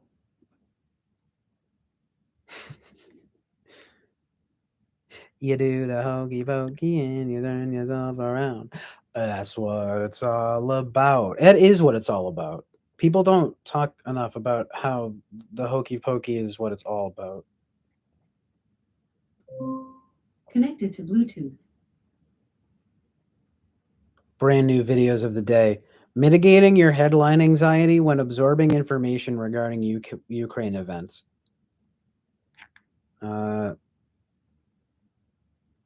Call me ignorant, but no.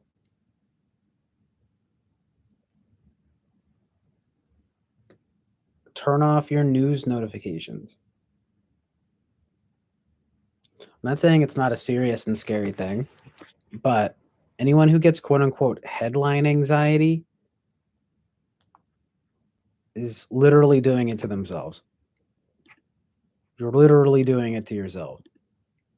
It's not hard. Just detach yourself from reality like I do. No, I'm just kidding. But, I had to turn off Apple News on my phone. I can't do it. And, all of these things like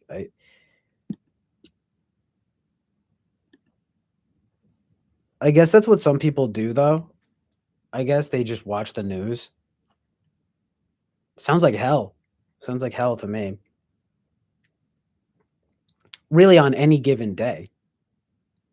Doesn't matter what's going on. It was for some reason it was a Daily Motion recommendation because I have Daily Motion.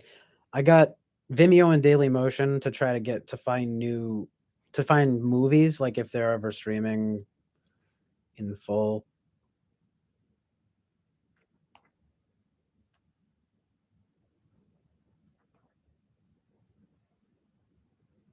But yeah, it's like why am I even getting I need to turn off notifications for Daily Motion. Ironically. But yeah, headline anxiety. I mean, look. No. How about that? That's my hot take. No.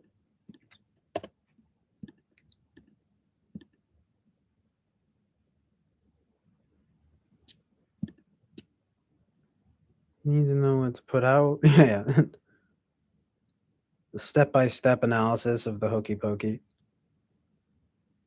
Keep streaming instead. Hope subject doesn't come up.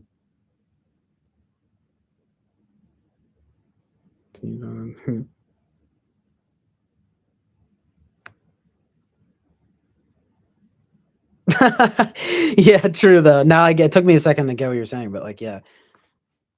Did you like that delayed reaction?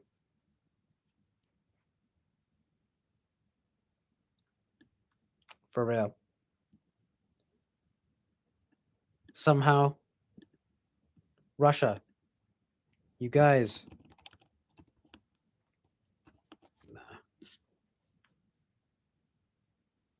Ooh, scary. I just accidentally I went to the Trump quotes page again and it just happened to be on this. We are no longer a leader. Putin has become the leader, and it's an embarrassment to our country. Oh, don't say that. From Donald J. Trump crippled America. How to make America great again, bruh. Fuck that.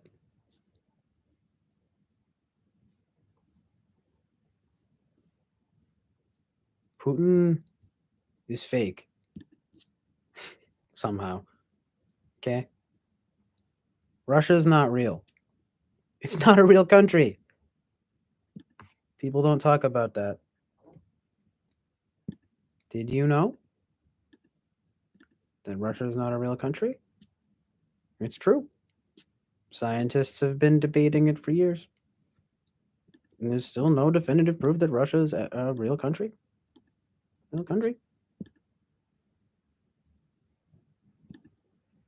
Boy, I'm just closing tabs.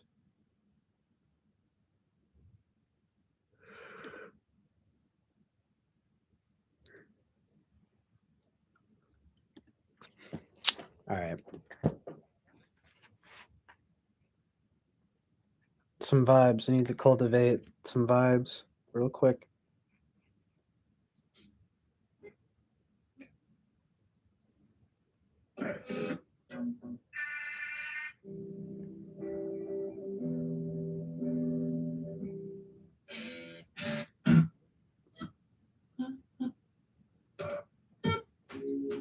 How many whippets do me and Rachel need to do before Russia stops its aggression?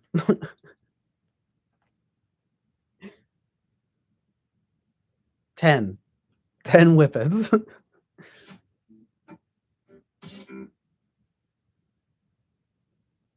What's it like doing whippets anyway? Don't you basically just get high for like 10 seconds and then that's basically it?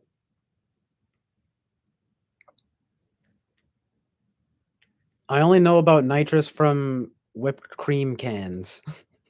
Pretty embarrassing. I've definitely said that before, but it's like, yeah, you do it and then you're just like, whoa, and then it goes away after a few seconds.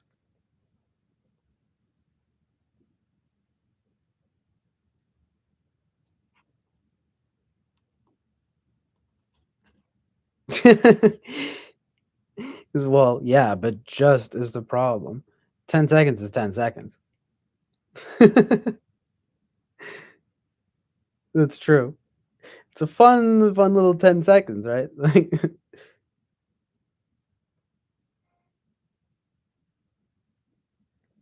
I'm not saying it's not fun.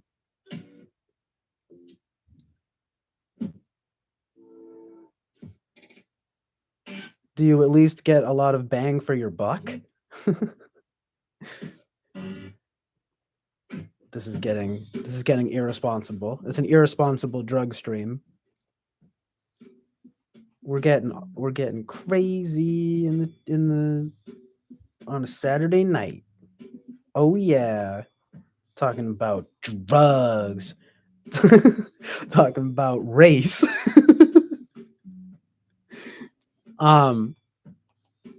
Listen.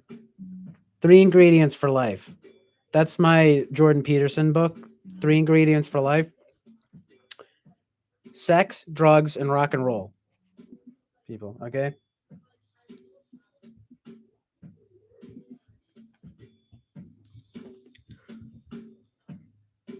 Well, bang is difficult to measure as precisely as buck. That's true, but is the quantity like reasonable, I guess? Because you have to figure, okay, well, if I'm gonna get high for 10 seconds, you better give me a lot of it, nitrous. So I'm thinking, like, if you get a lot of nitrous, then that would be more worth it. That would be the bang for the buck kind of thing, you know? Because it's like, we know the quality, and it's fine, but the quantity seems crucial here.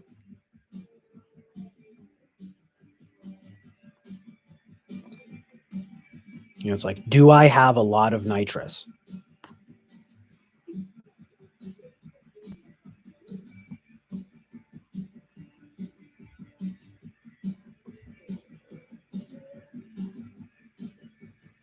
What if 10 seconds is really, really spectacular?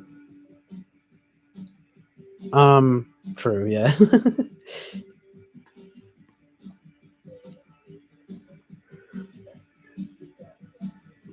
Yeah, Fox is a bit of the answer to your question. Yeah.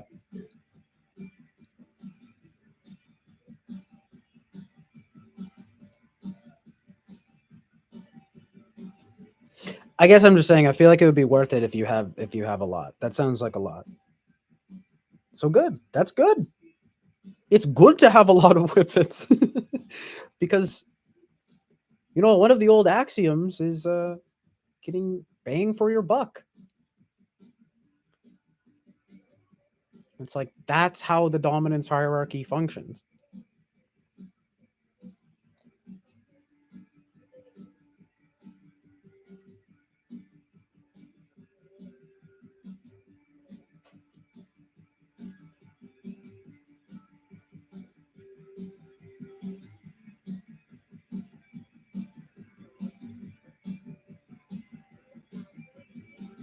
If I'm INFJ, then that would make me TI third.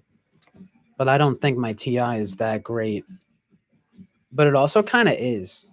I underestimate my TI. Actually, no. I think that the one thing that always had me thinking I'm not ENFP was polar TI. But on the other hand, I can also recognize that I don't think that I'm that great at it. Maybe that's third function. Uh, what? Yeah, third function. Then maybe that's third function TI. It's expensive compared to weed in the sense that it doesn't last nearly as long, but weed doesn't really get us very high anymore. So yeah, true. I know that game.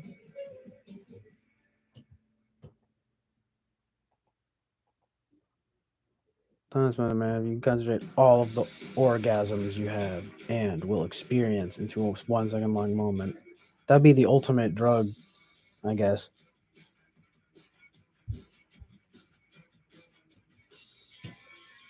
Makes me think of train spotting. It's like heroin is equivalent to 50 orgasms.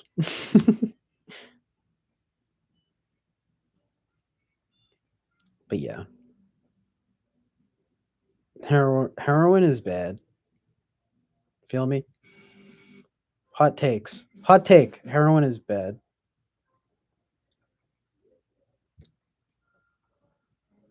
It is funny though, right? Because it's such a good high that you'll literally kill yourself.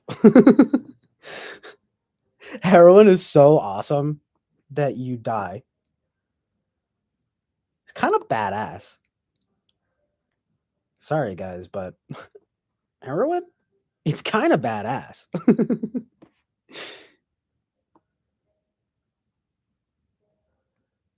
Heroin's bad, okay? Yeah, I was thinking that. Same wavelength. Jonathan Bazandi. Jonathan Bazandi. You could never stop me.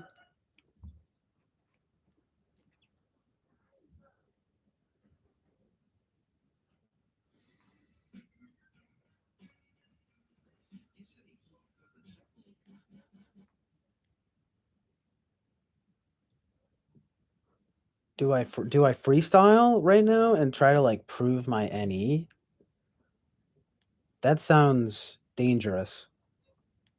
I think you would I think you would have to catch me on a I feel like I can't do it now cuz it wouldn't be authentic. I'd be trying to NE. That's what's so interesting about type, right? Like cuz you don't want to force it. It's not about that. You have to see what happens in the natural state of being.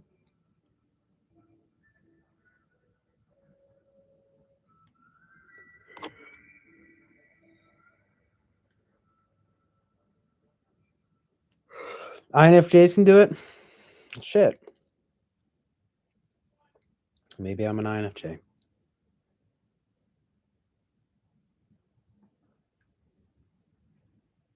It is my third most likely type, in my opinion.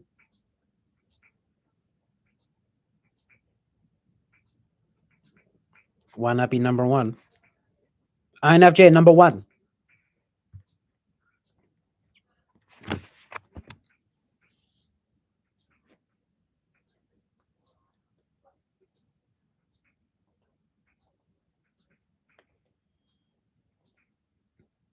Conceptualized it so much as being NE that I work with that it's hard for me to even understand what it means to be NI. Actually have never really understood what it means to be NI.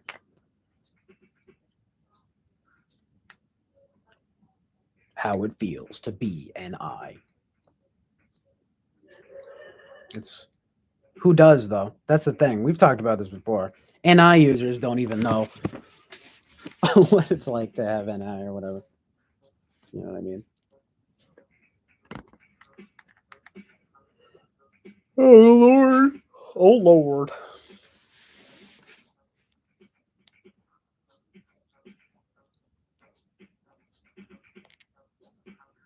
What it's like to pop the fuck off. I don't know how it feels to pop the fuck off.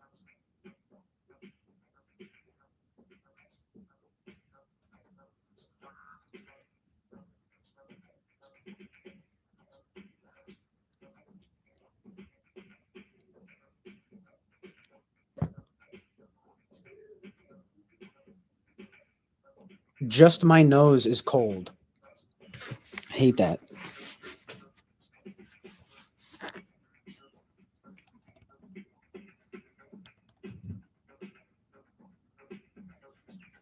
Super high NFJ. Is he just what does he just smoke weed or I mean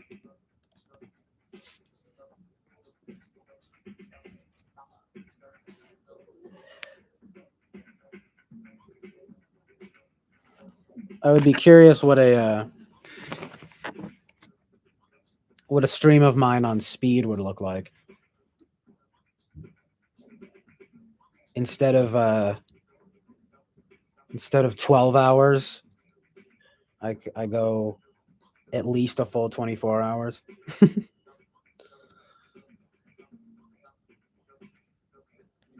This is what happens though, and it is a good argument for like some kind of FE something. I don't know what it is, but I see again, I always conceptualize it as being NE. Like once the chat gets going, I can't stop. But again, I always think of it as being more NE, not FE. What am I? Anyway, I think he's plenty content with the weed he's already smoking. Yeah, pretty much.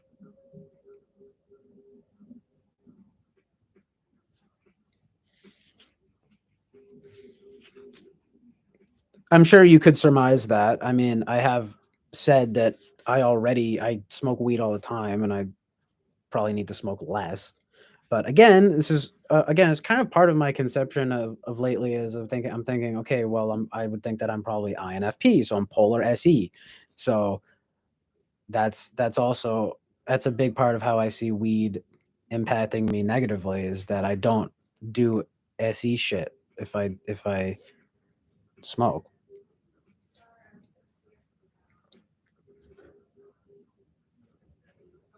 But I mean it's not like that's uncommon, but at the same time I see it as indicative of like something bigger than like I don't know how like Eric feels about this, but like I wouldn't say like it doesn't seem like would you say smoking weed impacts your SE, because I would think no, it just it impacts my SE more than most people because I'm polar SE.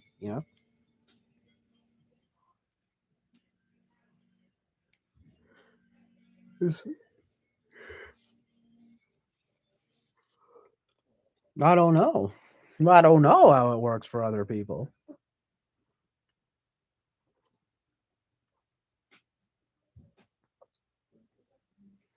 Well, okay, good example is that I have an electronic drum kit right here Okay. I'm probably best. My best instrument is probably drums, like because I've been playing the drums for many years. But now I'm not necessarily saying, oh, if I didn't smoke weed, I would play the drums. But in a way, though, it would probably be way more likely for me to get on the kit if I was not smoking weed because it's like it's like pretty much the most SE instrument. Like, yeah, of course I can sit here and like strum on the guitar. And it's also kind of like about effort and output too. So like you can't, for example, you can't really play a song on drums.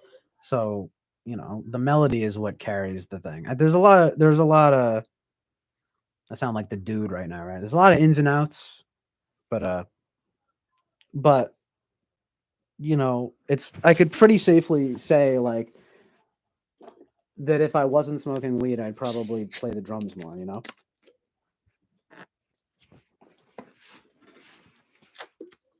Because you know what happens? It's not like I haven't done it. I've done it many, many times. But what ends up happening is like, it's a workout. I don't know about you guys, but after a workout, I want to smoke more weed. I don't know how it works, but I'm like, okay, woo! I sweated out all the weed, kind of, you know? And now I got to smoke more weed. I got to smoke more weed to smoke more weed. Oh my God. My sister's got her friend over and they're being kind of loud upstairs, but doesn't matter. It doesn't seem this, the mic on this, it's just my laptop. It seems to be decent. But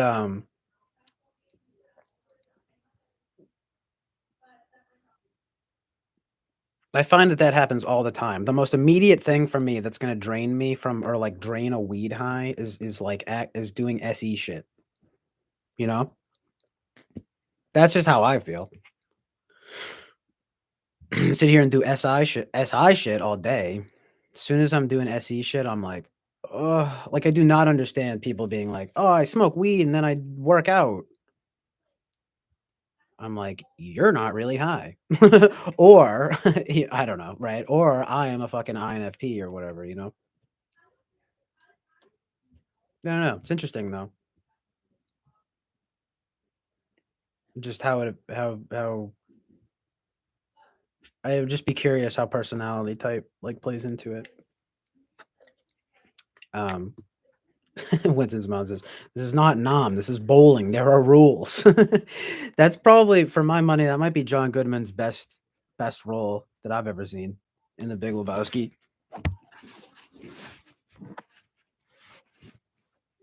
Ugh. But yeah, like, hold on. Yeah, you gotta charge this.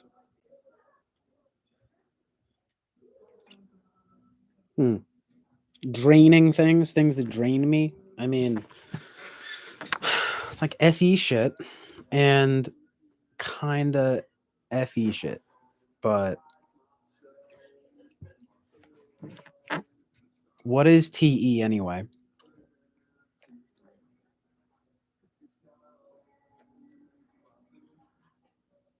I feel like I don't have as good of an understanding of TE as I could as far as what it actually does. What it seems to do is accomplish goals and like give end results. That's what I see. That's what I surmise about TE. So it doesn't so much matter like how it works in a system, but what the end result is. It's like it's not how it works, it's what it does kind of. It's more utilitarian. But again, it's like if it's like setting a schedule, for example, or something that I would think is more SI, into which I would say I don't do it well. But if it's more TE, I would say I still don't. I don't do it well. I would actually probably strongly benefit from having a more grounded routine. It's just my whole conception of it has come from this NFP type framework, but it's not. It's NFJ is not outrageous though. It just makes me think about what. It's just a different conceptualization of it. Because then I'd be I'd be SE seeking. It's like maybe, could be, but yeah, TE. Carrot says TE is efficiency.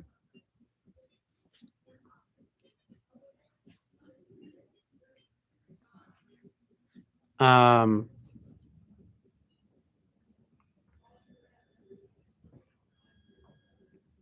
um, yeah, that's another word you hear a lot. That's a big buzzword for TE. With his mom is says TE is planning, right? Okay.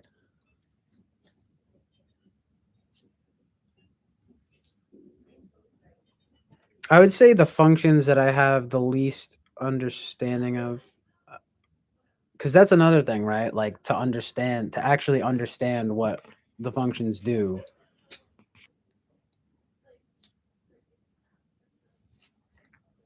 Hold on.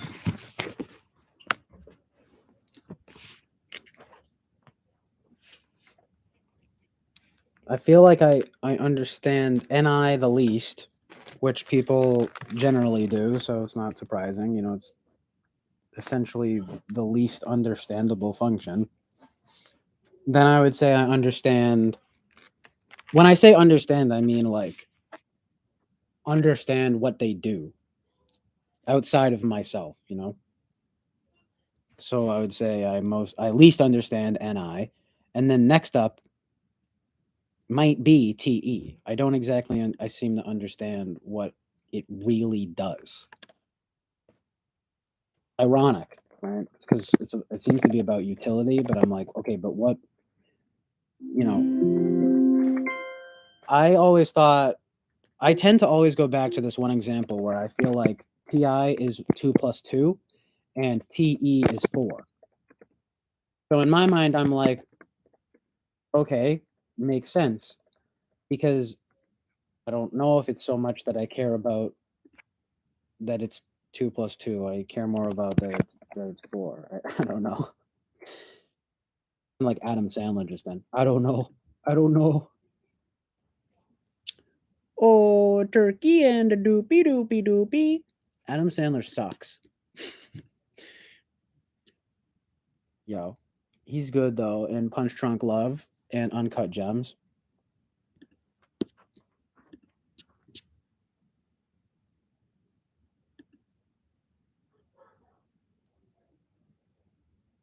Interested in definitions and all. Introverted thinking has to reflect on whether a particular construction really accorded with the creation of truth.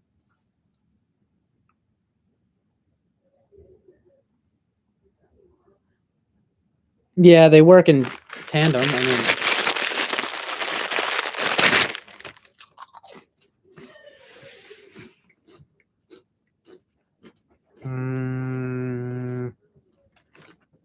No. Yes.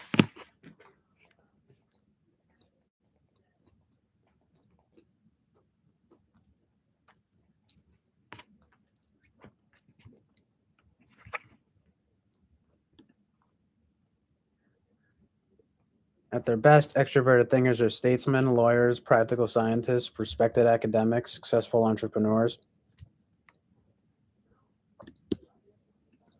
Nice in establishing order, whether on paper in their everyday lives or a business meeting with a good sense of facts or that. All right.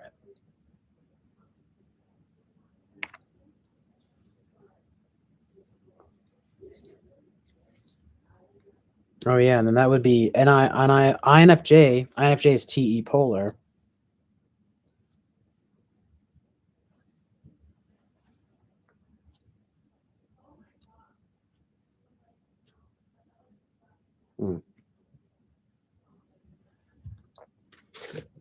Interesting.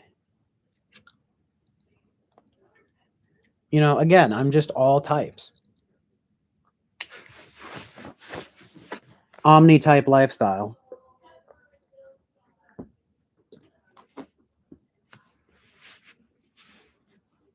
Oh, man. Getting sore. I have kind of a headache.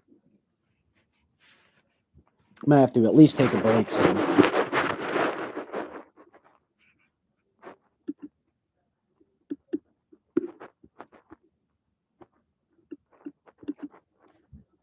Karis is same.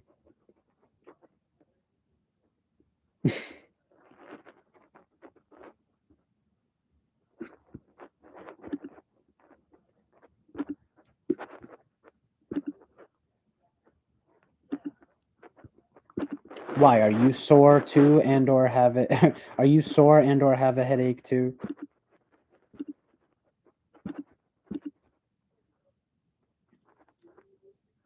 What is that? I just need some ibuprofen. So bad for you though.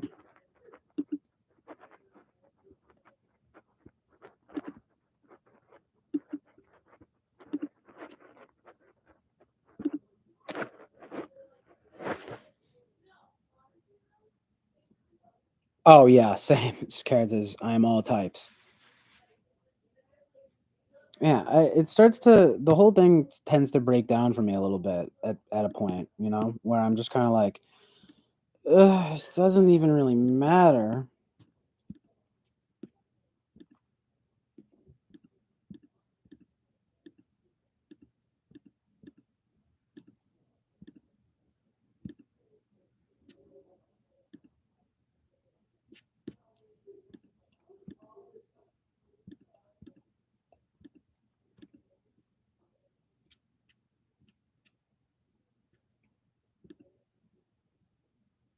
We sure do some YouTube stretches.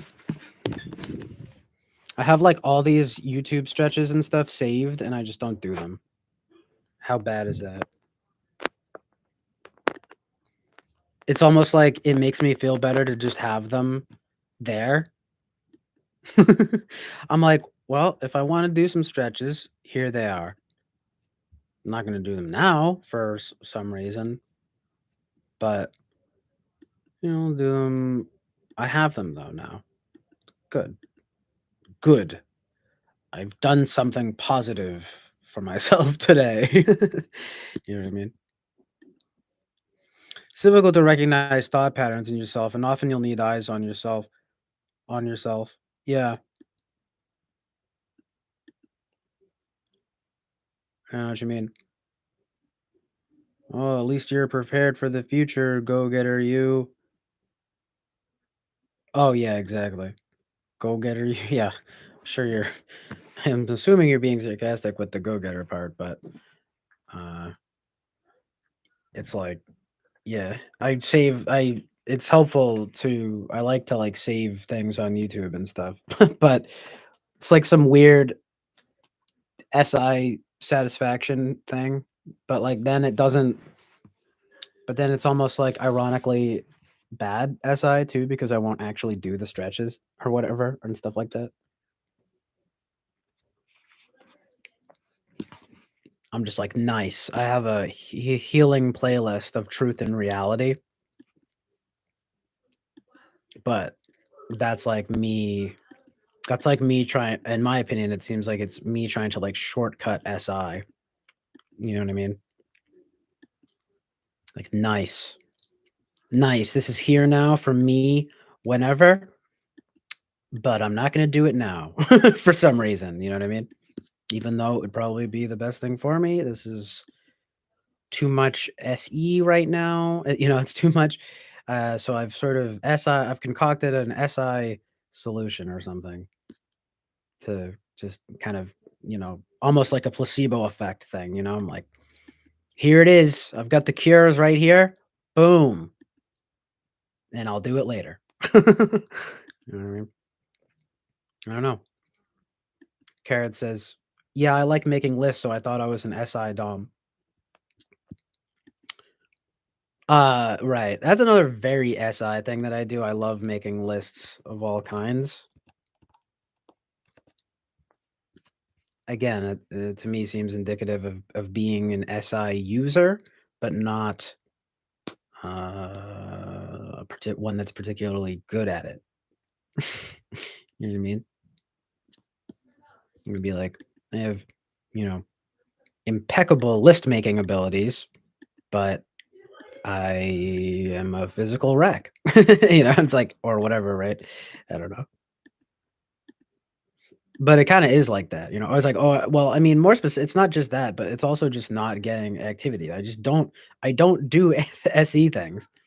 I mean, if I'm SE seeking, I just don't even know about that because it's like, I mean, I try to imagine myself with some like SE dom girl, and I'm just like, oh, I'm exhausted already. You know what I mean? At least, well, that is if you believe in the whole duality thing. You know what I mean? Some people don't think that that's even accurate. So you might say, Jordan Peterson, you might say it's not conducive to have your dual in your as your partner. Whatever.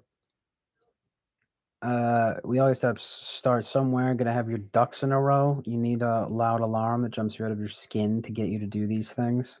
See, I fucking hate alarms, especially loud alarms. Ever since I was a teeny weeny boy, my worst enemy has always been the alarm clock. Don't tell me when I need to wake up.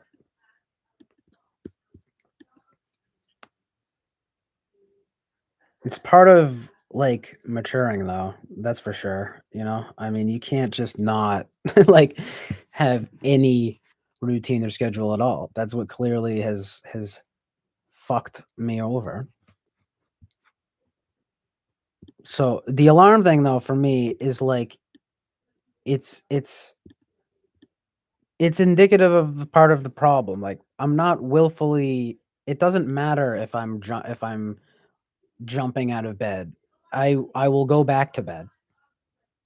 You know what I mean? It's the willpower where it comes again, my conception of polar SE or whatever kind of like, this thing of like the volition and the willpower. It's like bad volition and willpower. Because it's not like people act like you just set an alarm and you'll get up. It's like, no, I'll turn off the alarm or fucking throw it out the window if I have to and go back to bed, you know? And then they'll be like, okay, well, make it really difficult to turn it off or whatever. And I'll just be like, no.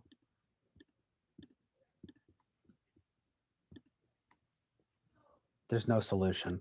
The only solution is to want to get up, to want to do it. You know what I mean?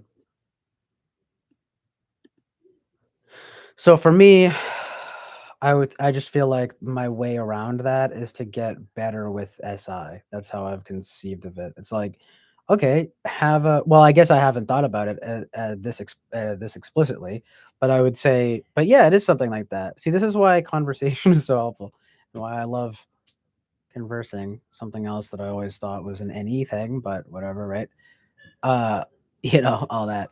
But like for real, like it's like, okay, I'm gonna have an SI workaround then. So like just have a routine. Like just just have it so that there isn't really willpower in that doesn't really enter into it, it has to be, I'm SI rested, I'm nourished, so now I'm up, you know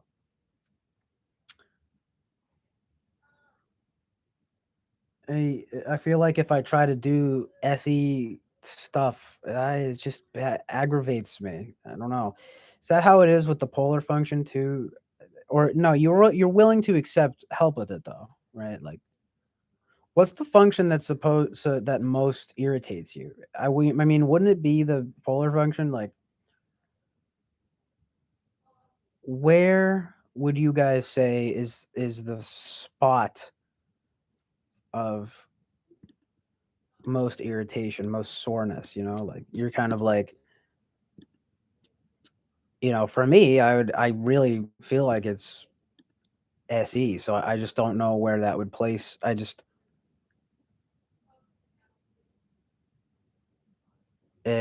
just made sense. It just makes instinctive sense for me to say, okay, I always test ENFP, and most people, or sorry, not until now, for a long time at least, nobody really disagreed with me. But then I've noticed, okay, no, INFP is probably more realistic, you know?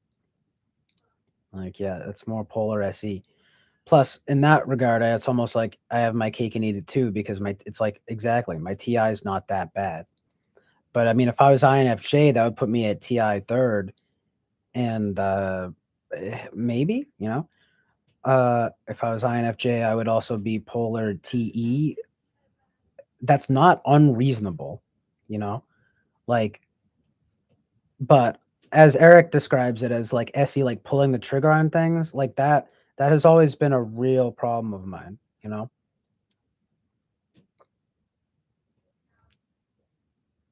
Like when I think about everything in my life, when I think about everything that's ever fucked me up, like it's always been SE stuff and in its own way SI stuff, you know? Like willpower and volition and like being fucked with in my comfort zone and like illness and stuff, you know, like discomfort and um pain and stuff like that. But it's also these things of like anger and like physical like outbursts and stuff. And like those are like weak spots for me, you know, which again, it's kind of Enneagram 9, but like I just tend to think, well, yeah, that comes from bad SE and bad SI to a lesser extent, you know? Like what I just said, like, oh yeah, like I'm fucked up. Like I'm actually so bad. My SE is so bad that it's making that it like is kind of not necessarily, but in ways like the activity thing, like not getting physical activity, that winds up fucking you up on like an SI level. So it's just like they're both bad. They're both related too, because the more fucked up your SI is, the less likely you are to SE. Yo, so true though. Amazing truth in reality. Dude, my sister is being so loud upstairs, blabbing away. I'm just kidding, but for real. Um,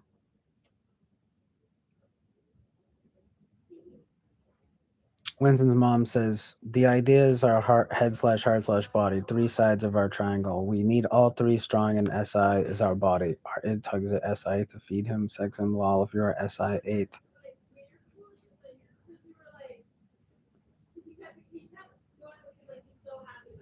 Oh my god. I might have to stop streaming soon because they're being so loud, and it's been almost 5 hours. um, I can't get the fucking music going right now.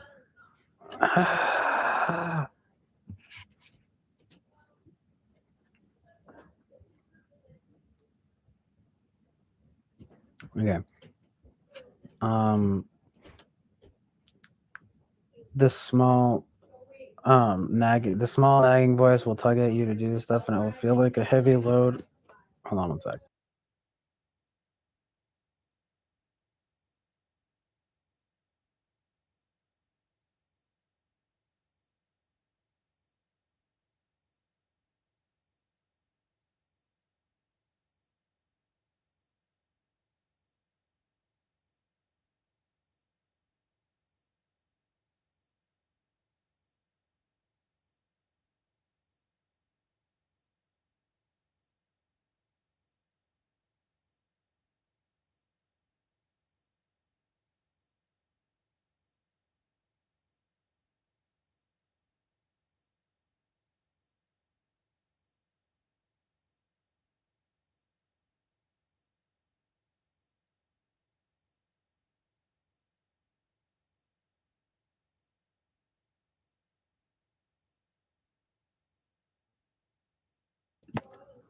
Yeah, sorry, I'm just waiting it out because everyone's talking upstairs.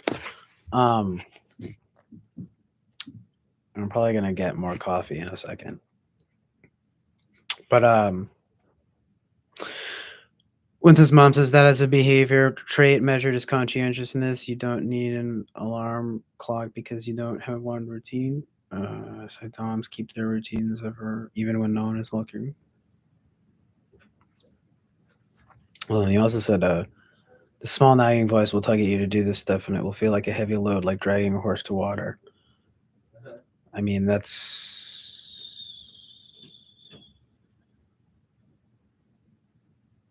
kind of what the sensing functions are like for me. But yeah, that is a behavior trait measured as conscientiousness. You don't. Winston's mom also says that is a behavior trait measured as conscientiousness. You don't need an alarm clock because you don't have, in parentheses, want a routine. SI DOMs keep to their routines even when no one is looking. Yeah, that's why I don't think I'm an SI DOM. You know, but I also tend to score pretty low on conscientiousness in the big 5 personality traits.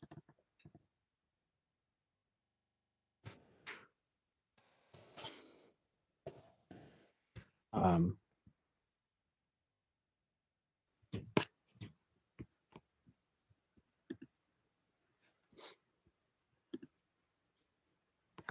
Big 5. It's extroversion, neurotic. I mean, I've talked about this before, but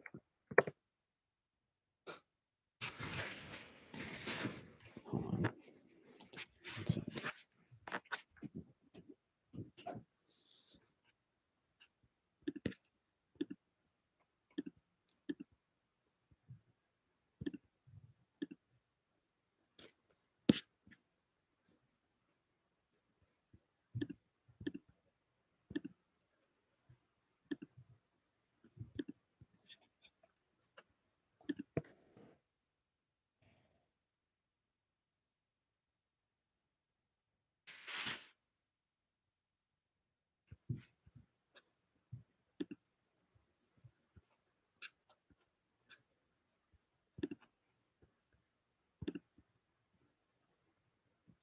I tend to always get in the middle on extroversion.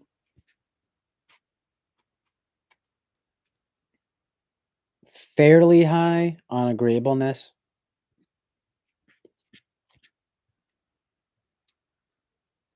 Conscientious, very low on conscientiousness, unfortunately.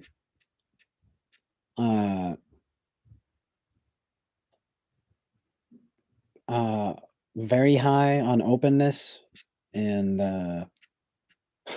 again, unfortunately, very high on neuroticism.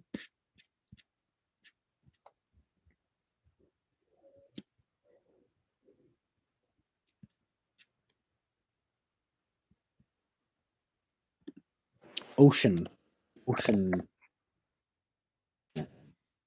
openness, conscientiousness, aversion, agreeableness.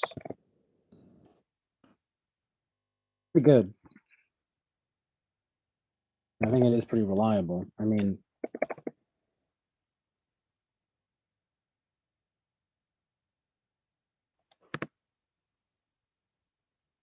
very high. So usually on tests, I get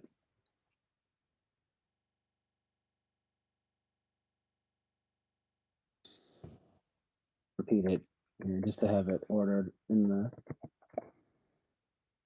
here though. Like, right, I'm just writing it out, but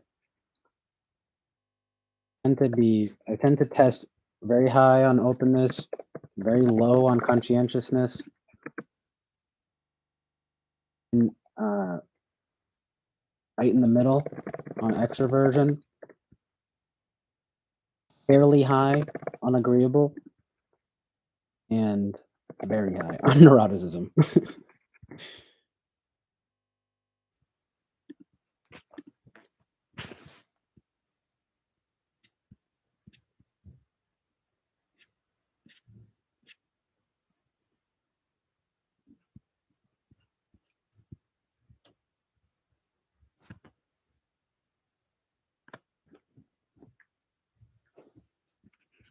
think what I need is to be more conscientious and less neurotic.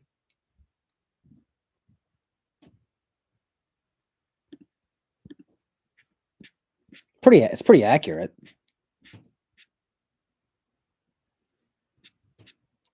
Like those are literally the two things in my life that I need to make my life better. You know what I mean?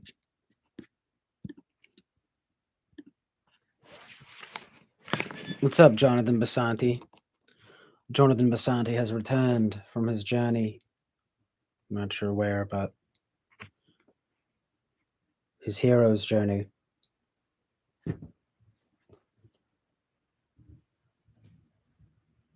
He's been on the hero's journey and he has now returned from his quest.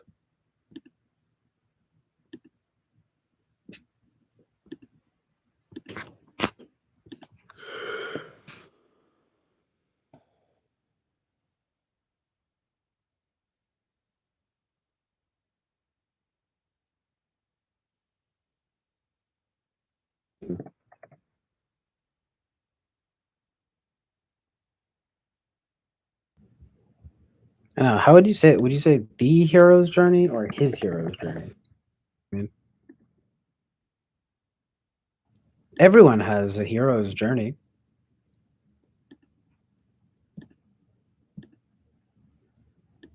But it is the hero's journey, you know?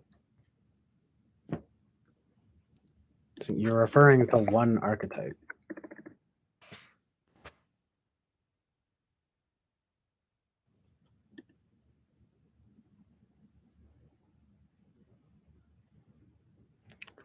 When his mom says the fire signs are intuition, creative intuition, any, and you somehow to me are either INTJ or ENFP if I look at the planets as clues. Oh, if I look at the planets as clues, you really don't read INFP, but ENFP perhaps ish. Have you seen my birth chart?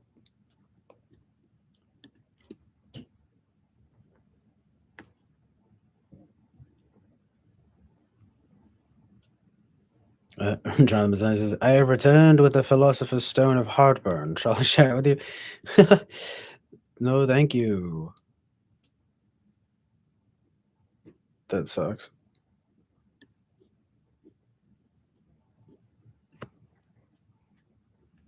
Heartburn fucking sucks.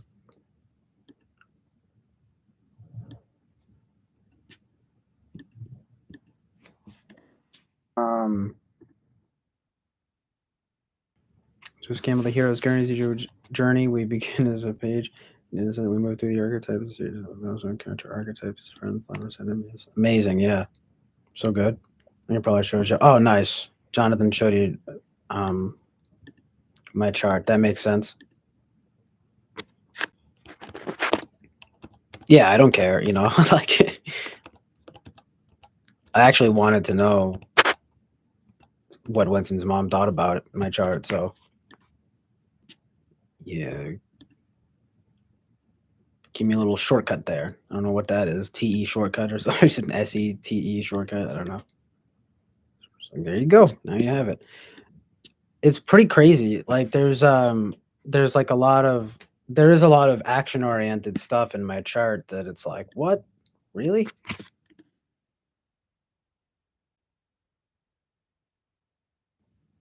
It's surprising.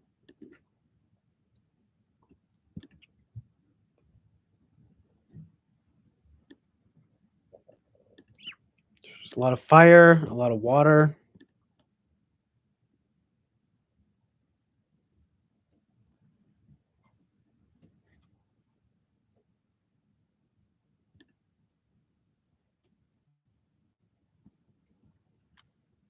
I have like not very much earth and air in my chart, it seems.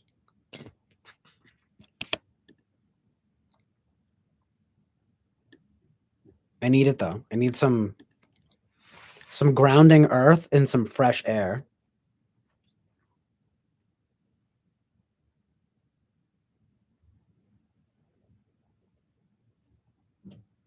You know, instead of just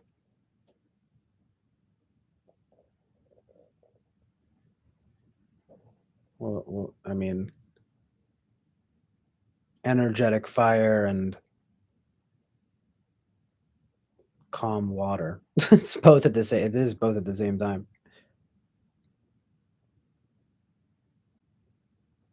Somehow both energetic and calm. But again, I've always seen it as a creative energy, not necessarily some kind of SE energy. Blah blah blah. You guys get the point, you know. Any I'm a special snowflake, etc., etc. I don't know.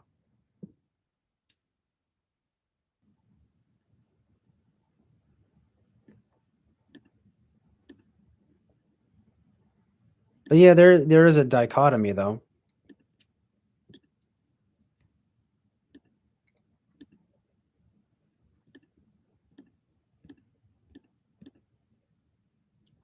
Got that square Aries Sun's Cancer Moon, so it's squared.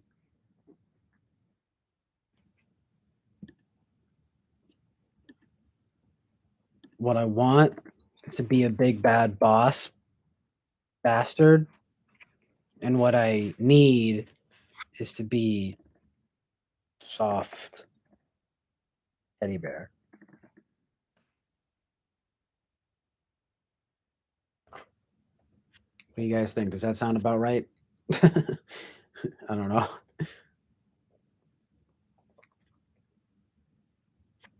That's the long and short of it, anyway.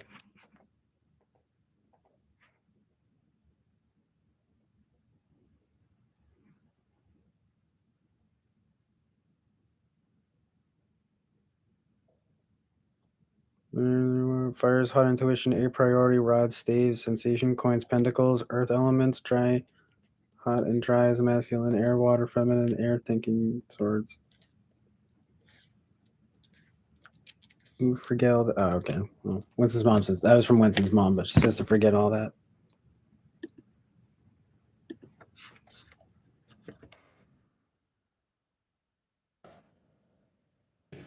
Um. Oh yeah, temperaments. We're just getting into all the every system right now. That one, like I said, I'm pretty sure I've taken it and gotten every one on at some point.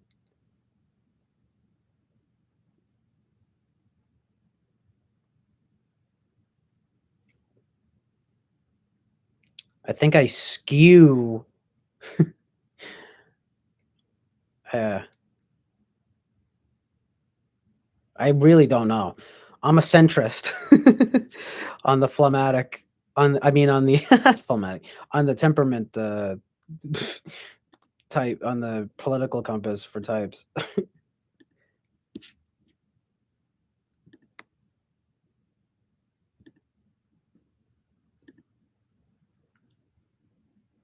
Aries, Sun. Oh yeah, so there are 3 Earth, huh? 2 water. I guess I stand corrected then. I should know. I don't know. Things always tell me that the most prominent ones are fire and earth. I mean water. When I see stuff, I don't know the language very well. I just plug them in. I just plug it in, and then like I have it interpret it for me. You know, and I'm just like, yeah. Um. So like I've had things tell me like, oh, your most prominent elements are fire and water. So I just went by that. Fire, one earth, one water, internal planets.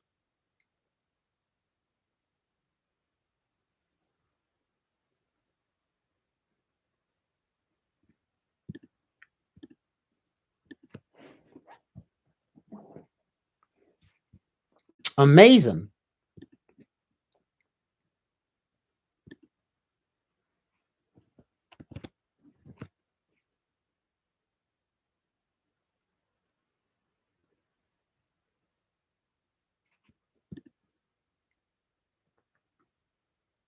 12 houses and 12 planets are mythological energies that rule each house.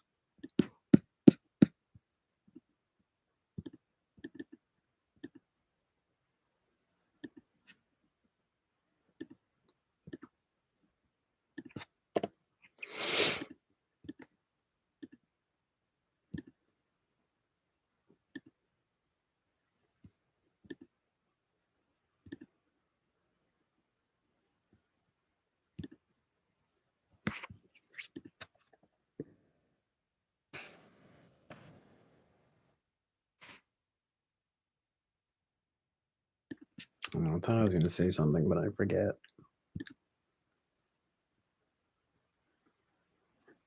Something about the planets. I don't know, I'll look back at it later. Kind of being OCD about it now, but I'll check it out later. The planets today / astrology. Yeah, I'm interested in knowing more, like, from that point of view, like from the point of view of like what the planets actually do. Like I have a general sense of it, like Mars being actionable and Mercury being like speech and things like that, but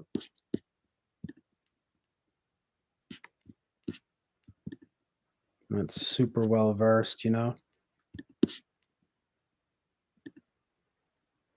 Keeps it surprising though, kind of. I feel like I'm always learning something new about it, so kind of keeps it fun.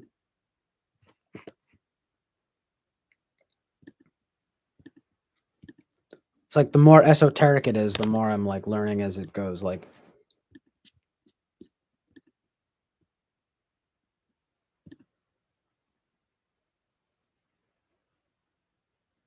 so chaos and order, Adam and Eve.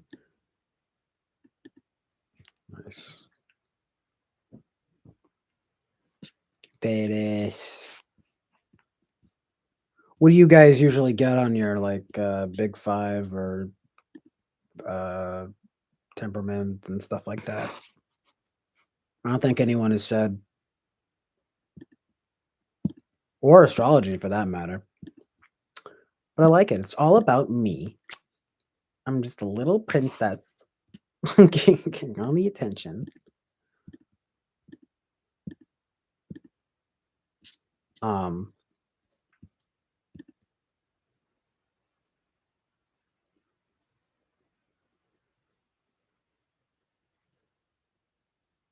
Wet and dry. Sexual. Sorry, I had to. But does it really hot and cold? So does it really work this way? Hub pages?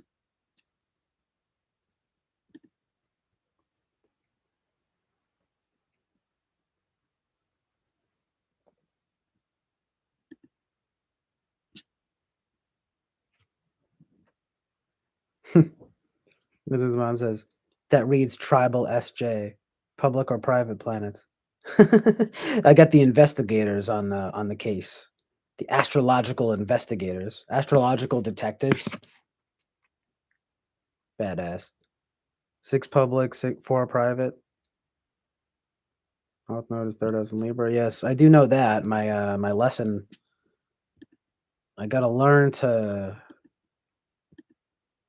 get along or something. I don't know. It's not so much that. It's a lot more than that. I don't think it's necessarily that, but it's like North Node in Libra. Balance makes sense, you know. How ironic dealing with dizziness and stuff. You need balance without leaving yourself. Me, amazing. Balance without leaving yourself behind. Sorry. While it may take some time to get the hang of it, your North Node is declared whatever. North Node in Libra, a diplomatic and individual soul. Amazing. Oh shit. It tells me about my past life. Fuck. In the past, I was an independent. Oh, it's right. It's my lesson. Right. Exactly. Yeah. Yo, that stuff is pretty amazing, isn't it?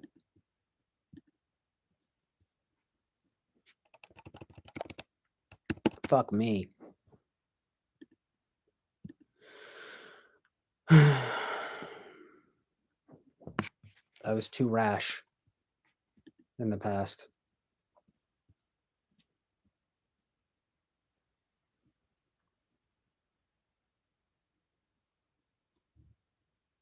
So true. With the South Node in Aries, yeah, with the South Node in Aries and North Node in Libra, the past was a war, and in the present, you need to create peace.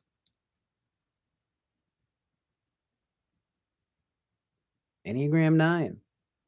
People with this position need to stop fighting. In the past, you often had to withstand huge pressure and make your way through hardships. You are used to solving problems on your own. You are a born warrior with the South Node in Aries. Fuck yeah. That's right. I'm badass.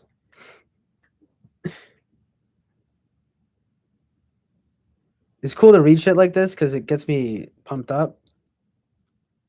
South Node in Aries often suggests that you were alone in the past and you lived a very independent life.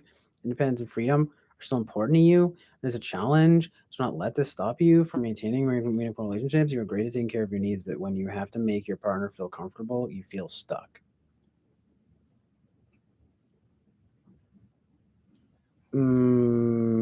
Yeah, I'm actually bad at both, though.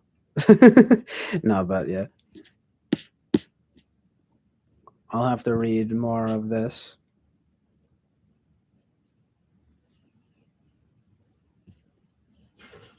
Can't be too selfish, though.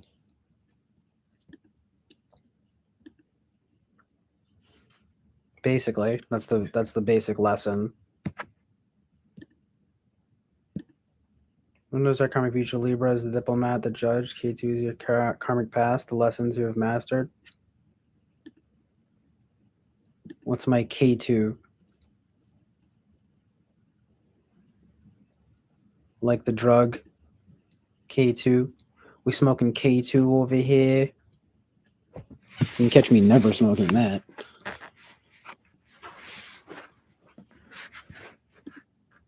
But yeah, I've heard that before. I know it's like one of the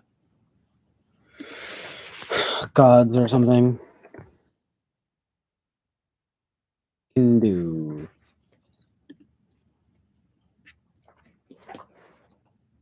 Hinduistic.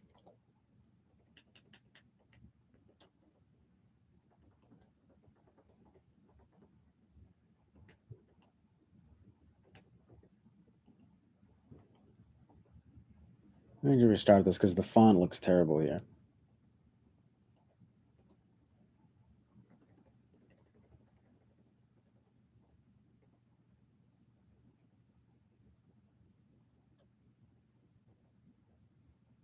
Nice. Winston's mom sent her stuff. I had to check that out. I'm about to check that out now. See what I know. Test my knowledge.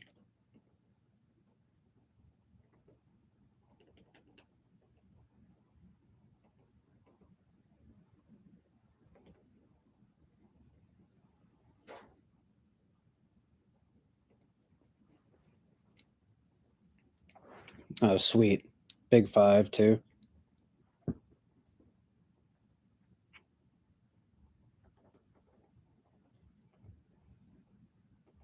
I'm just restarting my TV.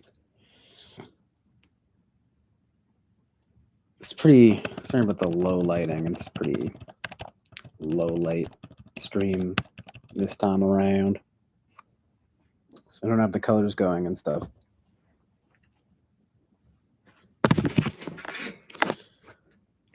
Oh, this is Carrots. Sorry.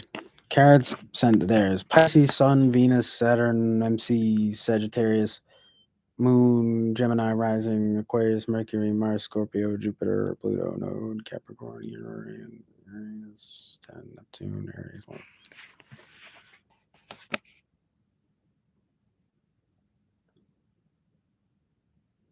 Mercury and Mars in Aquarius. It's interesting. I guess you'd be kind of unique in your speech and action, something like that. I don't know enough to. But the Lilith Aries, Isn't Lilith like your sexual sexiness? Aries is probably pretty I don't know. Sexually sexual? I have no idea. I don't know enough about this to comment, but um but basically it's like you want to be like a Pisces, right? You aspire to be like a Pisces, but your your mindset is more like Sagittarius, and you manifest as like a Gemini kind of. You know, your speech and action or Aquarius. So pretty unique. Scorpio, Jupiter, I don't know. Pluto, North Node. Capricorn, I don't know. Uranus, Neptune. Aries, Lilith. I would imagine the Lilith, the Aries is probably pretty feisty. You know, it's probably like dominant or something.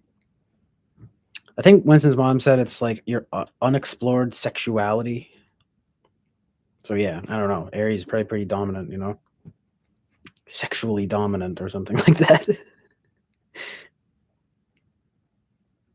That's right. We're getting sexual here. Saturday night sexuality time. But I want to know. I gotta read Winston's mom's big five here. My big five. Oh, also Carrot says I've got quite a bit of air, maybe too much water. So that's interesting. A lot of air going on. Airhead. No, I'm just kidding, but that's good. And I mean, I don't know if air is pretty diplomatic, right? The big five on history. I've taken more. One test was openness, 99. Very high openness. When's his mom? Okay, relatable. Conscientiousness, 68. Better than mine. Extroversion, 23. Very low. Okay. Or well, you know, yeah, that's very low. Agreeable, 51%. Eroticism, 69. Okay, so you're done like you're pretty well balanced here. But you get that high openness and like, you know, low extroversion. So that's interesting. Everything else is fairly in the middle. So that's cool. Yeah,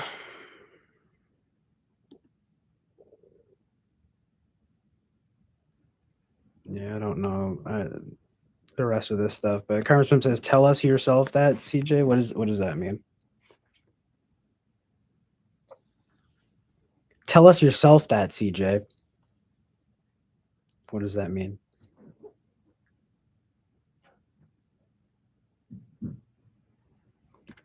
Her rising is Gemini. I don't know. Yeah, Karen said, I am an airhead. Thank you.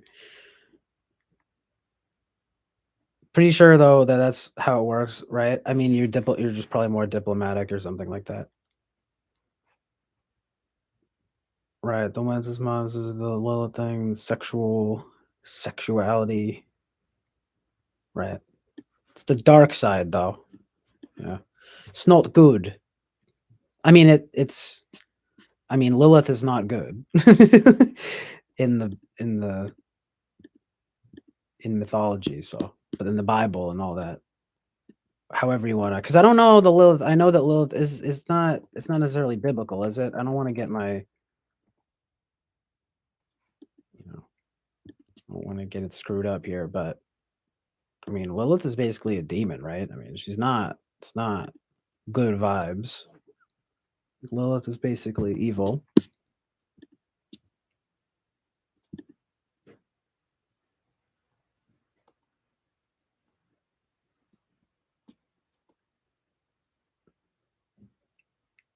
Was Lilith and Gemini?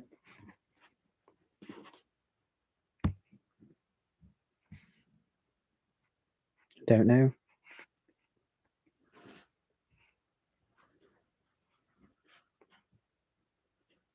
Winston's mom says in Jewish mythology and folklore, Lilith is a raven-haired demon, exactly, who plays on helpless newborn infants. Oh, the fuck! And seduces unsuspecting men. Did not know the first part. Scary as fuck. The first wives are always portrayed so nasty in mythology, same with Hera.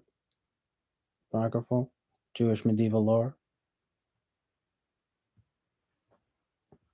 Lilith was Adam's first wife, though she's not mentioned in the Torah. Lilith, Hebrew, is a female demon figure found in Mesopotamian mythology and Jewish folklore associated with sexual temptation, storms, disease. Yo, fuck Lilith.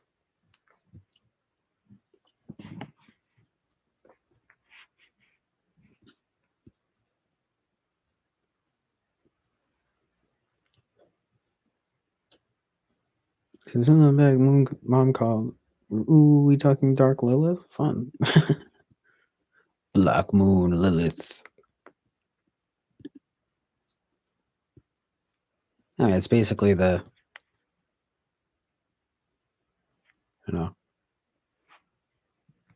sounds terrible. But of course, modern culture, period. Of course, there is something to be said about embracing your shadow, your dark side, because then you don't want it to like, you don't want to repress it into coming out in like other unhealthy ways or something like that, right? So it's kind of more about healthy integration. But no, yeah, Lilith is not good. The Bible, Winston's mom says the Bible mentions the Lilith only once as a dweller in waste places. Well, exactly.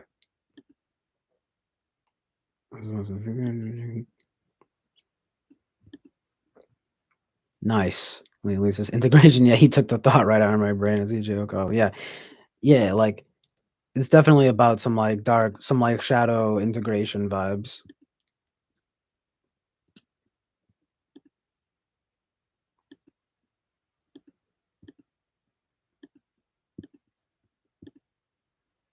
Can't really elaborate further. I don't really know any more about it. But it is something like rebellious. It is more like rebellious female sexuality type stuff too. Like specifically.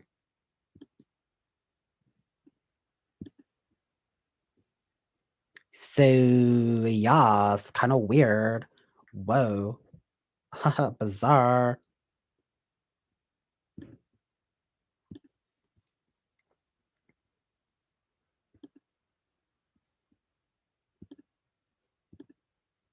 Also kind of a coincidence there doing my woman voice. my overly my ditzy woman voice. It's my alter ego.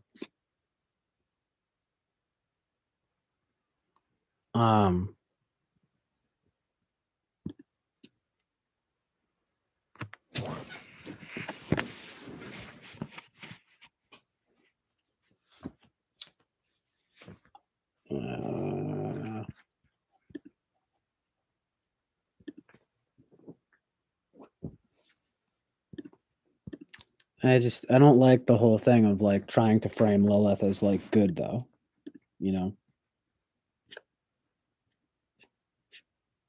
It's like there's no objective way of looking at it where Lilith is good. It's more like how to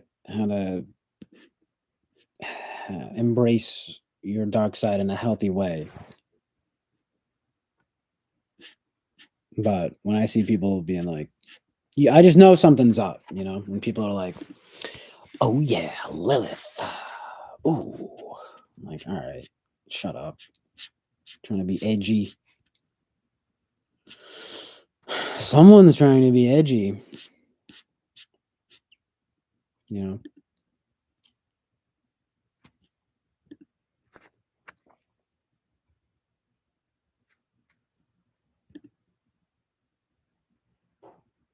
Headless chicken in my head, Do do. That one song though.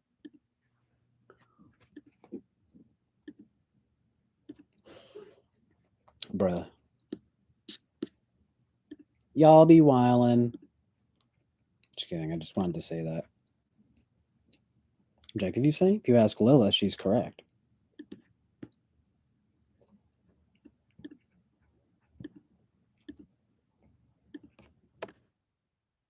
Uh, that would be subjective.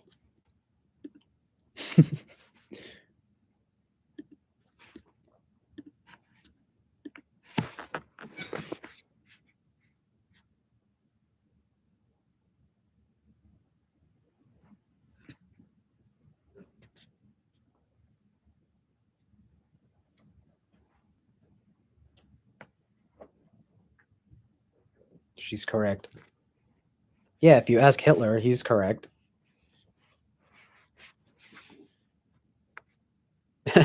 Stream pulled for hate speech. That's subjective, though.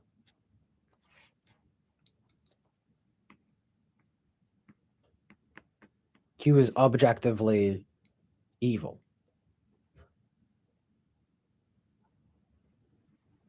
It is interesting, though, like correct, right and wrong versus good and evil. Like, but more specifically, like correct or incorrect. What even is that? That's almost like another category, you know? It's almost like logically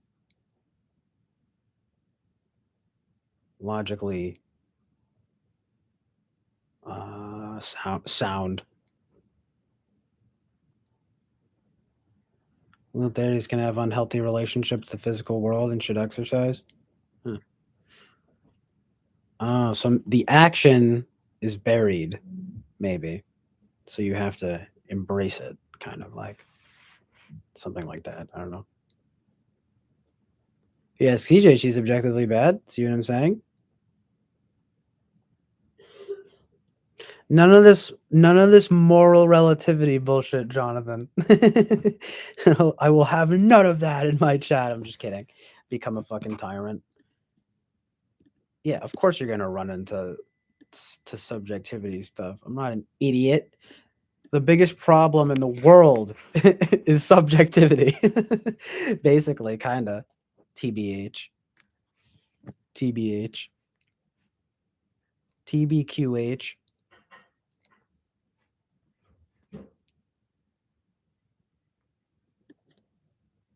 Listen, if you ask me, Kim Jong Un, not a very good guy.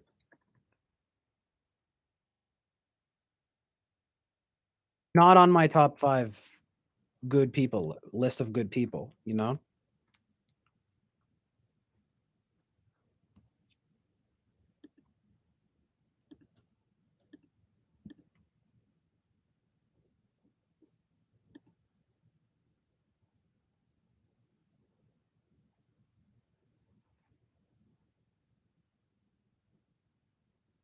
That might be a hot spicy take, you know what I mean?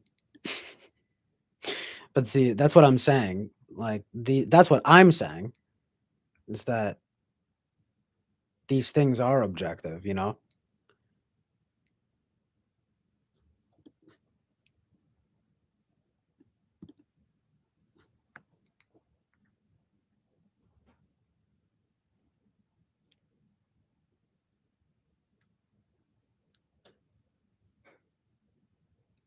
Lady Lou says, astrologically, this is what the interweb says about Lilith and what its placement indicates. Sorry if y'all already went over this. Connected to no, it's cool. Thanks. We didn't really. So connected to your inner shadow, but also the areas where you put your foot down, set boundaries, and express anger. Lilith also relates to your inner authority, sensuality, and sexuality, as well as how you choose or don't to go against the grain and define norms. So okay, that's that's a lot more than just being like a sexual rebel or whatever. But it's your shadow, it's your boundaries, it's your anger too, huh? And inner authority. But yes, indeed, there's the sensuality, sexuality, go against the grain and defy. Right, true. Well, so it is. It's yeah. I mean, it also is basically the sexual rebellion and stuff. But it's and the shadow, the dark shadow. But that's interesting though, because there is more there to it than that. Like it's boundaries and anger and authority, sensuality. That's a different thing, than sexuality. Sensuality. It just sounds. It's like wavy, moving around, sexy. It's kind of. It's actually kind of sexy, but it's not. It's sensy. Sensy. Sensei.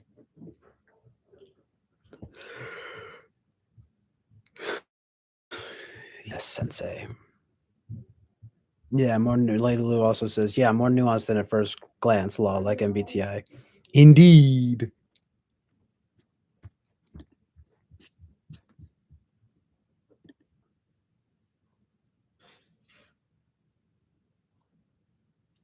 It's like, yeah, like, ooh, ooh. It's a Saturday night party on the chill island oasis of truth and reality.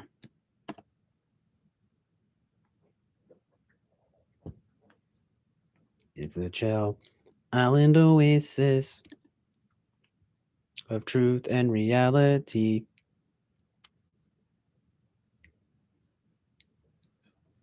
What's the melody there? Like, I'm gonna have to work on that.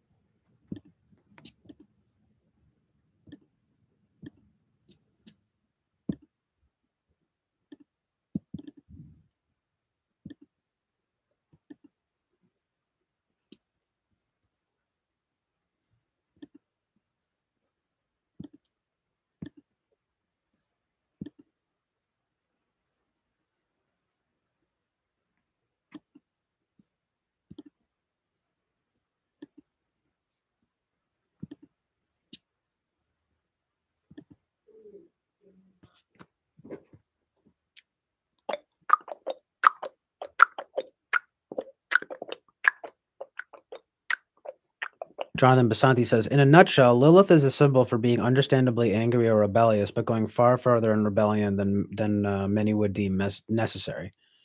That's a nice little nutshell there, Jonathan. I appreciate that, because that reminds me of, yes, it's kind of like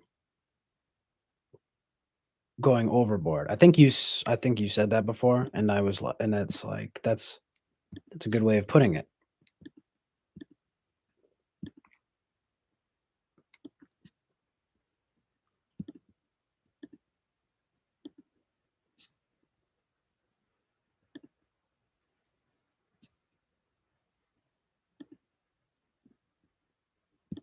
Lilith overreacted. Calm down, Lilith. You're overreacting. You know?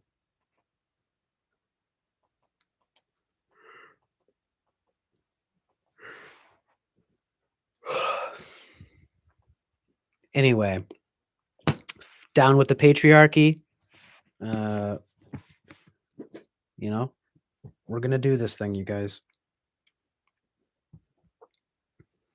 It just takes some time. Do do do do do do do do do. La la la la la la la la la la la.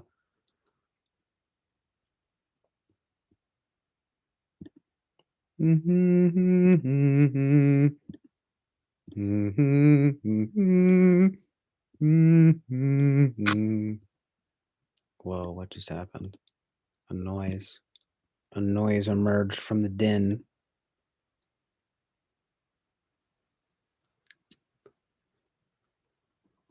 Lady Lou says, "Funk." I'm feeling a bit called out by description. It's pretty spot on in the most embarrassing way.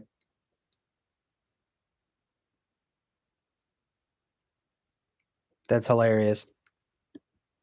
I think my Lilith is in Cancer or something. Kind of weird, kind of freaky.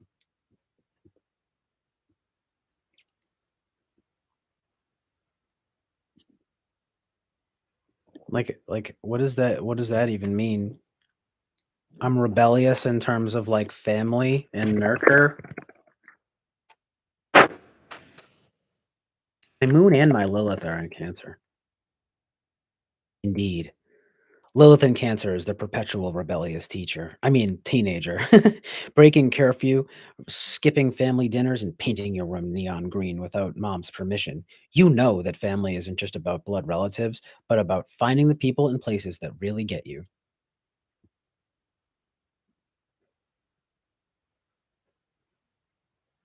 Whoa.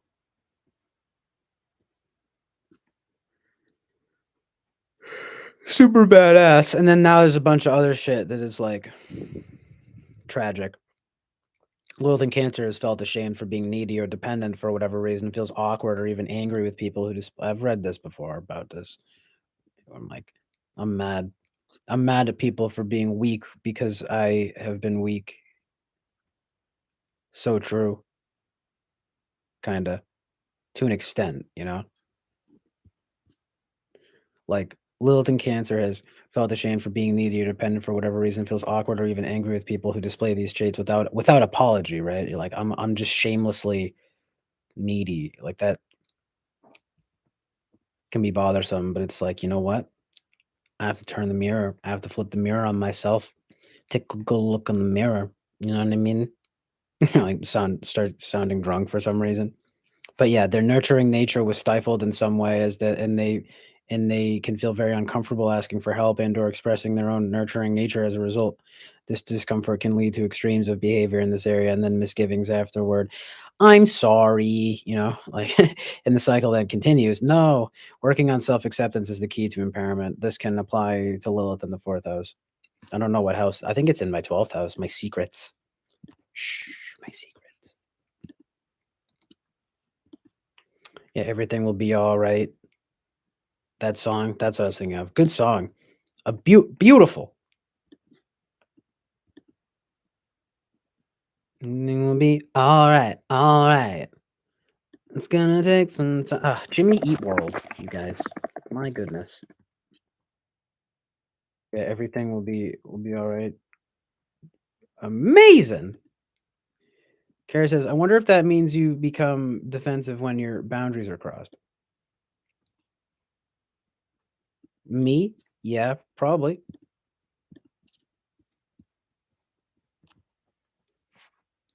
But also, if I wanted to be a jerk, I could just say, well, who doesn't? You know?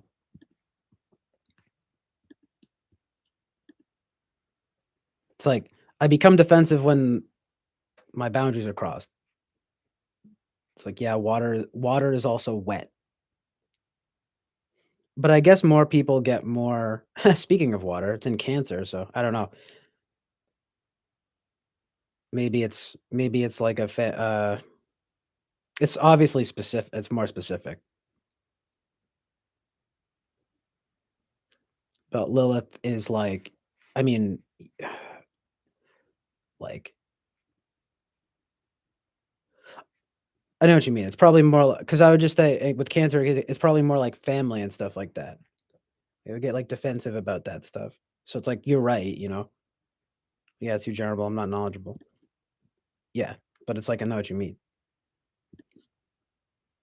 I'd say that about it. You could really say that about anything. You'd just be like, well, it's general, but